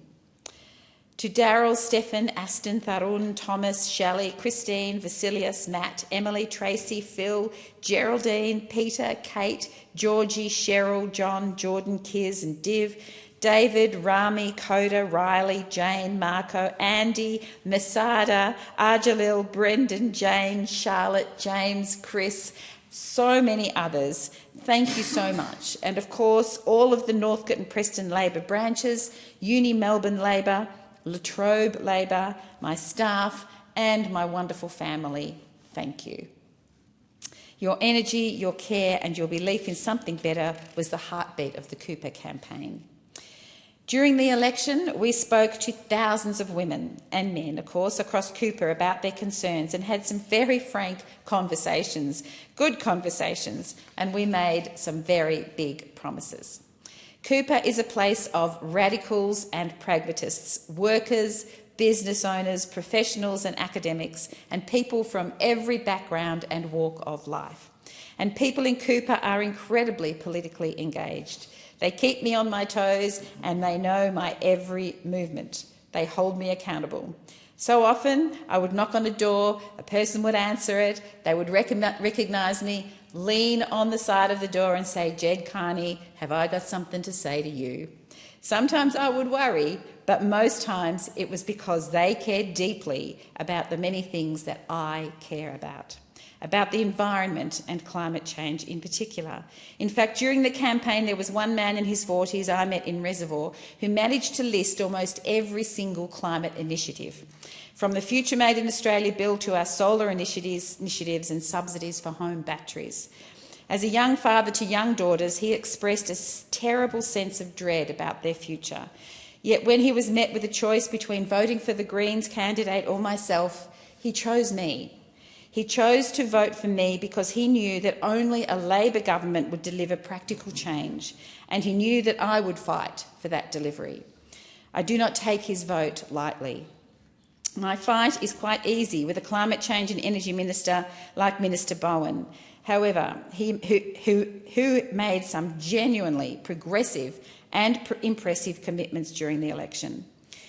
During that time, I was also proud to announce in my own electorate $3 million to support the local environment, including much-needed funding for Edwards Lake, Mary Creek, Edgars Creek, Darebin Creek and our local grey-headed flying fox colony. I also got to announce upgrades for the Darebin Falcons, for Reservoir Northcote Senior Citizen Centres, for funding for Preston Lions, supports for Northcote Baptist Church, the Melkite Community Hall, Kachowski Social Club and the Dar es Salaam community, and importantly $3 million to the Aboriginal Advancement League to see a Women and Girls Sport and Wellness Centre built in the next year. All of this goes into my theory of change and why I think Cooper gave me the honour of representing them. I believe change should be grounded in the simple belief that every person and every community matters. I believe in the politics of empathy, where we build community, where we don't drive competition, where governments don't step back but step up to support people to live with dignity and opportunity. And we need a government that cares, that acts and leads, and that fights for gender equality, for example, so that all women can thrive, that backs strong unions, that lifts all workers and takes bold climate action that leaves no one behind. I also believe that change happens and matters at every single level, from sweeping national reform to local community-driven work. Everything that we do in this building, no matter how big or small, has the power to shape someone's life. That's why we must always ask, who is this policy helping? Because at the end of the day, policy is not abstract, it's very personal. And one of the promises closest to my heart, and one that truly defines who I am as a former nurse, a unionist and a feminist, is our commitment to women's health. This includes listing endometriosis, menopause and new contraceptive medications on the PBS for the first time in decades, all of which have now been capped at just $25. I'm so proud of this policy because when we announce policies targeted towards women, we're saying we see you, your pain is real, your needs matter, your health matters. And we're also saying you deserve to do more than just survive. You deserve to live. And this is just one part of the broader feminist agenda. On top of this, the Albanese Labor government is also changing the way we value care. We've expanded paid parental leave to 6 months with dedicated time for both parents. And from this year, we'll pay superannuation on that leave for the first time ever. We're also making childcare cheaper. This was a very popular promise with both women and men during the election because by pushing costs down, we are pushing opportunity up. What was also popular was our support for real pay rise in feminised industries, because for too long, too many industries and unscrupulous employers had relied on historical sexist presumption about women's work and the care economy. On top of this, we've introduced employer-level gender pay gap reporting and achieved our lowest gender pay gap on record. We are also working to end all forms of family, domestic and sexual violence. Already, we've made a record investment of over $4 billion in new prevention and support services to combat family, domestic and sexual violence. And we're investing in incredible programs that are working to address sexual violence, including Consent Can't Wait, Teach Us Consent, Stop It at the Start and Our Watch. And we've almost completed the development of the First Nations National Safety Plan, Our Ways, Strong Ways, Our Voices. Today, I have the privilege of working alongside the new Social Services Minister, Tanya Plibersek, who is committed to transformational change for women. The Attorney-General is also doing some transformative work, building on reforms initiated by the former Attorney-General to strengthen justice responses to family, domestic and sexual violence, including through harmonising consent and sexual assault laws across jurisdictions and increasing supports for those navigating the judicial system. The Minister for Housing has done some incredible work, making housing more accessible too, including by investing over $1 billion for housing for women and children fleeing family and domestic violence. And Minister Wells in the communications portfolio is delivering much-needed safety measures. There are reforms that she's introduced in banking and financial abuse, protecting women. And of course, last term we also delivered 10 days paid family and domestic violence leave, something I'm particularly proud of because I had been fighting for this for over a decade, including when I was president of the ACTU. I fought alongside the mighty ASU and so many other unions for paid family and domestic violence leave because no woman should choose between fleeing safety and putting food on the table. This initiative also supports women to continue their careers because they shouldn't have to choose between surviving or thriving at work. Now, as the Assistant Minister for Social Services, working with Minister Plibersek on the prevention of family violence, I'm as fired up as ever to keep fighting. I'm fired up for people like Hope in my electorate. Her story tells the insidious nature of family and domestic violence, because it's not just the moment of an attack that's painful. Abuse seeps into every aspect of life. Hope and her mother experienced terrible abuse in the home. One attack leaving Hope's mother deaf in one ear. Now, people would ask Hope and her mum, why don't you just leave? Hope told me of the shame she felt whenever that question was asked. A shame that should never have been felt, and a question that actually should never have been asked. Because the reality for Hope was that when her and her mum did flee, they were met with increased threats, financial abuse, intimidation, stalking, and an attempt to set their home on fire. And after receiving a protection order and many other supports that get them to safety, the mental recovery began, which took years. Hope is now doing very well. Actually, she's not just doing well, she's thriving. She's thriving because she had access to social security, free mental health support and good legal support. But what she wants people to know is that violence isn't just physical and fleeing isn't so simple. We must stop violence before it starts, and we must address it in all forms, including coercive control, sexual violence, financial violence and verbal abuse. And if we want to stop violence, we need to make a concerted effort across all government departments and all parts of society. That's why all of us in the Albanese Labor government are deeply committing to stopping family and domestic and sexual violence in a generation.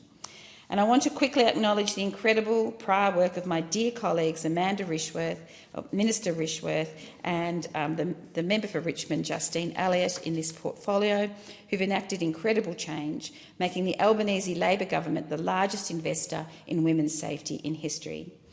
Now it's time to build and grow on that, and grow rapidly. To get there, we must fight for cultural and social change, and that means working with men and boys. That means building healthy relationships and attitudes towards women from a young age. That means talking about consent, respect, digital literacy, healthy masculinity. But it also means fighting those factors that we now know lead some men and some boys down a path of violence, including social isolation, mental ill health and addiction. And it means prioritising protecting children, fostering their recovery and stopping the cycle of violence for them. None of these circumstances excuse the use of violence, but they do explain how it can happen, and we must do everything possible to stop that violence before it starts. This is part of our feminist agenda. And it's a feminist agenda focused not on survival, not just on survival. It's an agenda focused on truly living. To Sue and Hope and all the Sue and Hopes out there, this is why, or one of the main reasons I came to this place, for you, for your safety, for your life. To look at the heart and not just the body. We want women not just to survive, but to thrive and to have choices, opportunity, love and family. And we want the same for our men and boys. I'm deeply proud to do this in the Labor government. I'm deeply, deeply proud that the people of the electorate of Cooper elected me to represent them. I know that they care about the things that I care about. I know that they want me to stand here and speak up for them over and over again, and to fight for policies that actually change their lives. The women of Cooper have spoken. They have told me that the policies we enacted in the last term of government have changed their lives. They have told me that they can now absolutely afford the medications that they need. So many of the women in Cooper have sent me pictures on their phones of how much their bill is, the dockets, the actual dockets of when they go to the chemist, when they pick up their medication, and when they see that no longer are they paying hundreds and hundreds of dollars every year for their medication. They are now getting it for so much less. So many women have cried. I've heard wonderful stories about our endometriosis clinics that have changed people's lives. Women have said to me, for the first time ever, they will walk into these clinics. They are heard, they are believed, and they are given treatment that absolutely validates years and years of their pain and suffering, years of being gaslit, years of being told there's nothing wrong with you, years of being told that it's all in your head or that it's just a woman's lot to put up with it. and that is not the case. We can do something about that. And then there are the wonderful organisations in my electorate who work every single day, who volunteer to make sure that their communities are kept safe and that their communities are not isolated and they have somewhere to go. From the amazing organisations like the Tchaikovsky Social Club, like the Elderly Citizens Club, like our football clubs who do so much for our communities, making sure people are fit, people are mentally well and that people can have a life that feels fulfilled. Isolation is a terrible scourge in our community, and to support our very important social clubs is an incredibly important part of making sure we have a cohesive and strong society. And Deputy Speaker, working with our First Nations communities is also incredibly important to me. I have a vibrant and amazing First Nation community in my electorate. I'm very proud to be home to so many of the peak bodies that do great work in Victoria and beyond. The Aboriginal Advancement League is an amazing organisation that promotes the well-being and a healthy future for our Aboriginal community. So it was with great pleasure that we announced the $3 million to support their Women's Wellness and Sports Centre. I know that this sports centre will make a huge difference to that community. It's been in planning for a long time, and finally being able to show that the federal government is willing to support that meant that the state government was also willing to come on board and deliver much needed funding. So not only will they get now a beautiful new centre for their community's women and the girls to partake in sport, to stay well, to stay connected and to be proud of their culture, we will have a brand new turf for the much beloved Fitzroy Stars Football Club. So I'm very proud to be part of that. I'm very proud that we have been able to deliver for the people of Cooper. And with that, Deputy Speaker, I say thank you. Thank you. The Federation Chamber stands suspended until 4 p.m.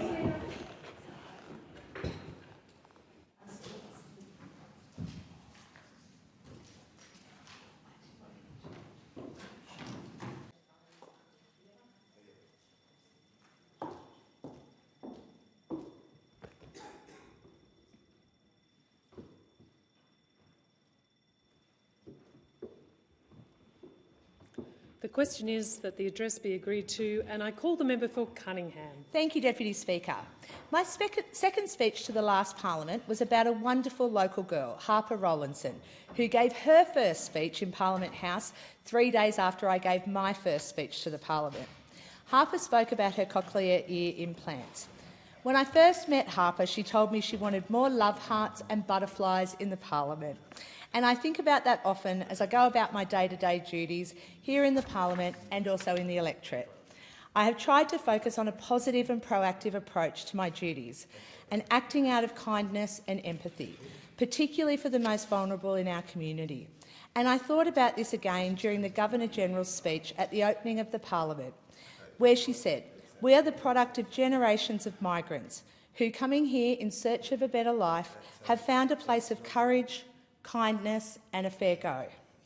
I am really pleased to have this opportunity today to talk about some of the amazing things that I have been fighting for in my community over the last 3 years to improve the lives of people in the Illawarra. During the last term of government, as a first-term MP, I was absolutely devoted to working as hard as I could to deliver real results for my community. My focus has been on seizing the opportunities of the future, preparing for the transition that we must have in our energy sector and supporting local people with the rising cost of living.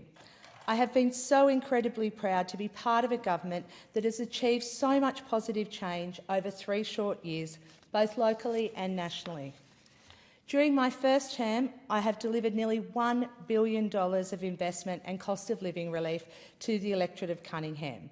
We've delivered a tax cut for every Australian taxpayer so that people can keep more of what they earn, energy bill relief for every household, cheaper childcare for local families, cheaper medicines, pay rises for some of our lowest paid workers, and so much more. We have proudly delivered Medicare urgent care centres at Corrimal and at Dapto so that local people can get free urgent care when they need it the most. Vital services taking pressure off Wollongong Hospital. Aged care is another huge issue in my electorate, with bed block and access to high-needs aged care beds a real issue. I worked hard with the Minister for Aged Care during the last term to secure $17.4 million for new local aged care beds and upgrades in Cunningham. I have also delivered $6.2 million for 35 new transition aged care places for the Illawarra Shoalhaven Local Health District to help get vulnerable people out of our overburdened hospital.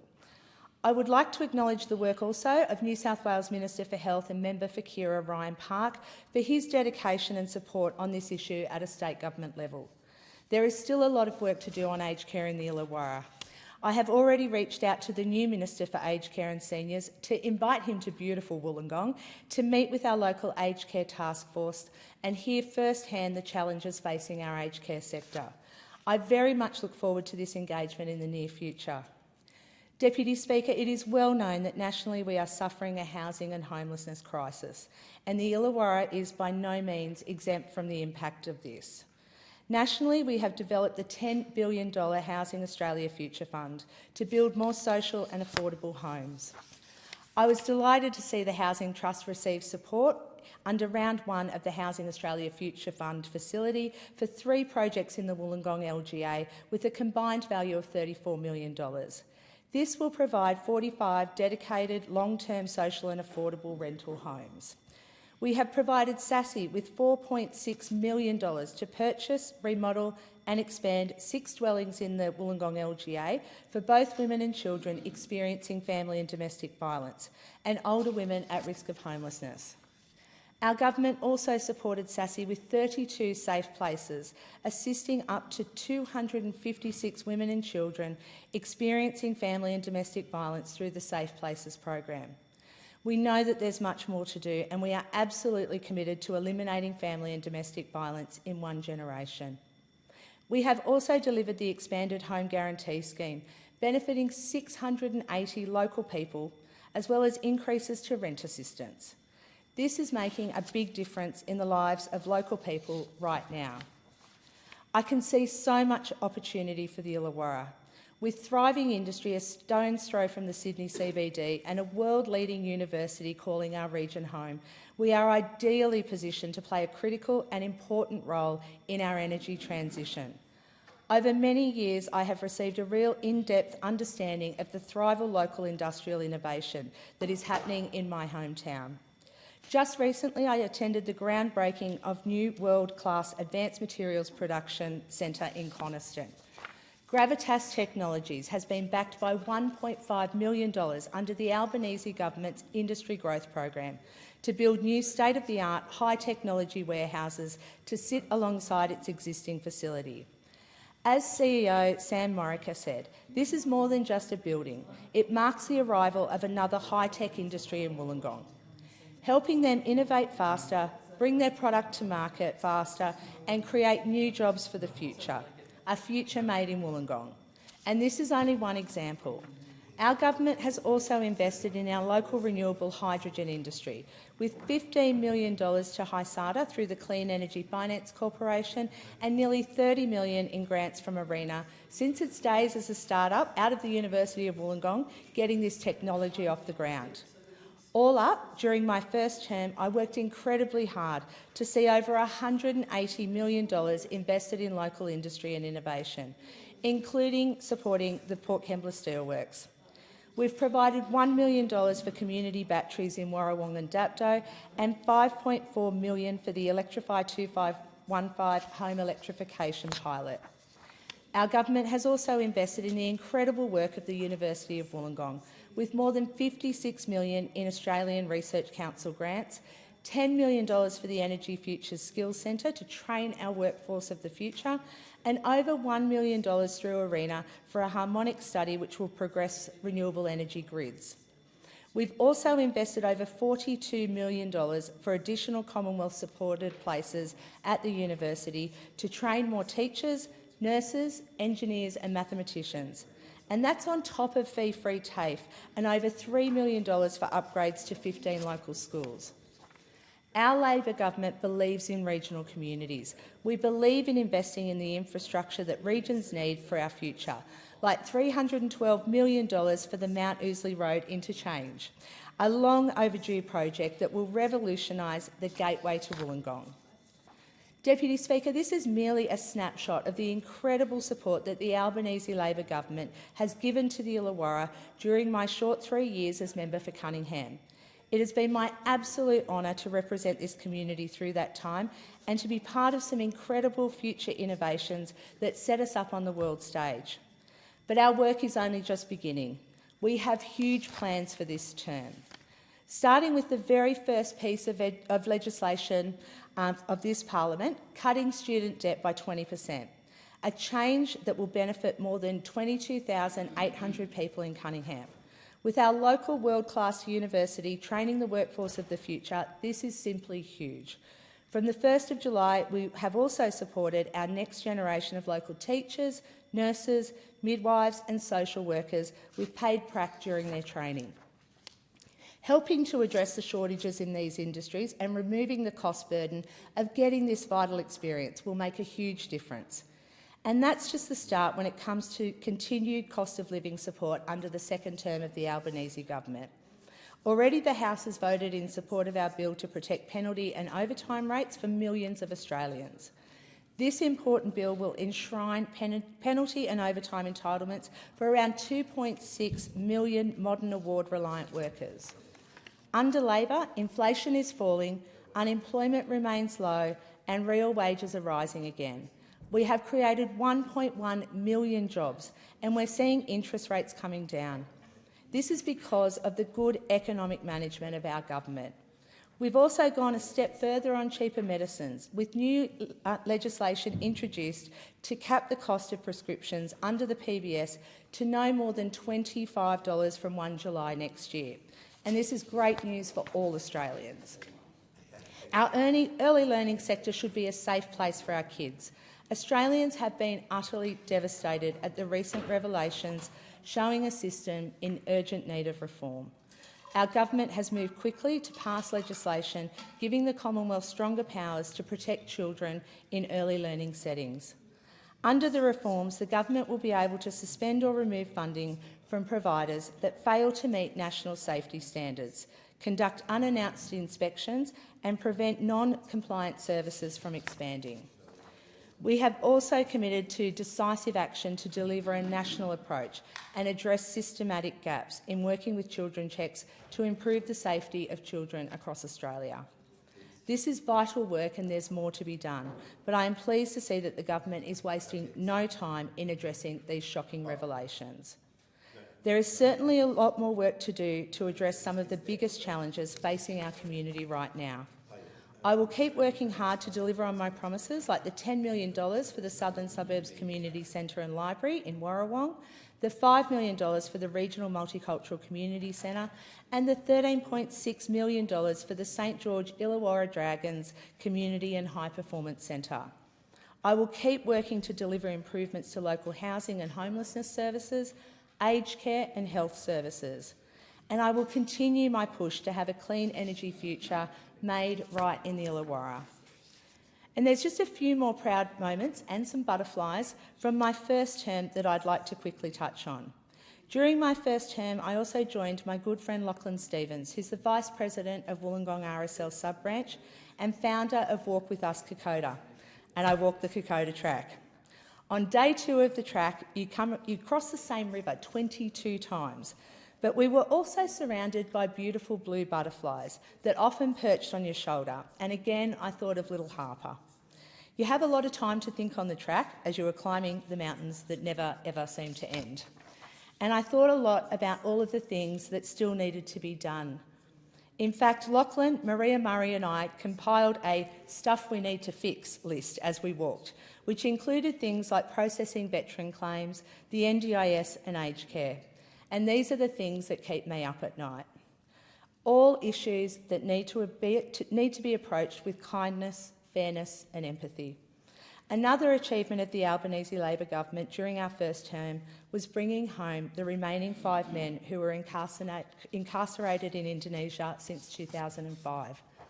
I have worked with the Stevens family for over 20 years, mostly in my capacity as a staffer to my predecessor, the Honourable Sharon Bird MP. A beautiful and tight-knit family who have endured so much since their son Martin was arrested. I have spent so many hours with his mum and dad the amazing Bill and Michelle Stevens, and helped them through their great pain throughout the 20 years that Martin was incarcerated. I was so very proud of our Prime Minister and Foreign Minister when, during our first term, they secured the release of these men due to the strong relationships that they have built with our friends in Indonesia. The closure of my longest ever constituent case. I think perhaps the longest in the parliament. Martin is working, he's doing charity work, he has a car, he's keeping fit, he's looking after his family and trying so very hard to be a good and constructive member of our community, and I am so proud of what he has achieved since his release. I was also delighted to finally meet Scott and his new partner and catch up again with his mum and dad, the strong and courageous Chris and Lee Rush. They are another family that I have worked closely with for many years. I was very touched to receive a card and a beautiful letter of thanks from Scott and his partner.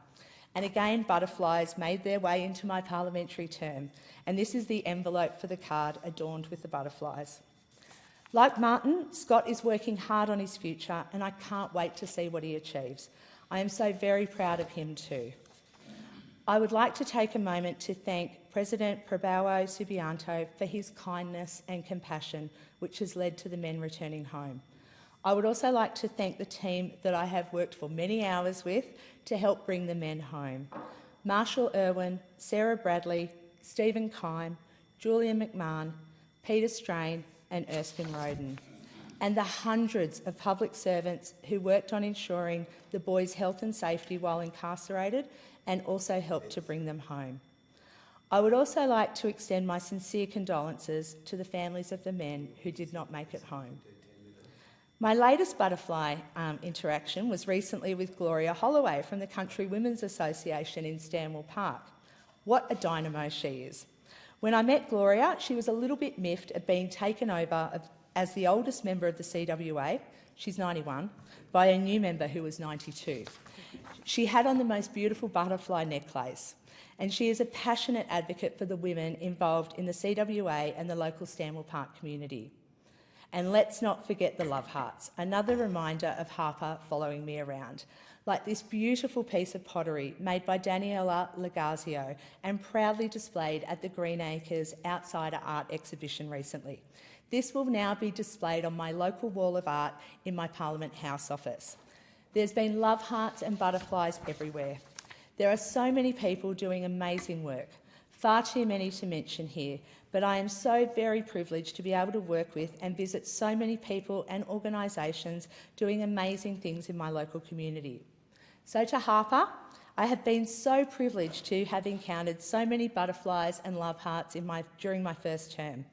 Thank you for putting them out to the universe for me to find, small pieces of joy in my day and special reminders of why we are here. I am so grateful to the people of the Cunningham electorate who have once again put their faith in me to represent them in this place.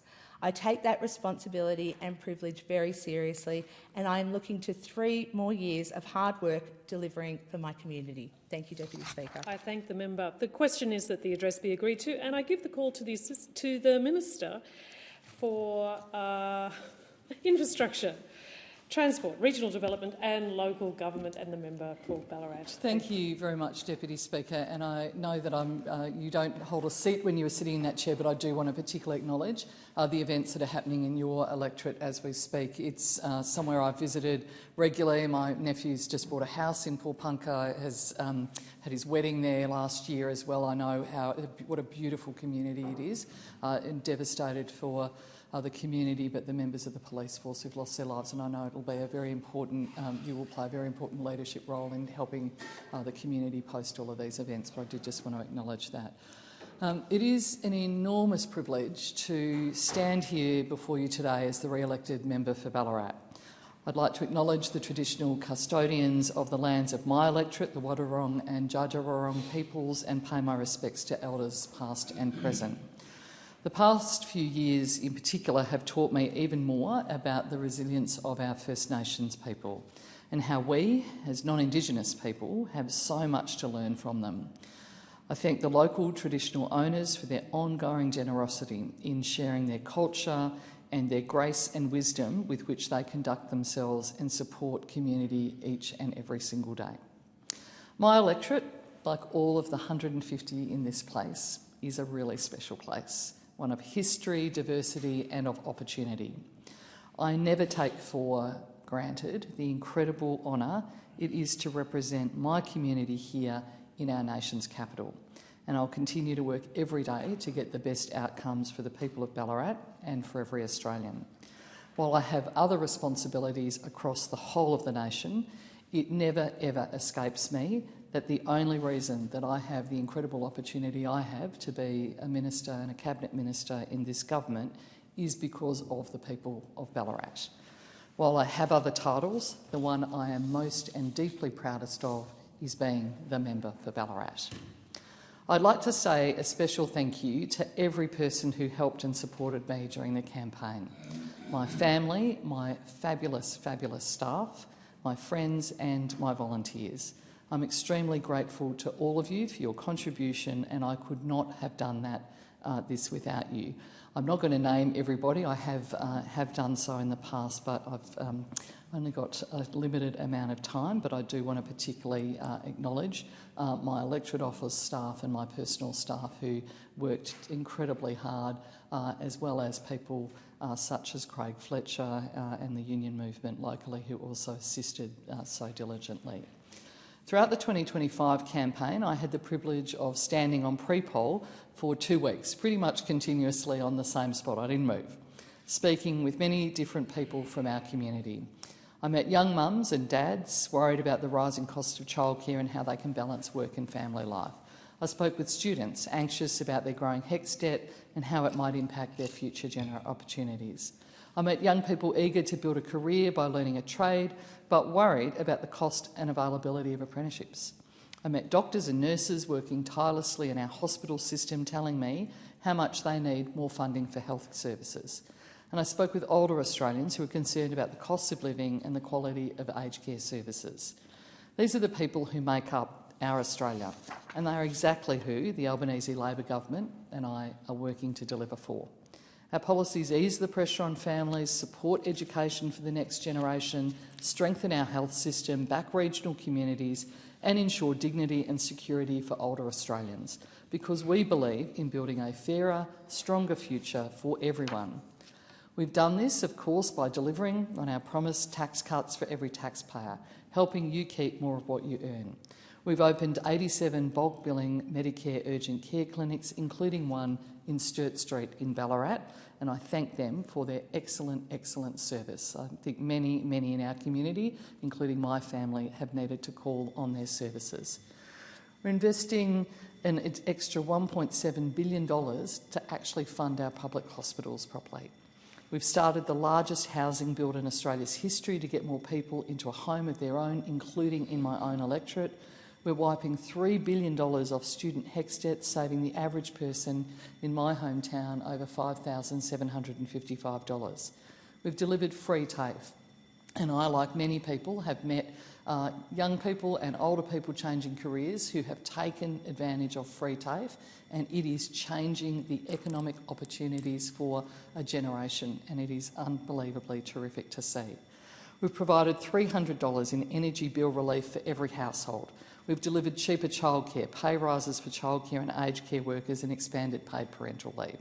We've doubled the Roads to Recovery funding to $1 billion, meaning every single council in this country, including in and around my community, is now receiving double the amount of money from the federal government to fix our local roads, and that is making a real difference across the community. We've doubled, we've increased the amount of money for black spots and for projects such as bridges, renewal and heavy vehicle productivity as well, and increased that funding.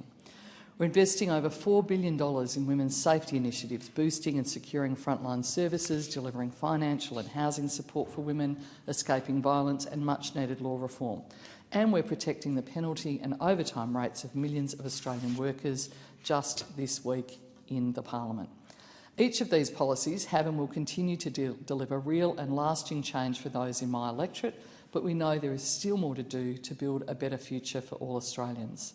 Throughout the election campaign, I worked with a number of local groups and organisations to commit to projects that will make a real and tangible difference for our community, and they build on the commitments that we made in 2022 that are now well and truly coming to fruition. I've spoken before in this place of Ballarat's history of institutional abuse and the way that it continues to echo through generations. For some time now, local survivors and supporters have been working together on the design of a memorial for our community, a place of healing, recognition and quiet reflection, a place in the heart of our city that acknowledges and honours all survivors of sexual abuse and assault. I was incredibly proud to commit $500,000 for the Continuous Voices Memorial in Victoria Park. This commitment from the Albanese Government, together with previously announced support from the Victorian Labor Government and the City of Ballarat, ensures that this worthy project will actually be built. This commitment assures survivors that we see you, we believe you and we support you. And if the Royal Commission and the recent events in my hometown, but in Victoria, as well as in Queensland, have taught us anything, is we have to be eternally vigilant when it comes to child sexual abuse. Ours is a proud and welcoming community and one where people support each other. The Ballarat Regional Multicultural Council operates out of an old high school building called the Ballarat Welcome Centre. It's a beautiful site. The building itself is pretty old, as a lot of buildings in Ballarat are. We're lucky that way, but it does mean that it is often hard to find facilities. We've pledged $500,000 to revitalise facilities for the Ballarat Regional Multicultural Council to continue to do the amazing work that they do, welcoming migrants but also showcasing our different cultures. Our Ballarat Agricultural Society, our Ballarat Show, has played an iconic role in Ballarat for over 170 years. The annual show is something many families look forward to, and it's always a brilliant day out. The Ballarat Agriculture and Pastoral Society doesn't just deliver the show, though. The organisation is run by a terrific group of volunteers who play an integral role in supporting primary producers and showcasing agriculture through the region. They have big plans for the future of their new site and what the organisation can achieve, and we were pleased to back them with $1.5 million towards their new event and exhibition centre. It will be able to host the Ballarat Wine Show, agricultural workshops and private events, and in essence it'll ensure the sustainability of the showgrounds for years to come, to be able to have that stream of revenue to support the producers in our community. We also committed over just on $1.2 million for community soccer upgrades in Creswick and Daylesford. Maybe it started with the Matildas, maybe it's because these two clubs are so welcoming and so inclusive, but both are seeing a huge influx of women and girls wanting to play soccer. Girls getting changed for soccer in cars or behind trees, particularly if you're in Daylesford or Creswick, if you know how cold that can be. Although if you're watching The Block at the moment, which is in Daylesford as we speak, it looks like it's sunshine every single day, but that unfortunately is not always the case. Capping the number of girls who can play has been what's actually been happening, because facilities just can't simply handle it. It really isn't good enough, and I know there are lots of demand across communities, but our commitment has been to get these fantastic local clubs the facilities that they deserve, and it'll keep local kids active and connected. About an hour south of Daylesford is the beautiful community of Teesdale. We're also ensuring that everyone has the facilities there that they need, with the Don Wallace Rec Reserve, a $1.5 million commitment to help deliver much-needed female-friendly change rooms, a new septic system, a new accessible toilet with baby change facilities, power upgrades and paths and landscaping to really secure the site. Finally, we've invested $3 million to establish a fit-for-purpose veterans, families and community hub in Wendouree. I'm really delighted that the City of Ballarat has made a premise available. It's one of the old council chambers from amalgamation that has been really sitting vacant for a long period of time. It is an ideal place for a veterans hub in our community, which has been sadly needed for a long time. It will be a place of connection and practical support for the servicemen and women who we owe so much, for their families and their supporters. Thousands of veterans live in the Central Highlands region, and the benefits of this project will extend far beyond the boundaries of Ballarat. I've been speaking with the team behind the Ballarat Veterans Assistance Centre for many years now about this project, They are passionate and committed, and I believe in them and what they can achieve. I'm very proud to support this meaningful project, which will be delivered by the City of Ballarat and supported by the expertise of local government. Many thanks, as I say, to Evan King, no relation to me, but CEO of the City of Ballarat, who do such terrific work often behind the scenes to really work with communities in a way that delivers great outcomes for groups like the veterans community. I'm really excited to get to work and the benefits of that these projects will bring. As I said at the start, alongside being the member for Ballarat, I'm very proud to have been reappointed by the Prime Minister as Minister for Infrastructure, Transport, Regional Development and Local Government for a second term. It is an enormous responsibility and one that I'm very passionate about, and I thank the Prime Minister for trusting me to continue to fulfil that role. Through my portfolio, we'll continue to deliver for all Australians, and we've set a significant agenda before us. We're delivering historic reforms, including legislating an aviation consumer protection scheme for the first time, ensuring Australians living with disability can access essential transport services with the dignity that they deserve. And I went recently to one of the co-design workshops that is the aviation sector and my department working closely with those with a disability to actually design the new aviation disability standards so we can actually get a better outcome for the treatment of people who have a disability wanting to travel by air to go and do all of the things that we love and enjoy. We're also driving productivity through the freight and supply chain, and we'll continue to do that work. We continue to deliver a record investment in infrastructure across the nation. That investment stretches right the way across the country throughout our regions, our cities, our towns and our suburbs. I've been very focused in our first term to ensure that pipeline of projects are focused on enhancing the productivity of our industries, improving safety of our local road users, connecting us with our loved ones and saving us time when we're travelling to and from work, and that those projects are across the nation. We have increased funding, in fact, for infrastructure, whilst we had to do a review of the pipeline to ensure its deliverability. I can assure the House that despite some of the rhetoric from those opposite that still seems to continue, not a single dollar has been cut from the infrastructure pipeline. In fact, it has actually increased under the Albanese Labor government. And it's important to understand that whilst projects may have not proceeded, no money has been cut. In fact, there's been increases to funding for infrastructure everywhere across the nation. In Queensland, we're delivering our record $7.2 billion investment in the Bruce Highway. The Rockhampton Ring Road is proceeding well. The Olympic infrastructure in Queensland that will leave a lasting legacy. We've signed the new intergovernmental agreement with the Deputy Premier there just recently. In New South Wales, Western Sydney Airport is pretty much complete. It's looking fantastic and the aviation agreements are getting in place. Looking forward to that opening, and in addition to that, we're delivering that critical road and rail infrastructure in roads from 15th Avenue, Mamre Road and Elizabeth Drive, and in rail, the rail line's well underway with having visited the station box just recently out at the airport. In Victoria, we're funding and working very closely with the Victorian Government on the Melbourne Airport rail link and unlocking Sunshine, the Sunshine Station precinct, which is a really important enabler of not just airport rail, but also untangling the network to enable future electrification of the Melton line. We're also delivering significant investments that are continuing with North East Link, suburban rail loop and, of course, to the Western Freeway. There is, of course, more to be done.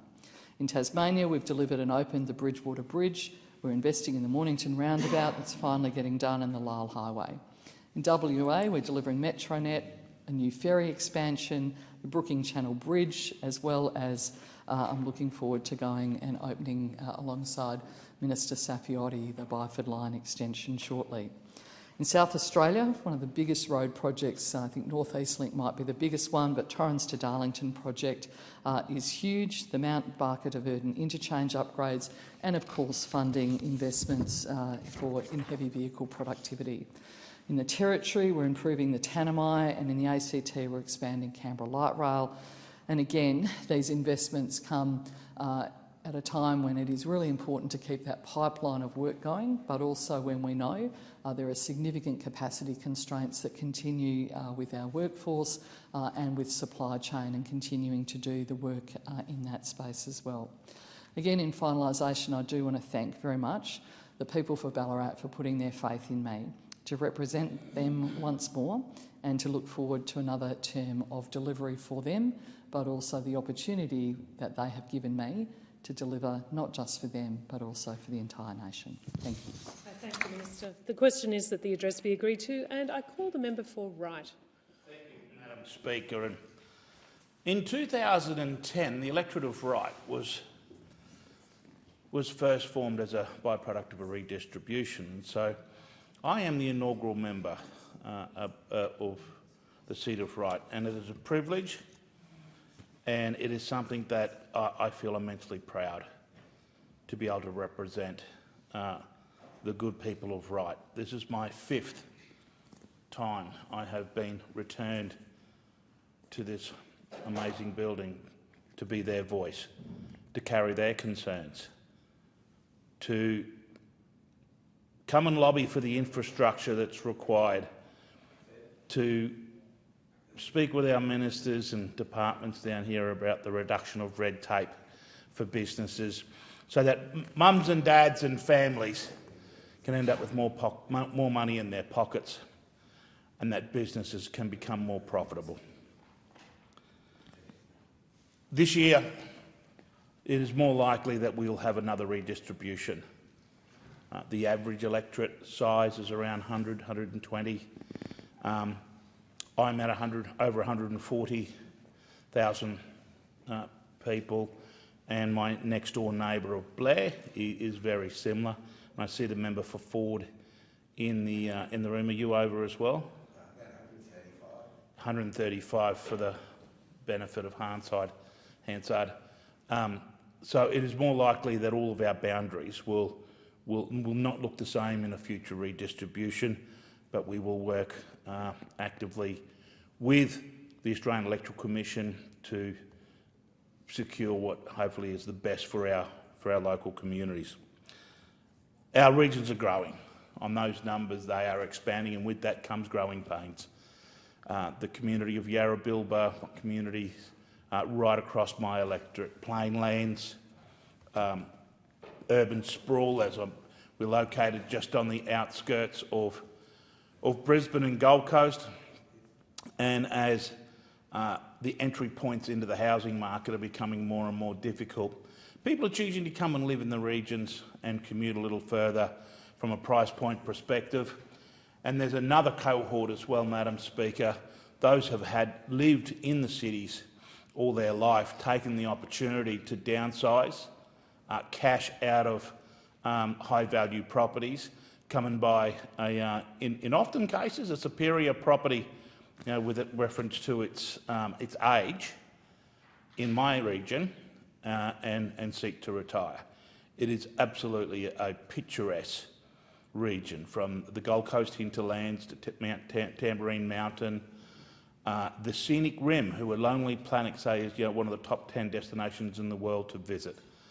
We have some of the most exquisite restaurants, and across the restaurant, and we have an Eat Local Week campaign that goes for an entire month, where restaurants in Brisbane and Gold Coast will bring their clients, just say if they buy local produce from our community, pork or cheese or honey, they will bring their clients out and set up pop-up restaurants on the farm where the honey and the cheese and the pork is grown, long table lunches in the spring. It is such a, and they converse with the locals and the community. They bring out their chefs, they bring out their wait staff, and they sell these tickets, and it's such a popular event, and you have to be very quick to get into the pop-ups that you need, otherwise they disappear very quickly. Agriculture is still the largest contributor to GDP in my electorate, and this year, over in Whithcott, a company probably not known to many people in Australia, but Southern Cross Windmills is celebrating its 150 years of manufacturing here in Australia in my electorate.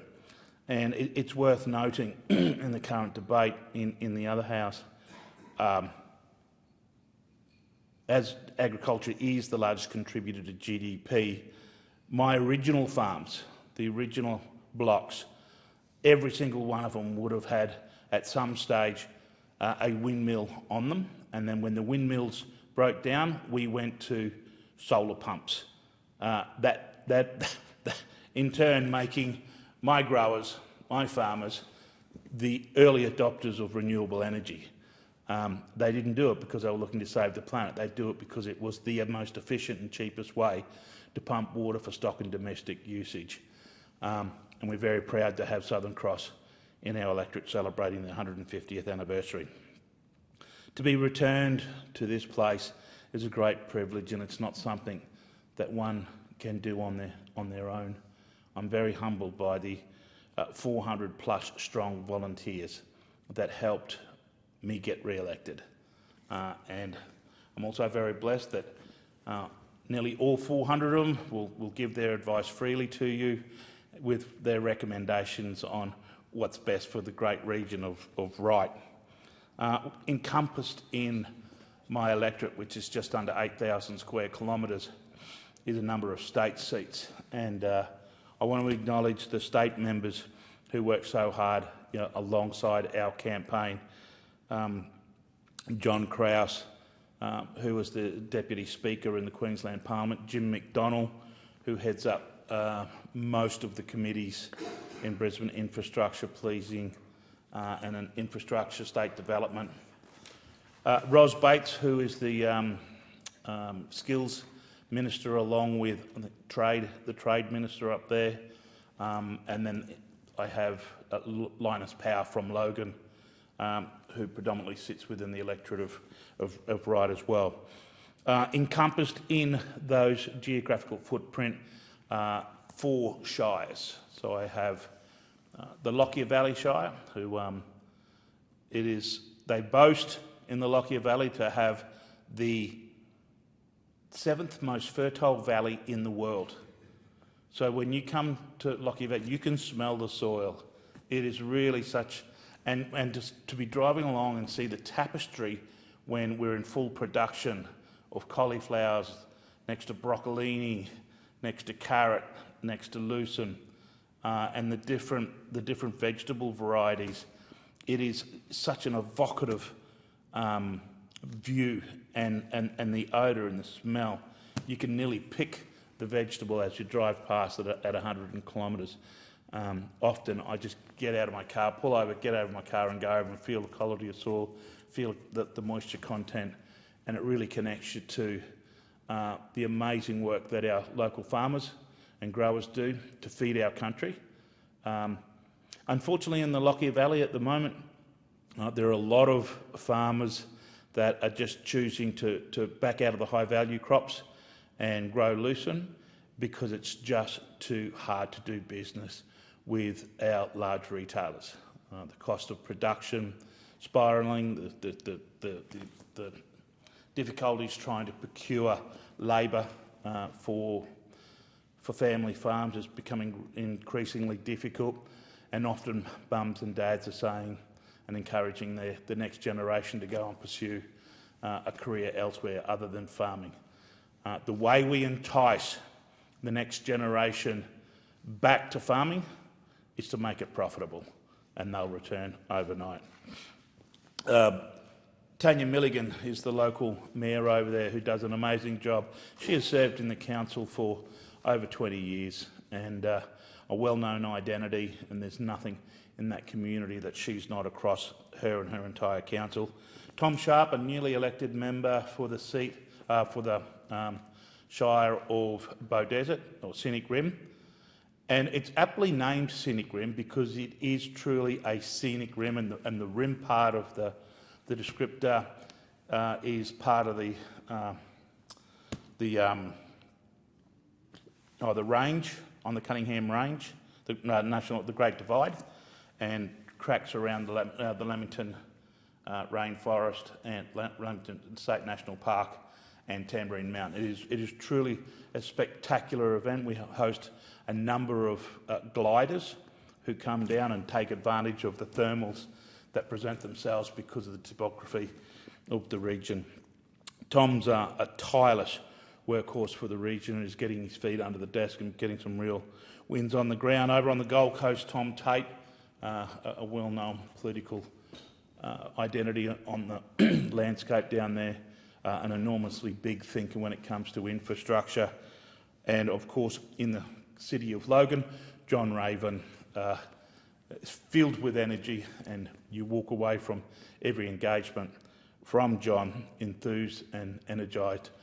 His commitment to the city of Logan is absolutely commendable. I want to acknowledge in my area, Madam Speaker, the amazing work that our sporting organisations do and just how important it is for our children to be involved in sports. It's too easy for a child to be armed with Wi-Fi, a phone or a PlayStation.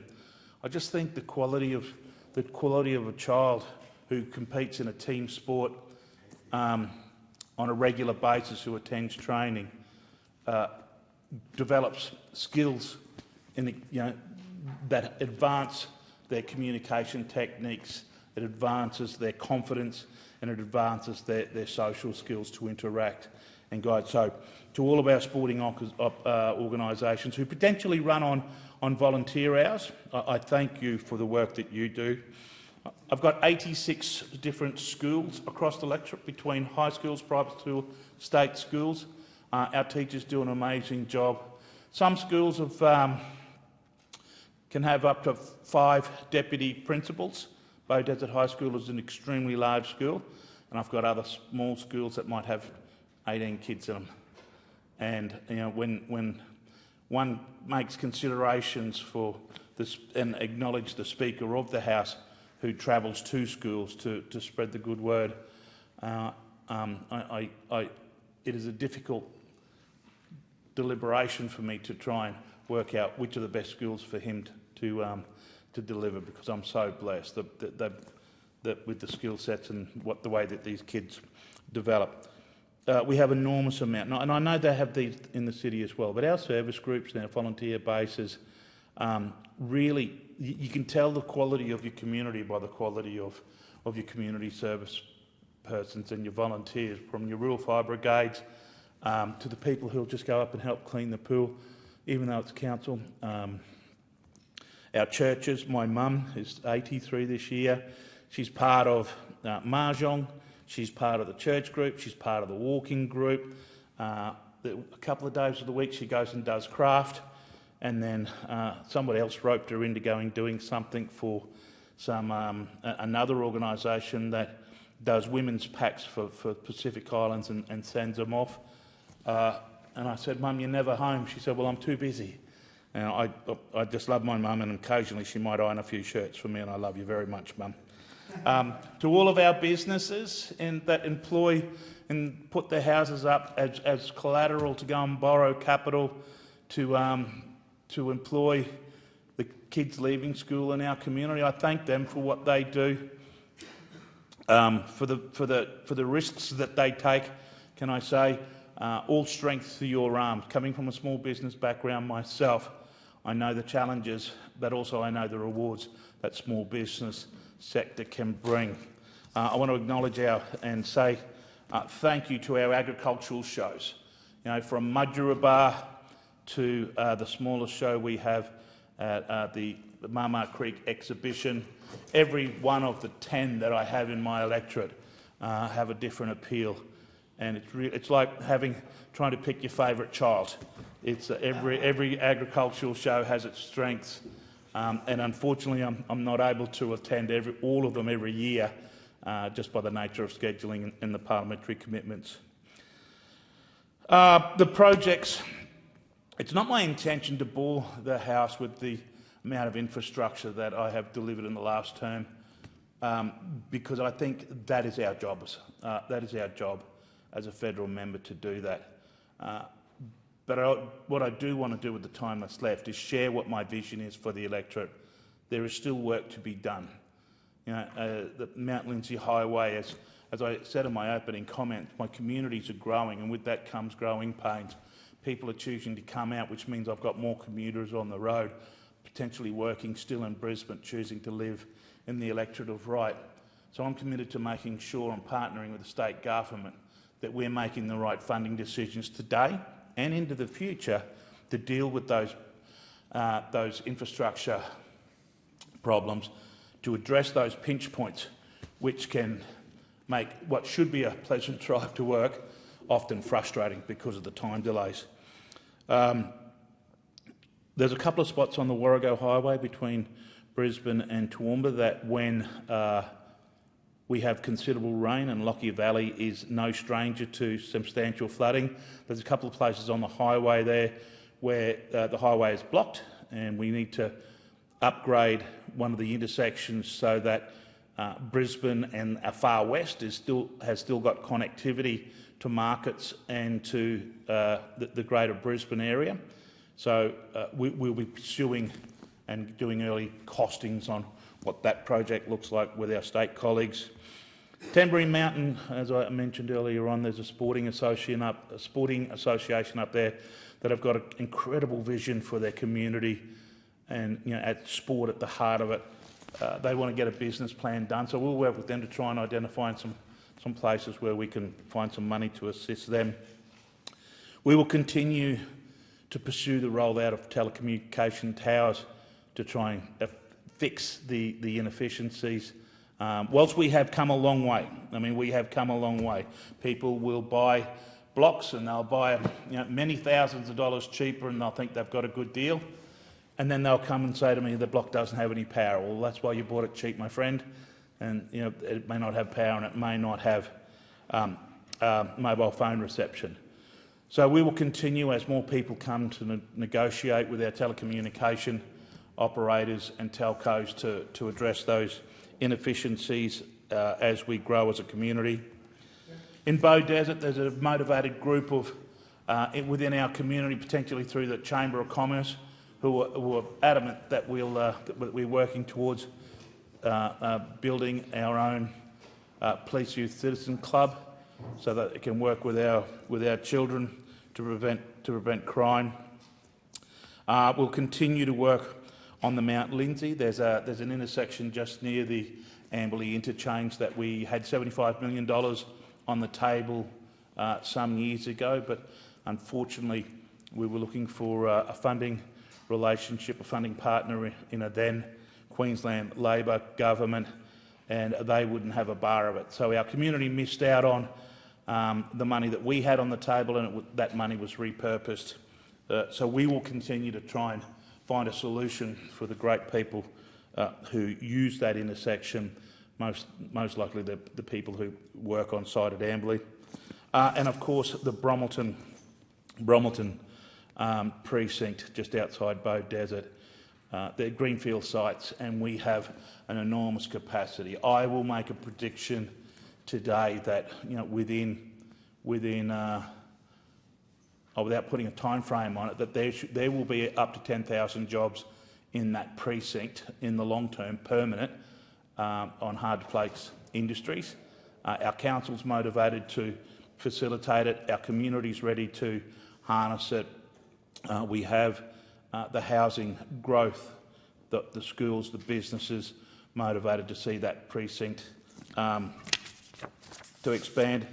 I'm sure there are those who will be offended by the fact that I have omitted them from my speech, and that has only happened as a result of the restriction on time, because hopefully all and sundry can get a sense of how passionate I am and proud to be the federal member for Wright.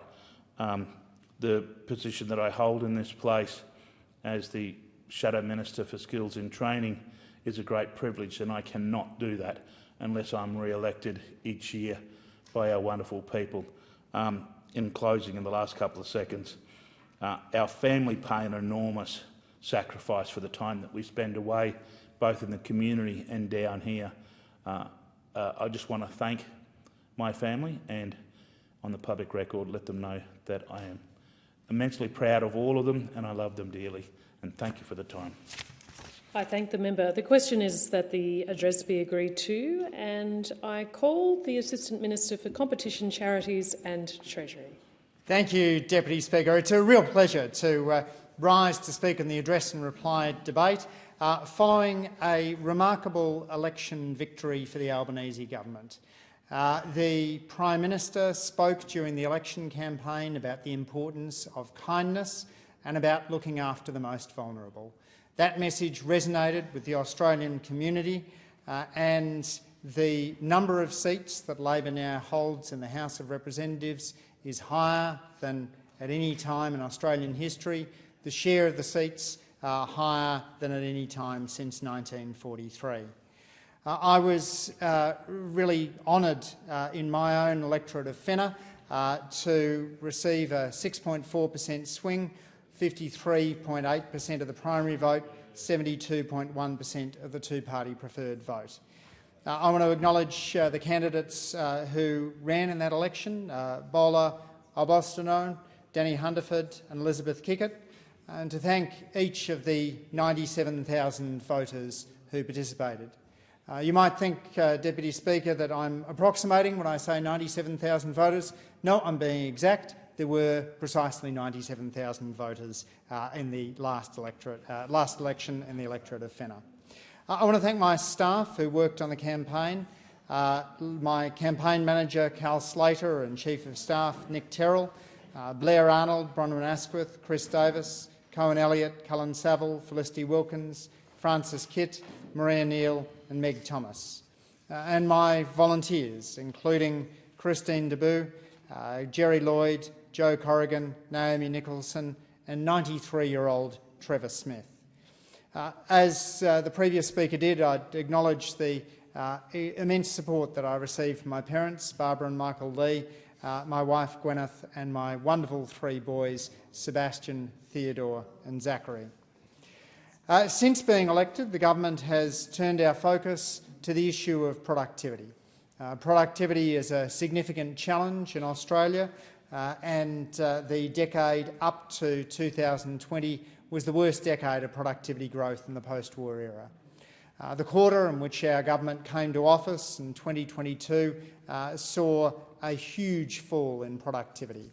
And our government wants to boost productivity because we recognise that this is the way in which we raise living standards, the way in which Australia can be more generous to those who are vulnerable here and overseas. The Treasurer's Economic Reform Roundtable was preceded by a range of productivity roundtables across the country, more than 40 in all, and I was pleased to participate in a number of those. On the 13th of August, the ACT Labor Federal Representatives, Katie Gallagher, David Smith, Alicia Payne and myself held a roundtable focusing on how we boost productivity, resilience and budget sustainability. I'd like to thank the attendees, Blake Connor-Proberts, Devlin Bowles, Professor Abid Khan, Michael Thompson, Hala Basnar, Margot McNeil, David Marshall, Mandy Hill, George Cadmos, Adam Finessi, Matthew Caldegars, Marcus Doherty, Janet Salisbury, Maddie Northam, Corinne Dobson, Anna Maria Arabia, Andrew Mears, Greg Harford, Michael Matthews, Alison Percival, Frank Poria, Gary Watson, Cathy Ehrman, Michael Hamill, Keith Cantill, Emma Sparks and Bill Shorten, the Vice-Chancellor of the University of Canberra. The discussion was free-flowing and thoughtful, engaged in topics such as how the ACT can help serve as the nation's social laboratory, how we can use our willingness to be at the cutting edge of reform in order to provide productivity lessons that benefit the nation as a whole. On the 7th of August, I drew together a range of economists from universities and think tanks to focus on the drivers of productivity growth. We met in Melbourne, holding sessions on technology and human capital, investment and allocative efficiency.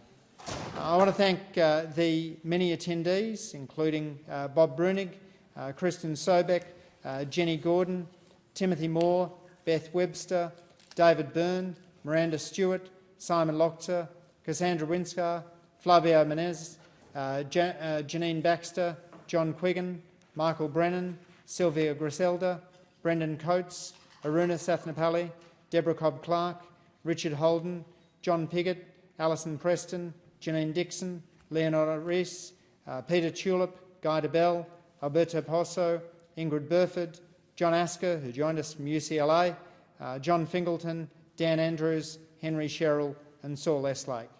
That conversation was the most wonkish productivity discussion that I participated in, and among the ideas that were discussed was the importance of ensuring that we get the very most out of assets. How we think about using the electricity grid in a way which ensures that we don't have to build too much excess capacity for those few hours a year when the grid is peaking out. How we make the very most of our transport network to ensure that we don't need to build roads that are only at their maximum capacity for an hour a day. There was also emphasised the notion of investment and how we make smart investments, evaluating those investments using rigorous processes such as randomised trials, as we've sought to do through the establishment of the Australian Centre for Evaluation. I thank all of those economists from academia and think tank land for the thoughtful way in which they engaged in that discussion. As a professor turned politician, I very much see one of my roles in this place as being to act as a conduit from the world of ideas to the world of power and welcome those who've raised their ideas and will continue to be part of that conversation. On the 5th of August, the Minister for Social Services, Tanya Plibersek, and I held a productivity roundtable with charities and not-for-profits. The focus of that roundtable was to ensure how the not-for-profit sector can deliver more impact, not by compromising values or chasing metrics, but through better systems, smarter incentives and greater capability.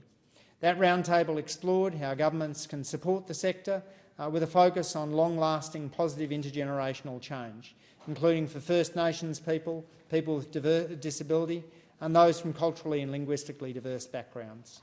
There was a discussion around evaluation and how we ensure that government programs are better evaluated, a discussion around IT capability and the recognition that we need to do more in order to ensure that charities and not-for-profits are protected against cyber threats and are able to make the very most of the artificial intelligence revolution. I want to thank Tim Liu, Cass Goldie, Sarah Davies, Maile Azizi, Barry Sanderson, Harry Greenwell, Eleanor Williams, Travis McLeod, Aminé Nabadan, Heidi Peterson, David Crosby, Stephanie Harvey, Robin Clough, Marianne Geronimo, and Ian Ham, Julian Elliott, David Spriggs, Graham O'Connor, Jason Tabaris, Joe Barraquette, John Hartman, Marion Bennett, Christy Muir, Christian Siebert, Andrew Colvin, Nick Tebby, Mel Parks, James Toomey, Saffron Zoma, Toby O'Connor, Tanya Van Arflet, Rob Sturrock, Kristen Stevenson, Angus McFarland, Karen Douglas, Julia Keedy, Robin Milden, Adrian Appo, Paul Conroy, Geraldine Manair, Tabitha Farrer, Michael Carmody and Cassandra Goldie for their participation in that Charities and Not-for-Profits Productivity Roundtable. On the 12th of August, I was pleased to participate in a roundtable about productivity in Western Australia, organised by Tanya Lawrence, alongside WA Treasurer Rita Saffioti. That discussion focused on the unique role of the resources sector within Western Australia, but also the importance of ensuring a diverse industrial base for Western Australia. Attendees contributed a wide range of ideas about technological uptake, boosting investment and how to ensure that West Australians are ready for the jobs of the future. I was particularly impressed by the way in which Tanya Lawrence had engaged so extensively with the attendees, spending at least half an hour with each of them beforehand and adeptly drawing together their contributions in order to make the most out of that roundtable. All of these roundtable discussions fed into the Economic Reform Roundtable conducted here at Parliament House from the 19th to the 21st of August. That roundtable was convened by the Treasurer, and the Assistant Treasurer and I were pleased to be in the room for the 3 days of the conversation. 29 days sitting in a windowless room may not seem like everyone's idea of fun, but when you're talking about economic reform, there's nowhere I would have rather been. I admired the way in which so many of the attendees took off their sectional interest hats and put on a national interest hat, engaging constructively on how we boost productivity and engaging in particular with those ministers who came into the room for particular parts of the discussion. We had Minister Tim Ayres, we had Minister Murray Watt, and of course we had Minister Claire O'Neill, who came in to discuss the significant challenges that she is grappling with in the housing sector and the vital work that she is doing across local, state and territory governments in order to ensure that we build the houses we need. Many members will be familiar with Ezra Klein and Derek Thompson's book Abundance, which emphasises the way in which a series of well-meaning regulations can together overlap to create a thicket of regulation which prevents us building the homes, the clean energy infrastructure, doing the research that advanced countries need. That philosophy is very much in accord with a government led by a Prime Minister who was the former Infrastructure Minister, and who has a passionate commitment to seeing more homes built. While in the last Parliament we fought the housing supply denialists to our left and right, we are getting on with the job of building, not only with the Commonwealth balance sheet but also in engaging with state, territory and local governments in order to ensure that the regulations don't stand in the way of construction. And I'm sure the Minister will speak much more articulately than me in her contribution next. The roundtable identified 10 areas of consensus: progressing work towards a single national market to improve and modernise the Federation, simplifying trade and tariffs, better regulation to cut the clutter, speeding up approvals in national priority areas, building more homes more quickly, making AI a national priority, attracting capital and deploying investment, building a skilled and adaptable workforce, a better tax system and modernising government services. We understand the importance of ensuring that government is more productive as well, and the work that we're doing through Minister Gallagher is vital, as is the better evaluation of government programs. In some sense, Deputy Speaker, the challenge that we face with productivity is akin to the challenge that we face on the sporting field. The sport doesn't face a trade-off between fairness and excellence, and neither should the economy. Our objective as a government is to ensure that we lift everyone up, that we don't simply look at average measured productivity and worry that it might go down if we move somebody from long-term joblessness into work. We recognise that it is the productivity of everyone that counts, and that we need to have measures of productivity that better capture the vital work that is done in the care economy. Deputy Speaker, in closing, can I just acknowledge an important milestone that has passed this year? The ANU Indonesia project has turned 60. The ANU Indonesia project is run out of the Crawford School of Public Policy at the ANU, and really has been a jewel in the crown for ANU. I want to acknowledge Professor Budi Risadamanto, the head of the ANU Indonesia project, and the faculty who work within that project. Hal Hill has played a critical role in the ANU Indonesia project throughout his career, somebody who has been a real mentor to me and to so many others within that project. Terima kasih banyak, Hal. The project's 60th anniversary saw speeches given by Stephen Kennedy, Dennis Richardson, Lisa Cameron, Murray Pagestu, Chatib Bastri, Bambarong Boshanto, Ross Garno and Penny Wong. It reflects the strong standing in which the ANU Indonesia project is held and the vital work that ANU does in strengthening the relationship between Australia and Indonesia. All right. I call the Minister for Housing, Homelessness and Cities.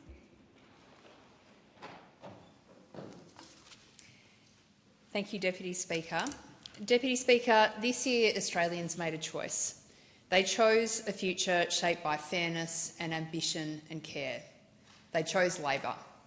And, Speaker, they rejected division and negativity. What an incredible victory we had on the 3rd of May. 94 Labor members now sit in this place, each of them bringing with such eloquence the hopes and the dreams of their communities, the strength of their convictions and the promise and the vision of a better Australia. I am honoured to stand among them. Speaker, one of the very best experiences that I know we've shared since the election has been the 24 first speeches that we have heard from new Labor members to this place. Speaker, I was so moved by every single one of these individual journeys. 24 people who have come to our chamber through very different pathways, through a variety of life experiences, through a plethora of different backgrounds, and they come together to sit with us in a Labor caucus that really, for the first time, represents modern Australia, and that's something that I am incredibly proud to be a part of. Deputy Speaker, I joined the Labor Party when I was 16 years old, and I did that because I believed, and I now know, that Labor governments change the lives of the people that we care about and they reshape our country. And particularly, Speaker, back-to-back Labor governments. This will be the 12th federal Labor government that Australia has had since the Second World War. And in that time, our party, the one I am so proud to be a part of, has laid the foundations of our beautiful, great modern country. Medicare, paid parental leave, superannuation, land rights, the pharmaceutical benefits scheme, the Accord, the National Disability Insurance Scheme. These achievements were not accidents. They did not happen by some inevitability. They happened because brilliant Labor people got themselves elected to Parliament, stood up for what they believe in and reshaped our nation. And we have the opportunity now, Speaker, over the coming 3 years to do it again. Speaker, we have an amazing opportunity to build on that legacy. We're going to govern with purpose and we are going to deliver for the people who place their trust in us. Speaker, people outside of politics, I sometimes think they may not realise the complexity and the difficulty and the amazing feat it is to run a campaign in your local community. Our campaign in Hotham was built on the shoulders of volunteers who gave us their weekends, their evenings and their hearts. The Hotham branch members in particular were the beating heart of this operation. We could not have done it without you, comrades. We are so grateful for your efforts. And Speaker, I know you would have seen the same thing in your community of Swan. Speaker, the commitment and the grit and the grace that my community showed me, the work they did with me, got us to a point where Hotham is now the safest Labor seat in Victoria.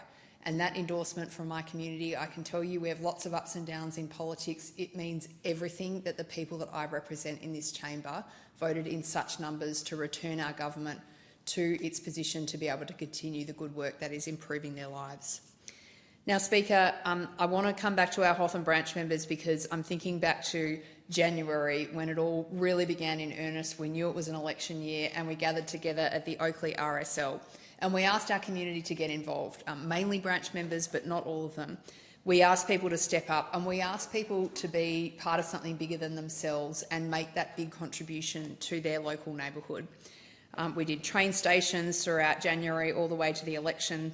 And then all the way up to that epic election day on the 3rd of May, it was 4 months of hard work and probably a year before that of preparation. Speaker, we had hundreds of volunteers helping us out, giving out flyers, phone banking, door knocking, letterboxing. I want to thank each of them individually, but I can't thank everyone individually, but I want to give a few special mentions.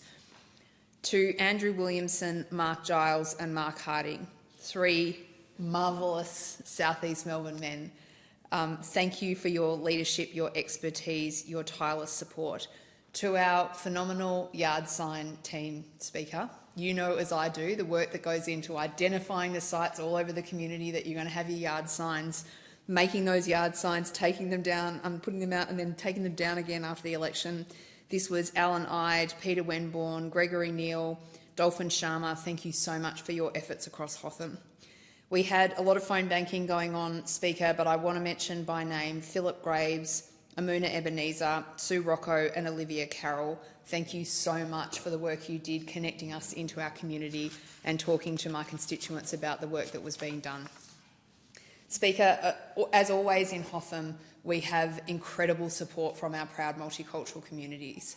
I am very lucky in Hotham to live and work in a community where most of my constituents were either born overseas or have a parent who was born overseas.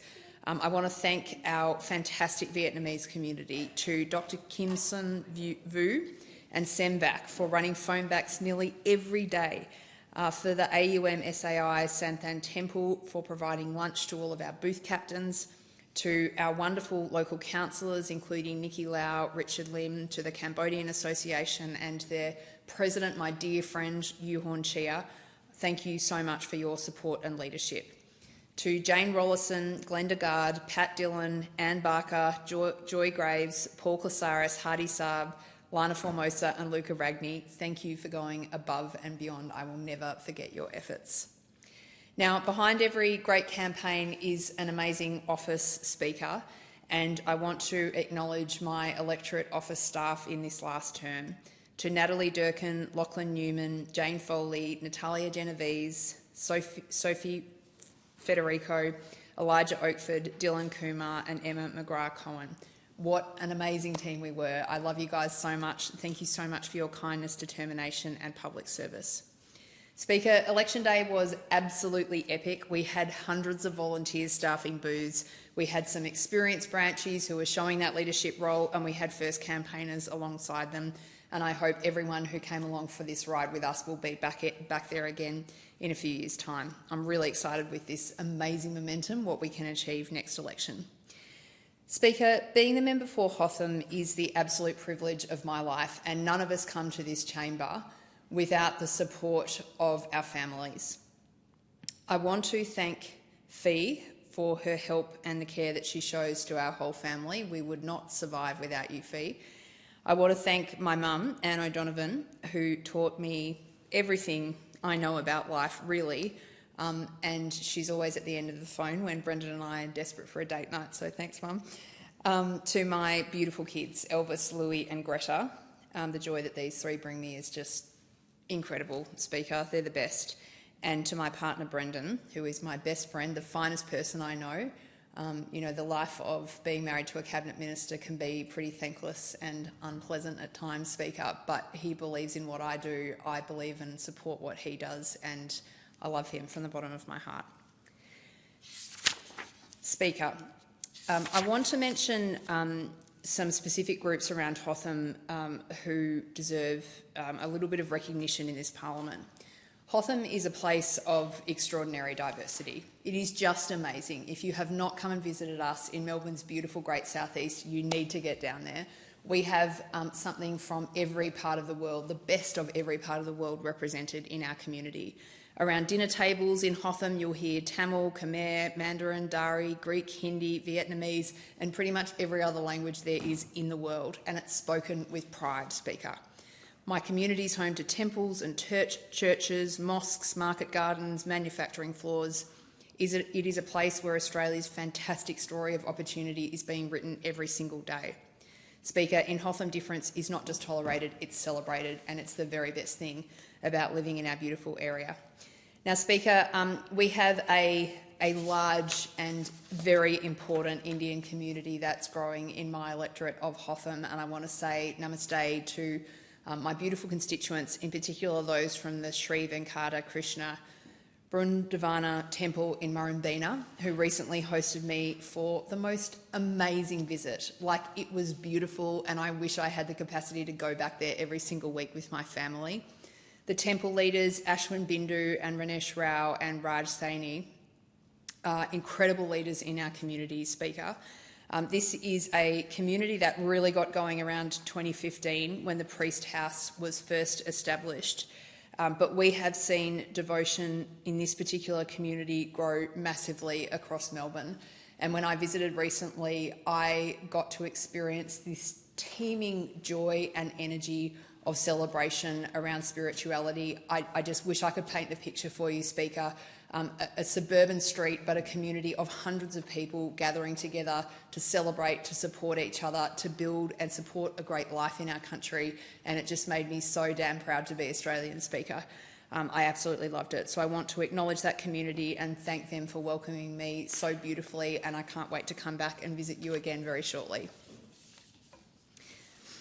Speaker, Hotham is a place of service, and I want to acknowledge some outstanding individuals from my electorate who were appropriately recognised in this year's Australia Day Awards.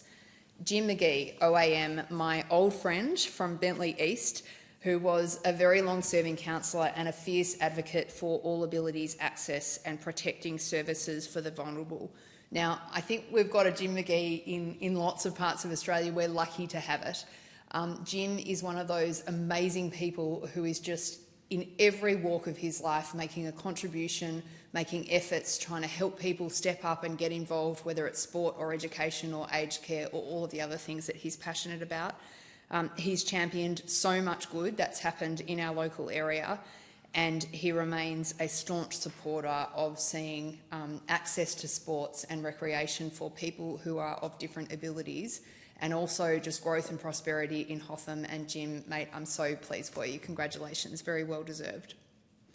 We also honour Senior Sergeant James Egan, APM of Bentley East, who passed away in November 2024. He has an amazing story, Deputy Speaker. This is a proud Bandarang and Gunjatmara man.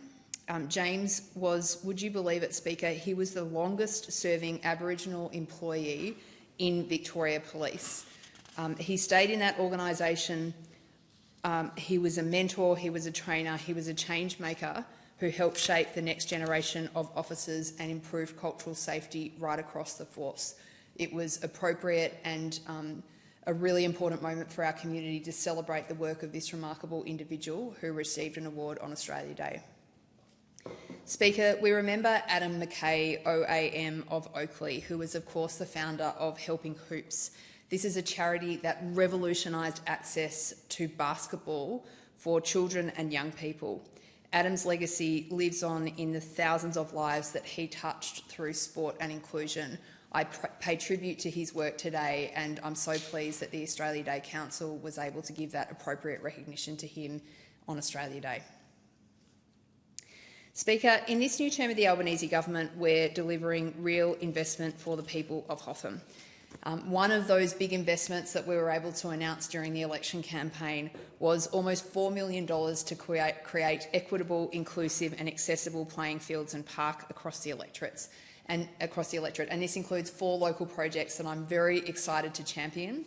We've got Bailey Reserve in East Bentley, which will receive new facilities for women and girls, supporting clubs like the Glenara Moorabbin Softball Association, GEMSA. Speaker, I have to tell you about GEMSA. What an amazing group of women. I had so much fun with Minister Wells going out and announcing the grant for their organisation. This is a sporting club where I don't think I've ever felt the warmth of inclusion at this level before. And I spoke to so many women who were involved in the club, you know, who, frankly, Speaker, have had some troubles in other parts of their lives. And this club was that place where they felt like home, where they felt loved and accepted for whoever they were. And GEMSA, I think you're amazing, and I'm so pleased to be able to support you. So let's get that grant out the door and your beautiful new club rooms built. Speaker, we're also going to see investments at Ross Reserve in Noble Park that will see female inclusive change rooms and upgrades to athletic tracks. We've got Jack Edwards Reserve, which is coming online pretty soon. We've got Princess Highway Reserve in East Oakleigh and Namatjiro Reserve in Clayton South, which will also receive funding, and we're pretty excited to see what that's going to mean for accessibility, safety and inclusion in parks right across my electorate. Speaker, I want to mention one piece of Hotham that I haven't talked about yet. I am so lucky to represent the heart and soul of Melbourne's Greek community. In fact, I get to not only represent Oakleigh in the federal parliament, I get to live in Oakleigh myself, Speaker, And I really can't put into words the warmth and the love that this community embraces me, and not just me, but my family, my kids, my husband and my mum. It is amazing to live amongst Greek Australians. Speaker, this is a culture that celebrates food, art, philosophy, politics, caffeine, drinking and dancing. So I'm just like, tick, tick, tick, this is fantastic. I love it. And this community is just absolutely brilliant. So it's been wonderful during the election campaign to be able to work with this community on a really big contribution that our government will be making to really what is the centre of this community. That's St Anagiri Church, which is in Oakley, and Oakley College, which is the school that sits next door. Speaker, these are two absolute institutions of Greek Melbourne. They perform incredibly important roles for our Greek community. And so it was fantastic during the election to be able to announce $4.5 million to back culture and inclusion through the construction of a Greek cultural club in Oakley. I want to thank Chris Damatopoulos and Mark Robertson for their absolutely impeccable advocacy around this project. This is going to mean a transformative difference to our ability to pass on that incredible Greek culture to the next generation. And we have a vision together of a community centre where we have older people doing computer classes, we've got young people learning Greek dancing, we've got young people in there learning their Greek language, and people who are that bit older really finalising and putting those finishing touches on their grasp of an ancient language. This is a really exciting development for the community. So I want to thank those two leaders, and I also want to mention our school captains, Alexander Korlos and Natasha Kanadakis. The students at this school are just incredible. I loved visiting the school during the campaign. I'm there really frequently, and they're just a bunch of legends. So thanks so much, guys. Speaker, another important area of contribution that our government is making is to support our local Ukrainian community. Our government has led the country in the strongest possible condemnation of the illegal and immoral invasion of Ukraine by Russia.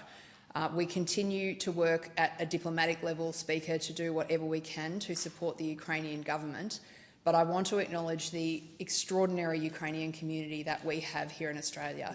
I'm very lucky to have a Ukrainian community centre in my electorate in Noble Park, and it was fantastic during the election to be able to announce an investment of $225,000.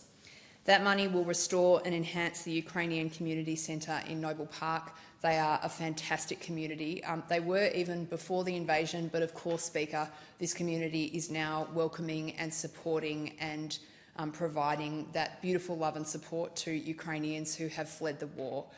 So it's fantastic to be able to provide that practical support to this community, and I thank the community for welcoming me to their art show a couple of months ago. Speaker, thank you so much for the time of the parliament to talk about some of these critical issues in my electorate, and I can't wait to contribute more as we work together in this term ahead. Thank you. Thank you. I call the Assistant Minister to the Prime Minister, Public Service, Employment and Workplace Relations. Thank you, Deputy Speaker. And before I begin my remark, can I say how wonderful it is to see you in that chair, chairing the Federation Chamber, making an incredible contribution not just to the Parliament, but also in the running of the Parliament. You and I share an electorate border, the beautiful Swan River, and we've shared a friendship of some 20 years, and it's just great to see you there. I'll begin by thanking the Governor-General for her remarks at the opening of this 48th Parliament. Her Excellency highlighted, quote, "Our democracy is the golden thread that unites Australians across geography and generations." I could not agree more. In my electorate of Perth, I see that golden thread in action. In every community group, in every person who turns up to vote, and everyone who finds their unique way to have their voice heard. Democracy doesn't just happen in Parliament, but it happens in the values of the people of Australia and the people of Perth. And what Her Excellency said was this, quote, "The government is ready to return to the task of building Australia's future," because that's what we were elected to do. That's the promise that we made to the Australian people when they chose to support us on the 3rd of May. And that spreads across a wide agenda, helping Australians earn more and keep more of what they earn, strengthening Medicare, making medicines cheaper, making education and training more affordable by protecting the investments we've got by fully funding our public schools, and making sure that free TAFE isn't just something that happened for a period of time, but it's there permanently for the future. The commitments we made in Perth, where you and I attended, the Labor's launch, it was launched in the electorate of Swan in 2022. They went one better in 2025 and launched in the electorate of Perth, where the Prime Minister stood up and made a commitment that we would make it easier for people to buy their first home with just a 5% deposit. And we deliver on that in October this year. Now, I don't know, Deputy Speaker, whether on the 27th of September the Dockers will win the grand final.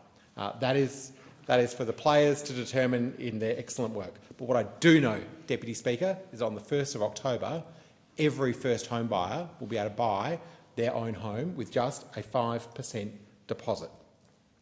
And I'm really excited to be part of that agenda, just as I am of the work that we're doing in making sure that we protect the penalty rates for some 2.9 million Australians, something that's currently being slightly held up by the opposition, but we are determined to get that done because we know that working Australians work hard, deserve those penalty rates and deserve to have that money in their pocket. Similarly, we'll continue to do the work that we said around making sure that Medicare is more accessible.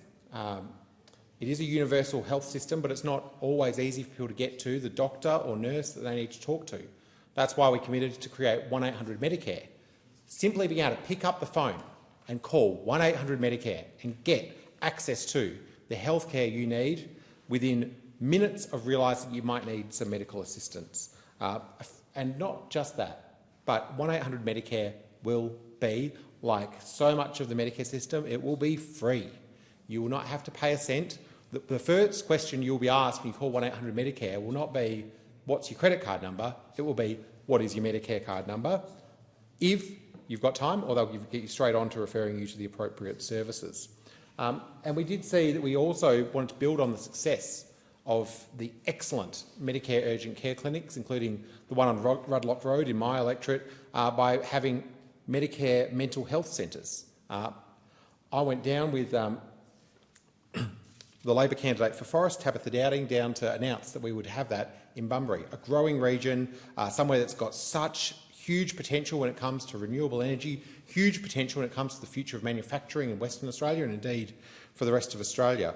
And just on that, I think one of the things when you come and have the privilege of giving an address and reply is you do kind of reflect on the fact that you are fortunate to get here, but not everyone you might campaign alongside does. And so in that, I do want to pay a little tribute just to those who, in terms of my party, stood in Western Australia for seats and may, sometimes through no fault of their own, you know, I don't want to live in a country where everyone votes the same way. Some of them worked incredibly hard, gave up weeks and weeks of their time, but I just want to pay tribute to the Labor candidates who stood in WA. Tabitha Dowding, who ran an excellent campaign in Forest, and I don't think it's the last we'll see of Tabitha.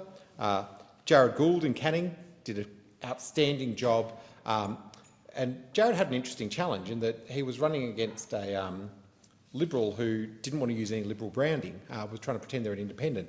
But Jared did a great job despite those odd circumstances. Darren Moyer, who stood in O'Connor, he's a great farmer and he did an excellent job there. My friend Karen Wheatland, who stood in the seat of Durack. City of Perth Councillor Victor Coe, who stood in the seat of Curtin, and Deep Singh, who stood for the Senate. I think it really is a contribution to democracy, Deputy Speaker, that people stand, even if they know they may not succeed in getting into Parliament. They stand because they want to make sure that wherever people are in this country, people can choose to vote for a Labor candidate.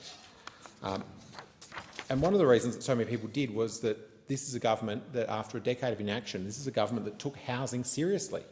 We stood there saying that the idea that you want to own your first home should not be out of reach for any Australian. We put a huge focus on first home buyers, and we saw that through our Help to Buy scheme, which is going to help some 40,000 people over the next 4 years. We saw that in the agenda we took of building 1.2 million homes in the next 5 years. Those opposite said, oh, that sounds hard, why try? We say it's worth trying to do the hard things to make sure you can deliver for the people who send us here.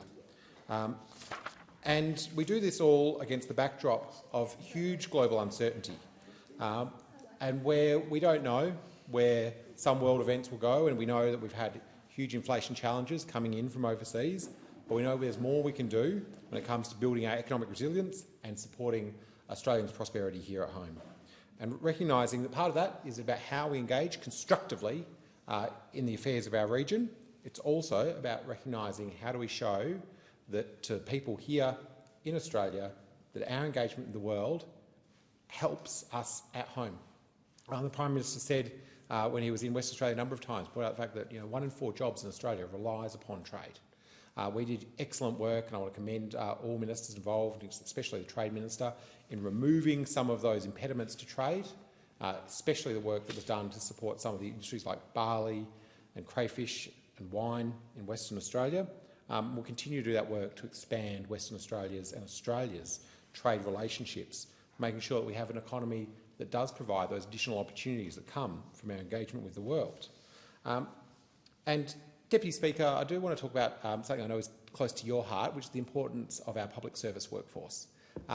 You are an excellent advocate, Deputy Speaker, for standing up for public servants and the important work they do, whether it be clearing backlogs, preparing us for natural disasters, providing support for people at times where they may have lost everything, and the only thing they want is for a public servant to pick up their phone and give them some financial assistance so they can get back on their feet. We've got an outstanding public service in this country, much of it, but not all of it, here in the nation's great capital. And I was really proud to stand with you and Labor colleagues across the country, including the Minister for the Public Service, in advocating for the important work the public service does. It was deeply disappointing to see, and I hope we don't see it at another election campaign anytime soon. It was deeply disappointing to see the mean, nasty, inappropriate attacks on the public service that came from the Liberal Party as they sought to campaign their way into office. The Australian people rejected their attacks on work from home. They rejected their attacks on the public service. They rejected the idea that the Liberal Party and the National Party had put out there that somehow it was acceptable that veterans were waiting months, if not years, for their packages. That was the proposition that was put by those on the opposite side. And I was proud to stand against the plan put forward by the now Leader of the Opposition and others to cut 41,000 jobs from the public service.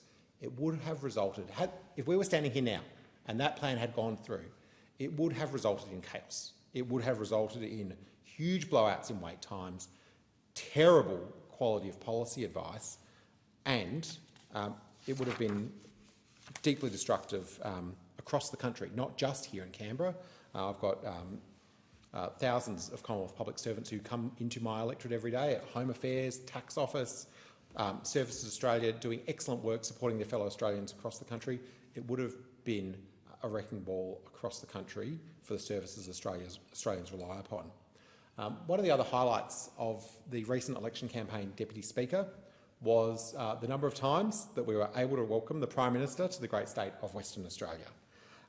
We did welcome him for the campaign launch in my seat of Perth. In fact, over the course of the last term of government, Western Australia welcomed the Prime Minister 35 times.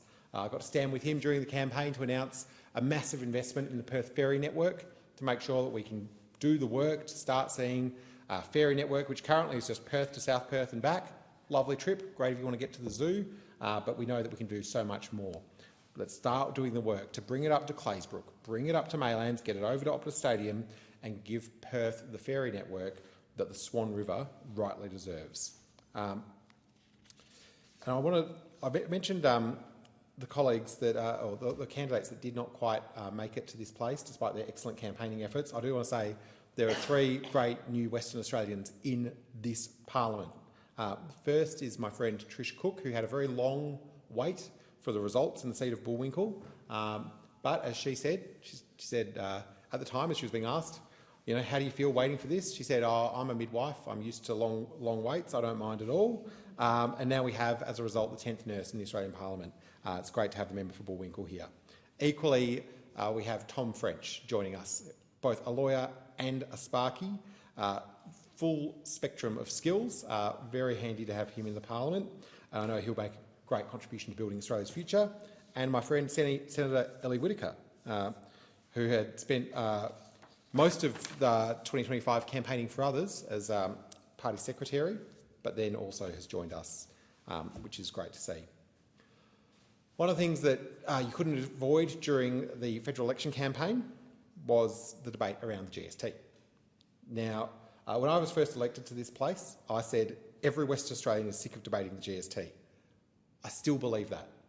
The reason I believe it is because I think we now finally have a set of policy settings that are settled that appropriately recognise the interests of every part of the Commonwealth and the No Worse Off guarantee, which our government has extended, has meant that we can keep the GST debate off the front pages so we can focus on the serious challenges Australia faces.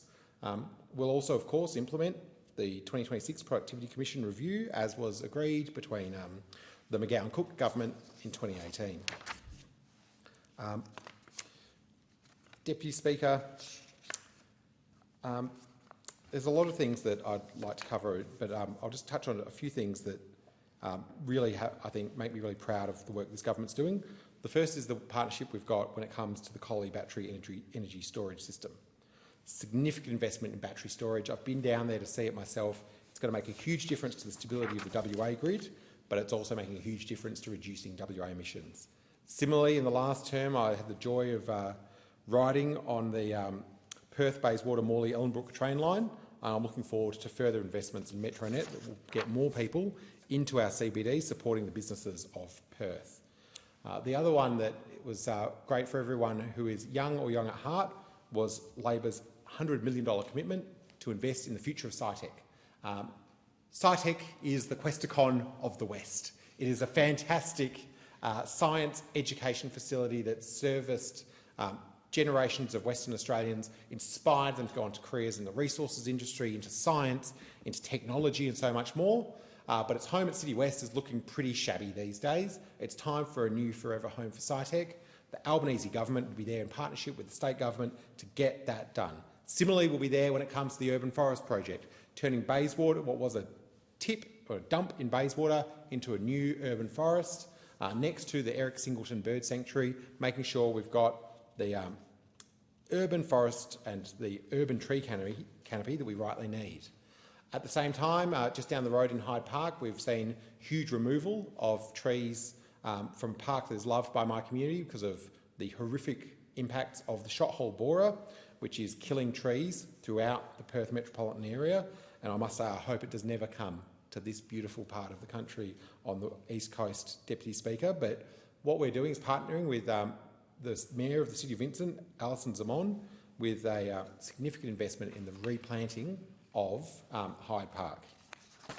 My final moments, Deputy Speaker, I just want to quickly thank some, and I can't do all, of those who I've been fortunate to have the support to be able to continue to serve in this place. Firstly, I want to thank my family. My wife, Jess, has gone through 4 elections with me. Everyone is its own unique challenge, but the incredible support that she provides me both humbles me, makes me feel incredibly loved, and I'm really glad that she's been with me for all those elections, and as a result, on the end of this sitting fortnight, we'll be able to celebrate our 10th wedding anniversary. I want to thank our children, Leo and Ruby, who both enthusiastically demanded their own mini-sized campaign shirts. Were enthusiastically there, sitting at the front for my campaign launch when the member for Sydney came over and launched that campaign. They only interjected on her about 7 times during her speech, but it was great to have their support. To my family, my mum and dad, Wendy and Ron, who were there at pre-poll in Morley with me pretty much every day, and my brother Joey, very grateful for their support, and to my mother-in-law Diane, who handed out at an election for the very first time. Really grateful for that support, as I am to my brother-in-law Andrew. So thank you. Then to the team that I worked with. I want to say thank you to Daniel Sutherland, Anna Chirac, Kiani Manan-Bakay, Raz Abdullah, Kelly Ovens, Marissa Williams, Shay McPherson, Martina Yushinkova, Caitlin Stubberfield, Rukshan Dialwis, Matilda McKay and Harry Saunders, all of whom made an outstanding contribution, fantastic campaigners. People are very proud, rightly proud of the results they achieved. And also just to acknowledge one of the other joys, if you're in this place long enough, you get to see your staff make big life decisions, and we got to welcome baby George. So congratulations to Martina for adding baby George to the broader office family, and similarly congratulations to Daniel Sutherland for adding baby Daphne to the broader office family. Two really exciting, nice moments. It's always good to have a campaign baby in tow, Deputy Speaker. I'd also like to say a special thank you to Marissa Williams, who left my office at the conclusion of that term, spending more time with her two excellent, lovely children, Jude and Henry. Marissa has done an incredible amount of service, not just to me, but to the Labor team in Western Australia, and I wish her the very best. And I'd like to thank equally the campaign committee of people who were there to tell me hard truths, make sure I stayed on message, make sure I kept my diary commitments and everything else. Thank you to Ali Vaughan, Bob Katura, Jimmy Murphy, Maria Van Hemert, Megan Animal, Rachel Roberts, Stephen Graves, and thanks, Maria, for bringing along baby Iris from time to time. Deputy Speaker, I'll finish my comments there. It is an absolute honour to serve in this place alongside so many talented members. We had so much excellent contribution before the election. We added to that at the election while retaining everyone who wanted to recontest their seat on our side of the place. That is a unique outcome in Australian electoral history, one that I'm proud to have played a very small part in achieving, and I'm looking forward to the work of the 48th Parliament. Thank you. Thank you. The question is that the address be agreed to, and I call the member for Jagga Jagga. Thank you, Deputy Speaker.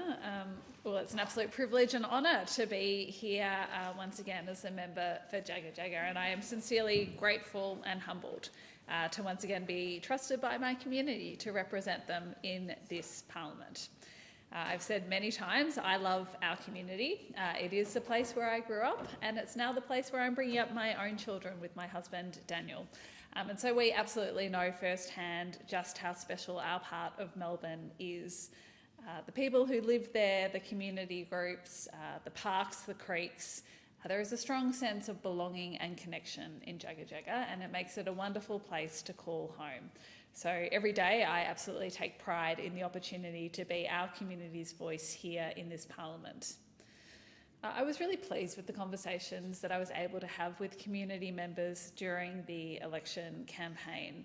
I think a lot of people spoke to me both about what they could see that our government had achieved in our one term in government, but also about the progress that they wanted to see come next, about the work that was still to do. And I think there was a marked difference in those conversations that I had in the community about the sense and trust they had in a Labor government to deliver on that work that was still to come, as opposed to what was being put forward by our Liberal opponents, which really was an agenda based around negativity, an agenda that clearly wasn't well thought through, particularly if we think about their main plan for a nuclear future for Australia. An agenda which showed they really don't understand the lives of modern Australians and of people in communities like Jagga Jagga. And I'm thinking here particularly around the way they wanted to limit things like working from home. And it was clear to me that in those conversations, when I was talking to people, whether it was at early voting, whether it was when I was knocking on their doors or standing outside the local shops, what people were telling me they valued were the things that Labor governments do. And they were trusting us to get on and do those things and to build for the future. So I'm really looking forward to doing that work in the second term, to staying focused on our goals and making sure that we continue to achieve, not just for Jagga Jagga, but of course for the entire country. Deputy Speaker, I would like to acknowledge the traditional custodians of the land on which I'm giving this speech today, the Ngunnawal and the Ngambri peoples, and I pay my respect to the elders past and present. And I also want to acknowledge the Wurundjeri Woiwurrung people of the Kulin Nation, who are the traditional owners of the land that Jagga Jagga stands on. there is a deep and ongoing connection to land, water and sky, which is absolutely inseparable from that place. And I again pay my respects to elders past, present and emerging in Jagga Jagga. It is work to continue that connection, to continue to close the gap and to continue to make sure that we are helping First Nations people in our country to be as strong a part of our community as possible, that I look forward to getting on with in this second term. And again, I know that's something that many people in Jagga Jagga are passionate about and that they talk to me about. The Birrarung, the Yarra River, forms a natural border of my electorate. It runs from Ivanhoe all the way through to North Warrandyte. And certainly that waterway and other significant waterways, such as the Darebin Creek, the Banyule Flats and Plenty Gorge, form an important part of Jagga Jagga. And they are things that people in Jagga Jagga care deeply about these places and about our environmental legacy. I can absolutely say that one of the main issues raised with me during the election campaign and now by people in Jagga Jagga is the need for continued action on climate change. There is a real understanding in my community, I think, about how environmental protection, emissions reduction and climate resilience and action all come together. And what was very clear at the last election, and what is increasingly clear now as those opposite continue to debate whether they will actually ditch a commitment to net zero, is that Labor is the party of climate action. We have made tackling climate change a top priority. And again, that is exactly what communities like mine in Jagga Jagga expect of a government that understands the challenges that we are facing and that understands what this country needs to be doing to provide a safe and secure future, good jobs, not just for people now, but for our children and for their children's children. So as a government, we are delivering on our emissions reduction targets, and it was really encouraging to see the announcement from the Minister this week that emissions are falling, that we are on the right track with a lot more to do. And that's why we are making major investments in renewable energy. We are improving and protecting the places that we love. We're also, this term, I think, putting a renewed focus on expanding our climate adaptation and resilience work, on making sure that communities like mine are supported to live with the effects of what we already see from climate change, and that will be critical right around the country. Very clearly, at the last election, Australians rejected the divisive nuclear push that we know was steeped in climate denialism that came from those opposite.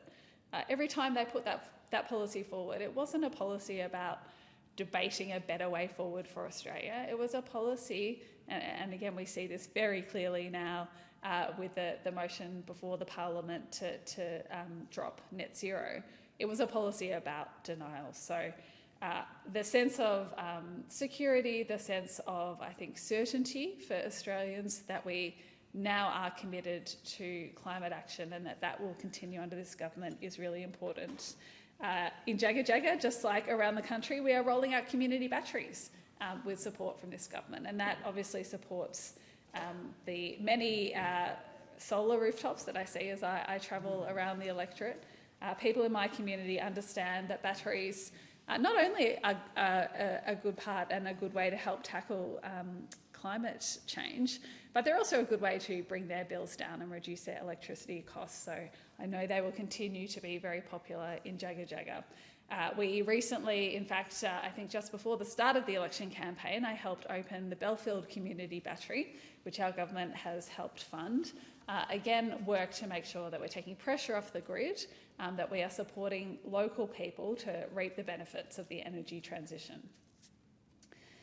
Deputy Speaker, another key issue during the election campaign in Jagga Jagga and right around the country was Medicare and our health system. And Labor will always be the party that protects Medicare. We understand that it is the cornerstone of our health system. We know locals want it to be there for them when they need it, for themselves, for their kids and for our entire community. I was so pleased to be able to open the Heidelberg Medicare Urgent Care Clinic during our first term in Parliament, and I've seen the huge impact that's had on our community, providing that place that people can go to when they need urgent care, rather than having to go to the Austin Hospital up the road and wait many hours in emergency. They're able to go to that clinic and get seen and know that they have that certainty. I know it's also taking pressure off the Austin Emergency Department, so it's appreciated there.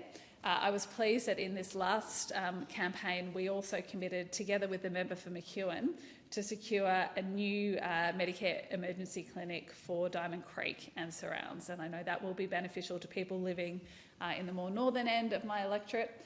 It was fantastic to be able to do that with the member for McEwen. I'm very pleased that he is back in this parliament for us to continue to work together to serve our communities. In fact, today I met with the Northern Councils Alliance, with the member for McEwen, the member for Scullin, and some other of my colleagues, so that we can work together across Melbourne's north to continue to build the services that we need. Deputy Speaker, another part of election campaigns that I always enjoy is engaging with my local sporting clubs. Certainly these play a huge role in bringing people together locally, providing our young people and our older people places to keep fit and keep engaged. So I was so pleased to support the Heidelberg West Football Netball Club with an $814,000 grant for female-friendly facilities, including proper change rooms, showers and toilets. I know that these facilities are going to be much appreciated and make a huge difference to the women and girls who are playing at that club. So congratulations to all of them. I'm absolutely thrilled that we will be delivering $2 million to support Banyule City Council to build a new netball facility and to upgrade the Ivanhoe Croquet Club at Ivanhoe Park. So these investments do really help promote active, inclusive communities. The netball, obviously, encouraging, again, more women to be able to participate and play sport. And at the Croquet Club, to be able to encourage people of all abilities and older people as well to be involved in the club there. And I always enjoy my visits to the Ivanhoe Croquet Club. They are a very lively bunch. They've given me some tips. I'm not very good yet, but I hope that I have the opportunity to continue to go back and improve my skills. We are continuing to support community infrastructure more broadly, including at Shelley Park in Heidelberg Heights, which is getting a brand new pavilion and club rooms from an investment we made during the last term. I'm really looking forward to seeing that as a new hub for local sport and community events. And this does come, I think, at an important time for that growing population in that area of Jagga Jagga. At Eltham Law Park, we've opened a new off-leash dog park, and the sporting pavilion there will be upgraded, which will help the local lacrosse, croquet and cricket clubs there. So lots going on the sporting and community front in Jagga Jagga, which I'm very pleased about. Deputy Speaker, one of the main focuses for our government this term is, of course, housing.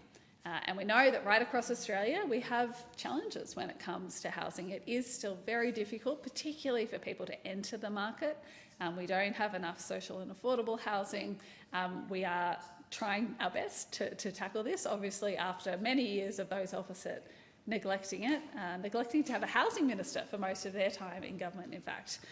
So one of the again, frequent conversations I had with people in Jagga Jagga during the election campaign was how difficult it is to get into the housing market. And many people who are having this conversation with me were approaching it from a situation of generational inequality, talking to me about how they were worried for their children or their grandchildren, and also how they want their children or their grandchildren to be able to live in the sort of vicinity of them. Again, it is Jagga Jagga in many parts is an expensive place to buy a house, and people want to be able to live near families, live near the places where they love and grew up. So I am really pleased that our government has announced that we're expanding the opportunity so that people can access the dream of home ownership with a 5% deposit, and that will now come into effect from the 1st of October this year. In Jagga Jagga, we are also delivering new social and affordable housing through the Housing Australia Future Fund and the Social Housing Accelerator. So in West Heidelberg, we've teamed up with the state government to rebuild the Belbardia estate. So this will mean 104 homes in the area, delivering high-quality modern housing. It's on a site that previously had 94 homes, which were not really fit for purpose anymore. So they were demolished some years ago. I'm really glad that we are getting these new houses built on that site, and I know that that will be really important for the 3081 community. Across Ivanhoe, Heidelberg, Rosanna and Greensboro, 642 new homes are being built through the HAF. We have now just funded 25 additional homes under the second round of the HAF in Belfield. These are significant investments in Jagga Jagga and in our communities. And again, I'm really pleased with how our community has embraced this opportunity and seen the need for more housing and particularly more social and affordable housing in our area. It will support women and children leaving family violence. It will support First Nations people. It will mean that people, key workers, can live close to things like the Austin Hospital. So that's going to be really important, and I look forward to continuing to see those houses be built and hopefully visiting some of them fairly shortly for an opening. Deputy Speaker, I talked before about intergenerational equality, and I think, again, when I talk about those future conversations that people had with me during the election campaign, this idea of how we're making sure we do build a country that delivers our children and their children a better life was one that people were talking with me about. So I'm very pleased that one of the first acts of our government in this new session of Parliament was to introduce our bill to wipe 20% off all student debt. I've already heard from many people in Jagga Jagga about what a real difference this has made to them, particularly when it does come to things like looking at getting into the housing market. So that's fantastic. Obviously, we have a commitment not just to wiping debt, but to helping young people to get the skills and education they need. We've made free TAFE permanent because it is essential to skills development and opportunity. In my community, that means students at Greensborough and West Heidelberg Melbourne Polytechnic are already benefiting. We are investing in the future workforce through a new National TAFE Centre of Excellence for Housing Construction at West Heidelberg Melbourne Polytechnic, so that'll be fantastic. That's a $50 million investment which will tackle skills shortages, speed up housing delivery and support more sustainable construction, all while creating strong pathways into secure local jobs. And it was great to visit that site with Minister Giles and talk with some of the students studying there and also some of the educators about the important work that they are doing there. Deputy Speaker, another great strength of Jagga Jagga is our diversity. I'm proud to represent one of the largest Somali Australian communities in the country. I was pleased to secure further funding for Himalo Community Connect, which does outstanding work in education, youth leadership and engagement within the community. Supporting community cohesion, interfaith understanding and cultural celebration has been a focus of the great work they are doing. Together with the member for Cooper, I was also proud to support the Dar es Salaam Community Centre, helping to ensure that it remains a safe and welcoming gathering place. Thank you to community leaders Abdallah Ahmed and Ismail Gabo, to Abdi Aziz Farah, Pam Burley and Yusuf Oman. You and your teams are doing the work on the ground in the community, and I thank you for your collaboration and to all of those in the Somali Australian community who are helping us build a more inclusive and connected society. There are a lot of thank yous to make after a campaign, and I do want to thank all of the people who made our local campaign possible. In Jagga Jagga, we did run a grassroots campaign, local, positive, progressive and focused on what matters to our community. I'm so grateful to every person who gave their time, their energy and their belief in the work we do. To my incredible volunteers and branch members, thank you. Whether you joined us in the morning at train stations, whether you were making phone calls in the evenings, whether you were there every day at pre-poll or helping behind the scenes, I could not have done this without you. To Judy, Jenny, Gary, Rhonda, Chris, Jason, and all our local party leaders and volunteers, thank you for your trust and your support. To my state colleagues, Anthony Carbines, Colin Brooks and Vicky Ward, it's always such a pleasure to have your support and to work with you on behalf of our communities, and I'm looking forward to standing alongside you in your coming election campaigns. To my wonderful staff, to David as my campaign manager, Simone, to Alex, Kate, Ziggy, Izzy who's here in the chamber, and to Carla, you all worked so hard and you delivered for our community, so thank you. Of course, to my family, to Daniel and Harriet and Gilbert, these campaigns do take a lot and put a toll on families. I could not do it without any of them. It was great to see Harriet, who's now 7, take quite an interest in this campaign. She's definitely on Team Red. She was quite pleased and proud to see her mum's face up around the electorate. She's 7. I don't think that will be the case if I get the chance to run for election when she's 10. So I also enjoyed having that moment. But a huge thanks to them, to my parents and to my brothers and their partners and the whole family who wrapped around us.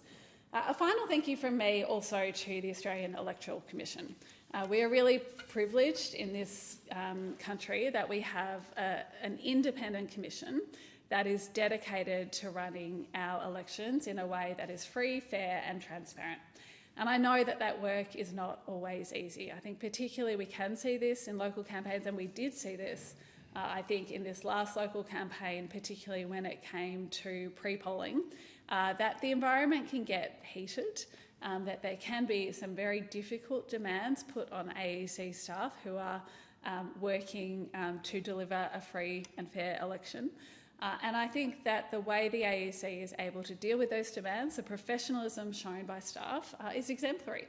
And we absolutely must make sure that we protect that system and that we make sure that Australians do feel confident to vote, feel proud to vote and to participate in our democracy. So thank you to the AEC and look forward to hopefully doing it with them all again.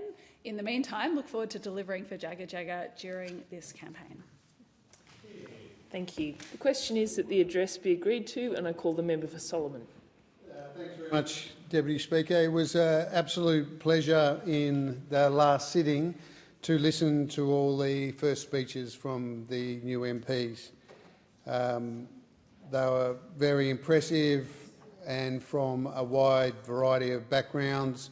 It was humbling to hear the skills, experiences, attributes, backgrounds that this new cohort, the class of 2025, brings to us. And it's going to make our parliament better. We're going to make better decisions based on that broad range of experience, as the will of the Australian people was shown. Of course, the class of 2022 as well, some outstanding members of that class. And they continue to impress. My classmates of the class of 2016 and all members of our caucus are united in our vision to deliver for the Australian people. And already in this term we've seen so many examples of that as we deliver on the commitments that we made to the Australian people over the last 5 or so years in the lead up to the elections, that we maintain those commitments and then delivered in the first term, now delivering in the second term. But of course, listening to all the first speeches, it does cause one to reflect on your own first speech, which I delivered in the main chamber almost 9 years to the day from today. And in a photo I've got of that delivery is Warren Snowden, the old man, the member for Lingiari, who's been capably replaced nowadays by my friend and colleague Marion Scrimgeour, the member for Lingiari now. But Warren is in that photo and was a great assistance and mentor to me, and he continues to assist the Northern Territory and Australia in our mission for advancing reconciliation and to developing the North. But he was also very passionate about his veterans' work. He was the Veterans Affairs Minister. And I'm very honoured today to have another veteran, my brother Dan, join us in the Fed Chamber. Dan served in the Australian Army for about 28 years in the infantry and a variety of roles, but a lot of work with both the Norforce, our Indigenous First Nations soldiers, and also with the people of Timor-Leste. And I refer to my time with, in both of those places, serving with those cohorts of both Australian and Timor-Leste soldiers, and it very much enriched my life. But a lot of that experience and a lot of the reasons that I'm here now in this place representing the people of Darwin and Palmerston and serving as the Prime Minister's Special Envoy for Defence, Veterans and Northern Australia is down to my brother Daniel. So I wanted to publicly acknowledge that, put it on the Hansard forever and a day, that I really appreciate all the support that you've given me over the years, brother. When on my first speech I spoke about the great privilege of representing the people of Solomon, the northern capital of Australia, where we've got over 100, or people from over 100 countries that have been generously welcomed to the lands, the ancient lands of the Larrakia people and other groups of First Nations people in the north of Australia, where not only their connection to land is ancient, but multiple hundreds of years, 300 to 500 years of relationships with people from other surrounding islands in what is now called Indonesia. Those trading relationships go back a long way, and that relationship with Indonesia and certainly Timor-Leste has continued to be part of my life, but also my service to the nation. I'll touch on that briefly in the time I've got available.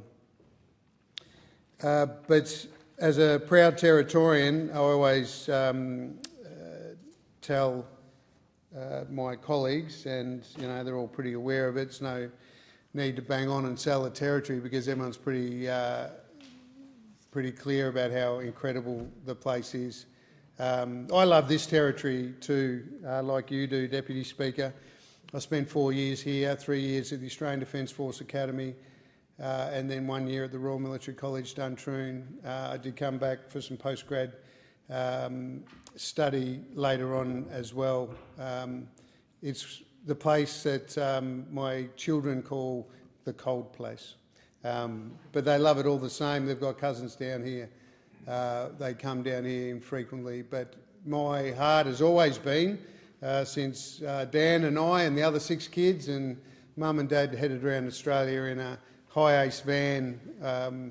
Mum and Dad took us out of school for about 3 months and we travelled around Australia, and that's the first time we went to the Territory. And yeah, really fell in love with it at that time. Uluru and up the Stuart Highway, Litchfield, Kakadu, and yeah, rolling into Darwin. And when we think back, it was really only 10 years or so after Cyclone Tracy. But the seed was certainly sown on that trip around Australia, but particularly for a lot of us, we'd fallen in love with the Territory a bit, and Dan served there with Norforce in the Army, but one of our sisters nursed there. Our youngest brother worked as a teacher in both Arnhem Land and the Red Centre. Another brother is a Territory firefighter of 16 years. And yes, and Mum and Dad still love coming up, of course, to see their kids, but also their grandkids now. So there's a great love affair with not just those Goslings that went on that trip around Australia and made Darwin or the Territory home, but all the rest of the family as well. But I did speak in that first speech about the things that built that built me in terms of my life experience and my want to be part of the leadership of the nation that I love so much. So I see serving in this place as an extension of that service in the military for non-government organisations and now in the Federal Parliament. So briefly touching on a couple of those things, I met my wife Kate actually on Anzac Day in Dili. We were both living in Darwin, but for different reasons we were working in Timor-Leste at the time, and we met playing two-up in Dili. So I never forget our anniversary of meeting. It's Anzac Day, and recently took our family, Kate and I took our two kids, Sally and Frank, over to Timor, and we did some diving. And whenever I talk about the tourism potential of Timor, it's not only because it's so beautiful and so different to the top end of Australia, it's that you can just marry them up. If you go over to Timor-Leste, you stop in Darwin on the way over. If you come to Darwin to get out to Kakadu or whatever, consider the 1 hour flight to get over to Timor-Leste. It's a beautiful place, and it's a really practical way that we can help our good neighbours in their development. Certainly their democracy has been very resilient. They've had 5 rounds of parliamentary and presidential elections now, and it was good to catch up with a lot of the friends that we serve with, both my brother Daniel and I with the Defence Cooperation Program in Timor-Leste. 20 years later, last week, representing the Defence Minister and Deputy Prime Minister Richard Marles, I attended the 50th anniversary of the Timor-Leste Armed Forces, which was a great event, and they're obviously very proud of their independence and their defence of their sovereignty. And so it's 20 years since I met with a lot of those Timorese generals, and it was a funny thing that they reflected and I reflected that none of us looked any different than we did 20 years ago. But maybe we do a bit, maybe we're a bit slower than we were back then, but to catch up with old friends who still have that real desire to strengthen the relationship between not only our military and their military, but between our two countries. And the relationship between Timor-Leste and Indonesia is also fantastic these days on a number of levels, and it's good to see that reconciliation process has been so successful. I actually look forward to spending some time with the Indonesian Defence Minister here tomorrow. He's visiting the Parliament. But it is 50 years that a lot of things happened that time, 74, 75, some big anniversaries. One of those was the Timorese refugees arriving into Darwin, and the compassion and the solidarity that we showed with them because of, in many ways, the solidarity and compassion that was shown to our Australian soldiers in World War II by the Timorese.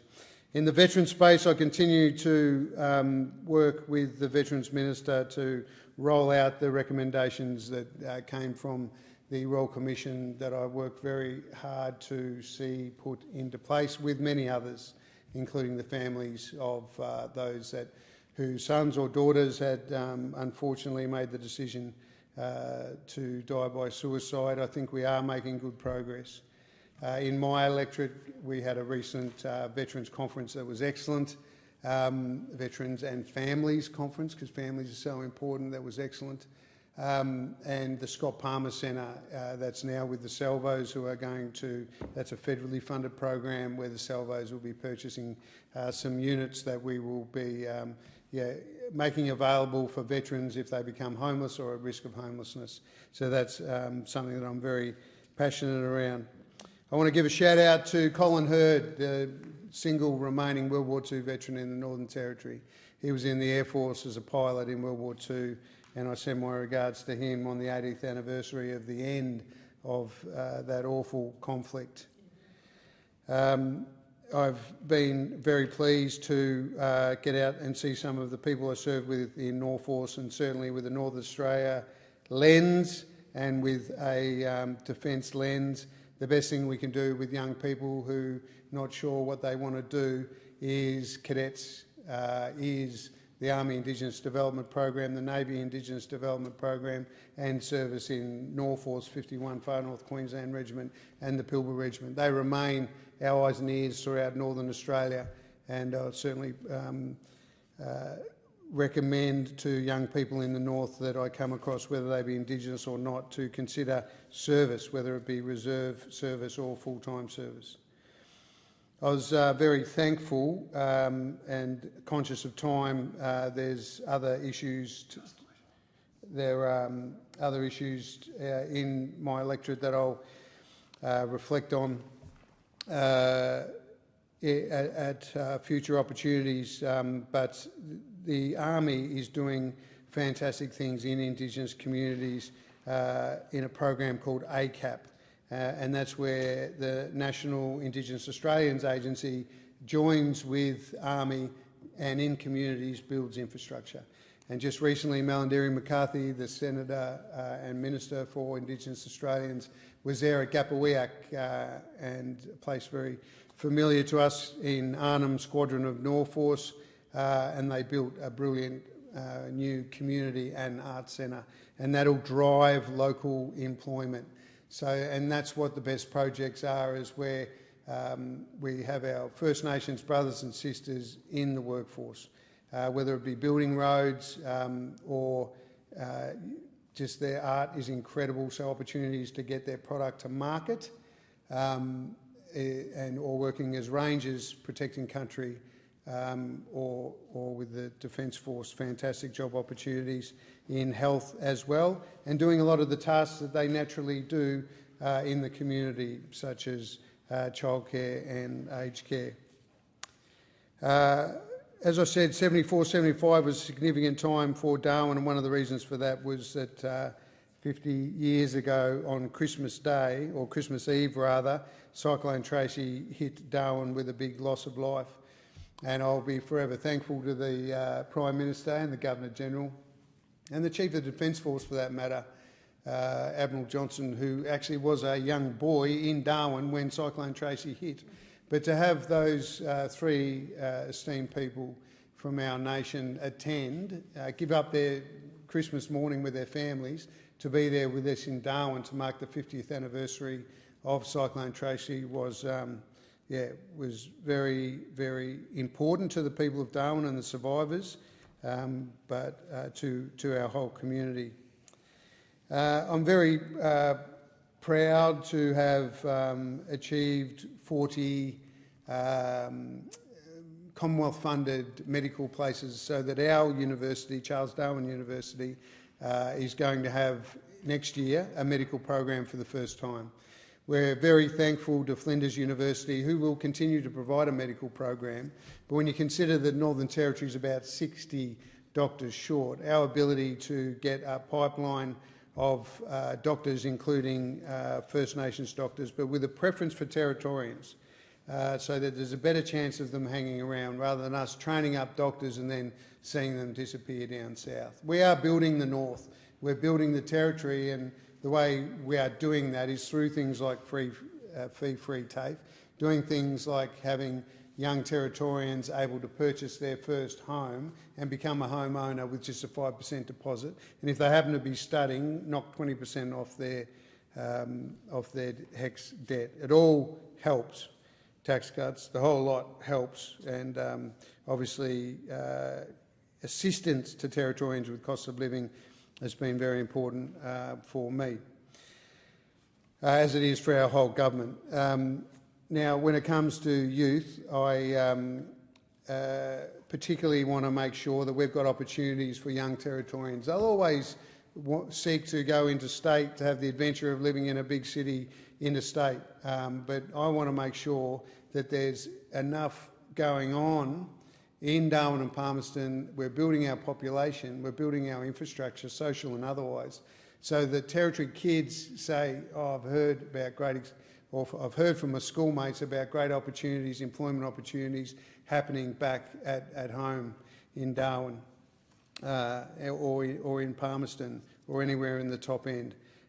So that's what the infrastructure builds, the logistics hubs, the focus on solar, the focus on how we utilise our gas reserves in environmentally sustainable ways, how we basically turn Territory sunshine into energy security, not only for us in the north, but to power green industry, because that's where the future is, but also to send overseas, undersea, in fact, through cables through to Singapore, and I think in the future Indonesia as well, to help them with their energy security. We've certainly got the land to do that, and we've got some of the best solar radiance in the world, so that is really exciting, and it's really exciting for young Territorians to know that there's going to be so many renewable energy future and energy future, critical minerals future jobs in the NT. I'll touch on defence. Obviously, having served in the Defence Force, I'm incredibly proud of our serving men and women and those who have worn the uniform. Great ambassadors for the country. I met this morning with the very impressive Deputy Chief of Army, Chris Smith.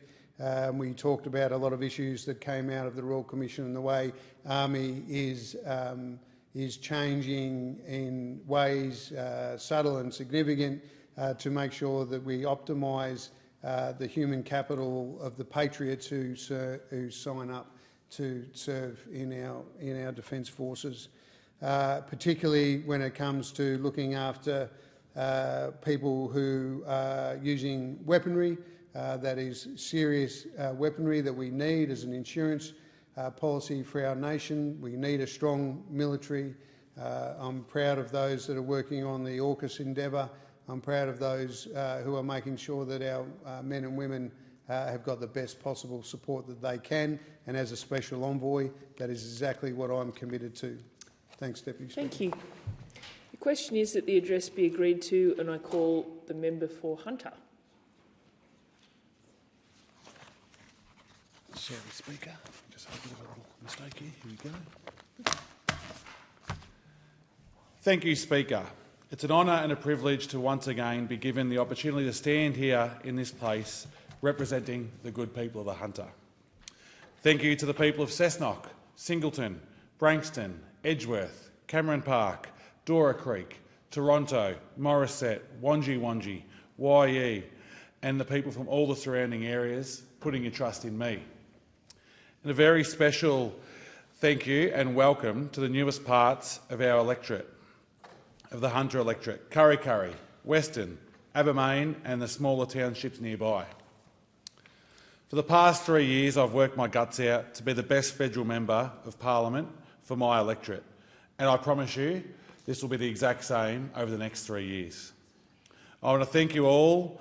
I want to thank all the incredible volunteers, my fantastic staff and supporters who stood by me during the election campaign. I'm lucky to have such a great team who are passionate, hard-working and always ready to pull up the sleeves. It's fair to say we have built a Dan army. None of this would be possible without the people behind the scenes who give their time, energy and heart. So from me and my family to you guys, thank you so much for what you did to help re-elect me into this wonderful place. I can't thank you all enough. I also wouldn't be able to do this job without the support from my amazing wife, Alex, my two beautiful daughters, Zoe and Asha. Thank you for all that you deal with and have dealt with over the last 3 years. Sorry for everything that I have missed in the past, and I'm sorry for the things that I will miss in this next 3 years because of my role. Thank you for your love, your comfort and your patience. Now I'm going to turn the spotlight on an issue that doesn't get spoken about as much as it should, Deputy Speaker. I want to talk about some facts and figures. They are stark, they are confronting, but they represent an issue that we need to talk about. I want to talk about men's health. 3 in 4 suicides are men. 7 in 10 young people who die are men. 4 in every 5 heart deaths under 65 are men. Men are 50% more likely than women to die from cancer. 7 in 10 alcohol-related deaths are men. 3 in 4 road deaths are men. 95% of workplace deaths are men. 71% of men are overweight or obese. Men are 1.3 times more likely to have type 2 diabetes than women. Over 3,500 men die every year from prostate cancer. To put this in perspective, 50 men a day die each and every day from avoidable causes. And what does this all mean, Speaker? It means that men are dying too young. In fact, we're dying on average 5 years younger than the amazing women in our lives. But these aren't just numbers or facts written on a piece of paper.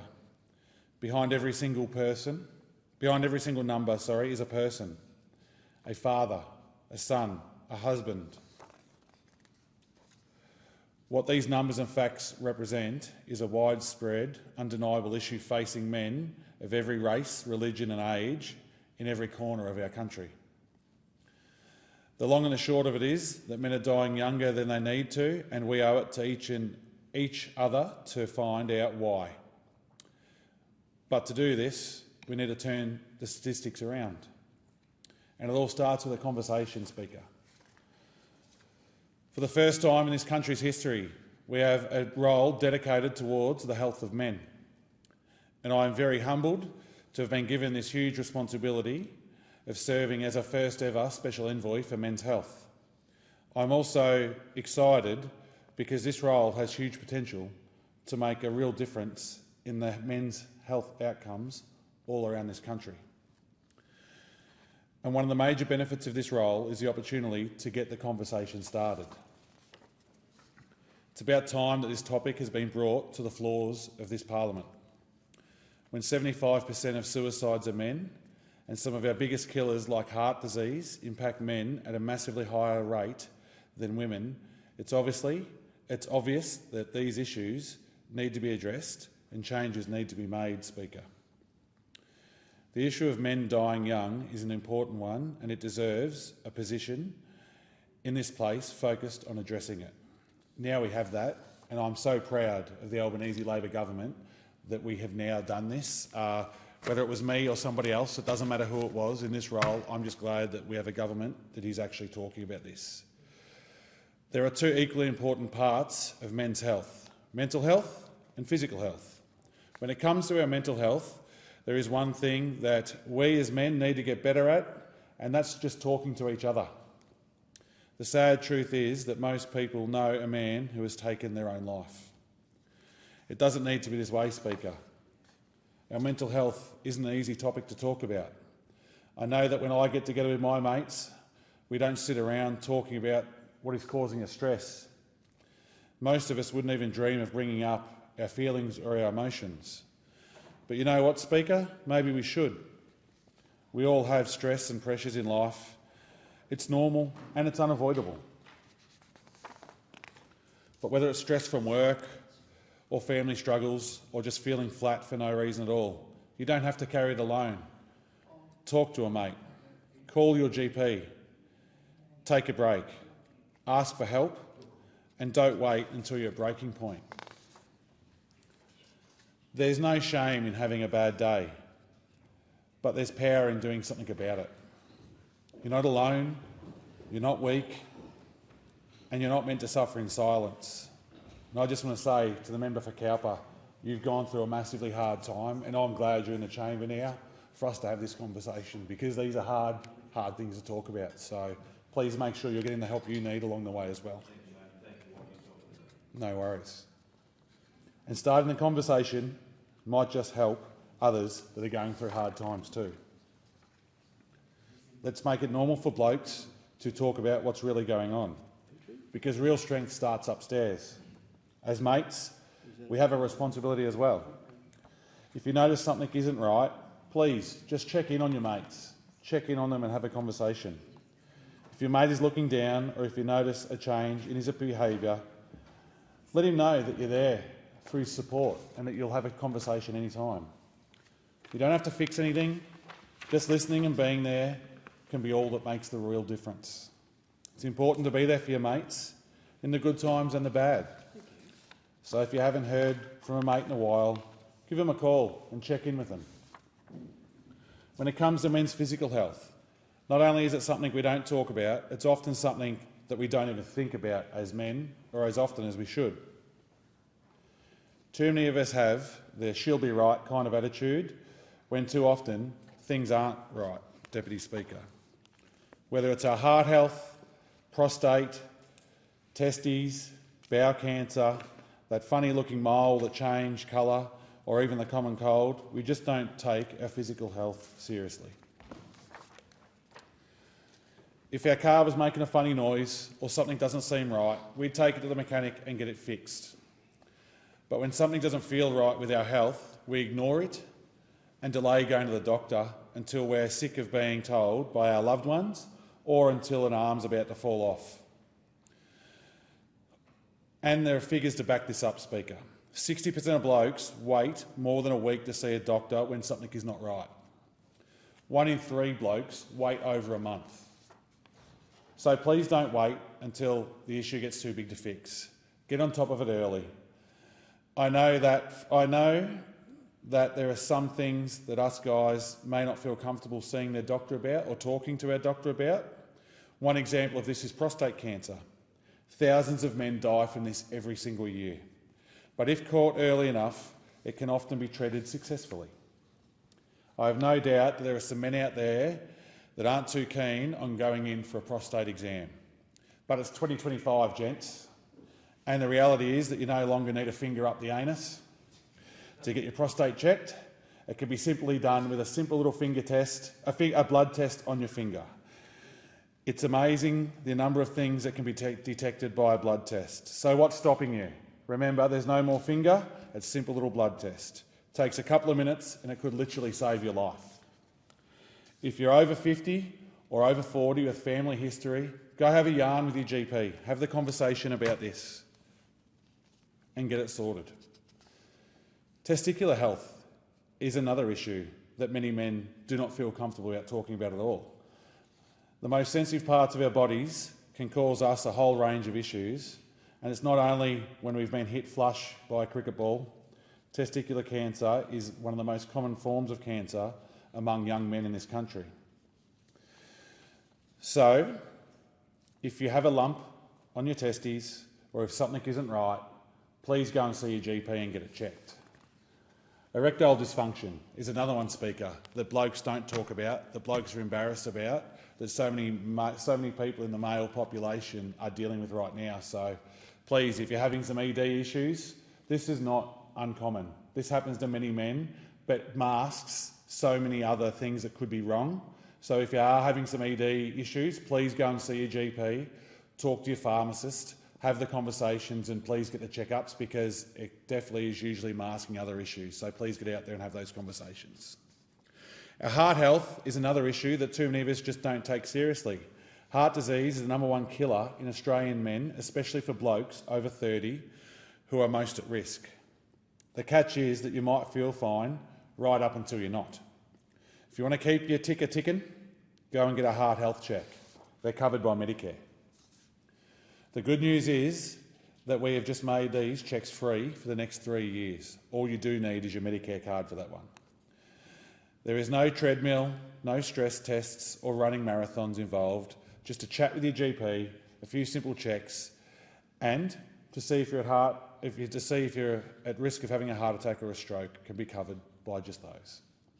Over 870,000 Aussies have already had it done, 200,000 this year alone.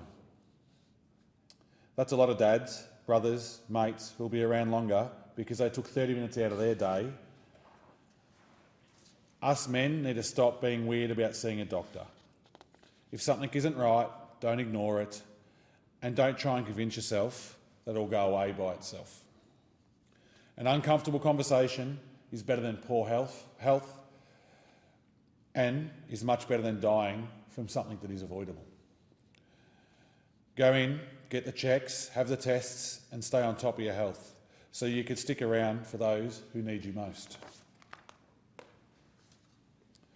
It's not only when something doesn't feel right that you should pay a visit to your GP. Sometimes we get busy in life and we let our health fall by the wayside and we don't even realise it. Before you know it, it's been 5 years since you've seen your GP.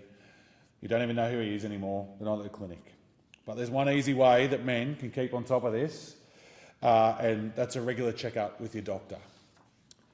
Every time I'm in a room full of blokes, I ask the same question. Put your hand up if you've been to see the GP in the last 12 months and have got the blood test. And I can tell you, Speaker, not very many hands go up at all. But we could fix this. When you go get your car regoed every 12 months, if it gets to that age, because they've got to go and get their rego checks every 12 months, go out, book in while you're sitting there waiting for your rego check to be done. Book in to see your GP while you're there.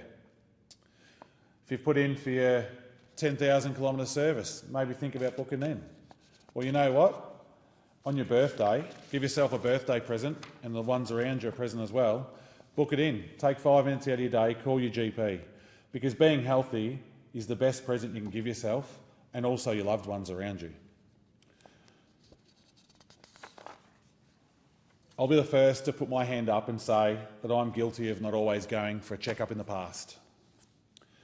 But I'm now making a habit, and I think every male in this country should as well. It's only been a short amount of time since the role of Special Envoy for Men's Health was created, but we've hit the ground running, investing $32 million to support men's health and to help encourage men to get the help they need when they need it, whether that be their mental health or their physical health. We're delivering $11.3 million for Movember to provide men's health care training to primary health care workers and develop a campaign to encourage us blokes to go and see their doctor, to make that visit. Training will be based on Movember's existing Men in Mind program for mental health workers and will help around 60,000 doctors and nurses support men to get the health care that they need. The remaining $20.7 million will go towards grassroots initiatives that support men's health and wellbeing in a community setting, because being part of a community is the best way to help support those around us. And often these grassroots organisations and events provide support in exactly the kind of intimate and focused setting that is most effective, Speaker. $8.3 million will go towards supporting another 2 years of the Men's Shed Initiative, National Shed Development Program, which provides grants of up to $10,000 for individual men's sheds. It will also support the Australian Men's Shed Association to deliver new health promotions and preventative programs. I've been lucky enough, I've visited a lot of men's sheds in the last few months, Speaker, and I love it. It's one of the favourite parts of my job, not just because I usually get a cracking feed from these guys when I go there, but because men's sheds play such an important role in men's health. They provide a space for men to support men and for guys to get together, have a chat, work on some projects and enjoy each other's company. This is the kind of thing that can really make a difference to your well-being. So I highly recommend you get out to your local men's shed, old or young, get out there, have a chat with them. They are a fantastic place to be. And you might even bump into me at one of them. A further $7.4 million will go towards the Movember to expand the successful Ahead of the Game program, which has been delivered in partnership with the AFL. I've played my fair share of footy and sport in general, and I know what it's like. When your head's in the game, you put on a tough face and nothing can faze you. But that's not always right, Speaker. The Head of the Game program equips boys and young men in the sporting environment with emotional resilience and teaches them to seek help when they need it, which is so important. They're also delivering $3 million to Healthy Male to support the delivery of their Plus Parental Project, a program helping men prepare for fatherhood through development of good partnering skills before birth. I was lucky enough to meet with the good people at Healthy Male earlier in the year, and they are really doing some amazing work, Speaker. $2 million is going to the Black Dog Institute to research mental health and suicide prevention at the Danny Frawley Centre for Health and Wellbeing. Funding is also supporting St Kilda Footy Club's annual Spuds Game at the MCG, which raises community awareness to fight men's mental ill health. This investment is only the first steps to supporting men's health.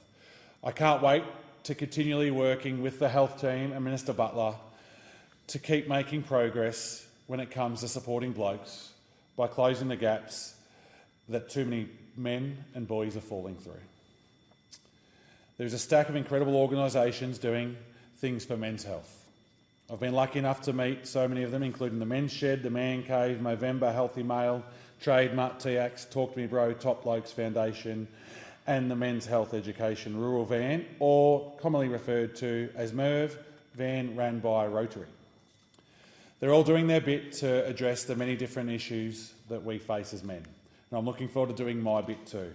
I'm committed to working closely with the experts, advocates and everyday Aussie blokes and women to find out what we can do to ensure that all fellas, big or small, old or young, bearded, moustached or clean-shaven, are as healthy as we possibly can be. We need real conversations, real resources and real results, and I'm looking forward to the challenge, Speaker. I want to make one last important point. This is not a political issue. There is nothing divisive or divisive about addressing men's health. So I hope that we can come together in this place, in this most amazing building in Canberra, where we really do the best for Australians. I hope that we can really come together in this place, regardless of what side of the chamber we sit on, and stand tall as one for men's health. Together, let's get this conversation started. Let's make a difference to all the men around Australia. Let's look after our physical and mental health. Talk to our mates. Go and see our GPs. Get a checkup. Chat to your pharmacist. Actually listen to your wives. Actually listen to your kids. Actually listen to the people in your life that you love, that you care for the most. Talk to them.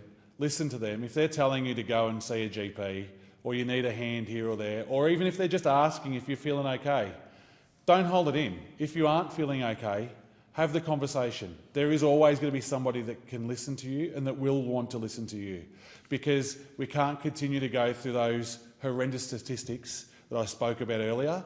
We need to see more amazing men in this country. We need to see more amazing women in this country, because when men and women are both healthy, we have a healthy generation, a healthy population, and healthy communities. So please make sure you're reaching out and getting the help you need along the way. And we're here as a government to help you along the way as well. Thank you. And I thank the member for Hunter for his valuable contribution. Your description of one of the means of prostate testing did have me wondering whether you'd used unparliamentary language, but I'll let it stand. It worked in the circumstances. And I call the member for Petrie.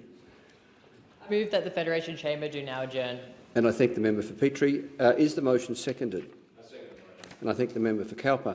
The question before the Federation Chamber now is that the motion be agreed to. All those of that opinion say aye. Of the contrary say no. I think the ayes have it. The Federation Chamber stands adjourned until 9:30 a.m. tomorrow morning, the 28th of August.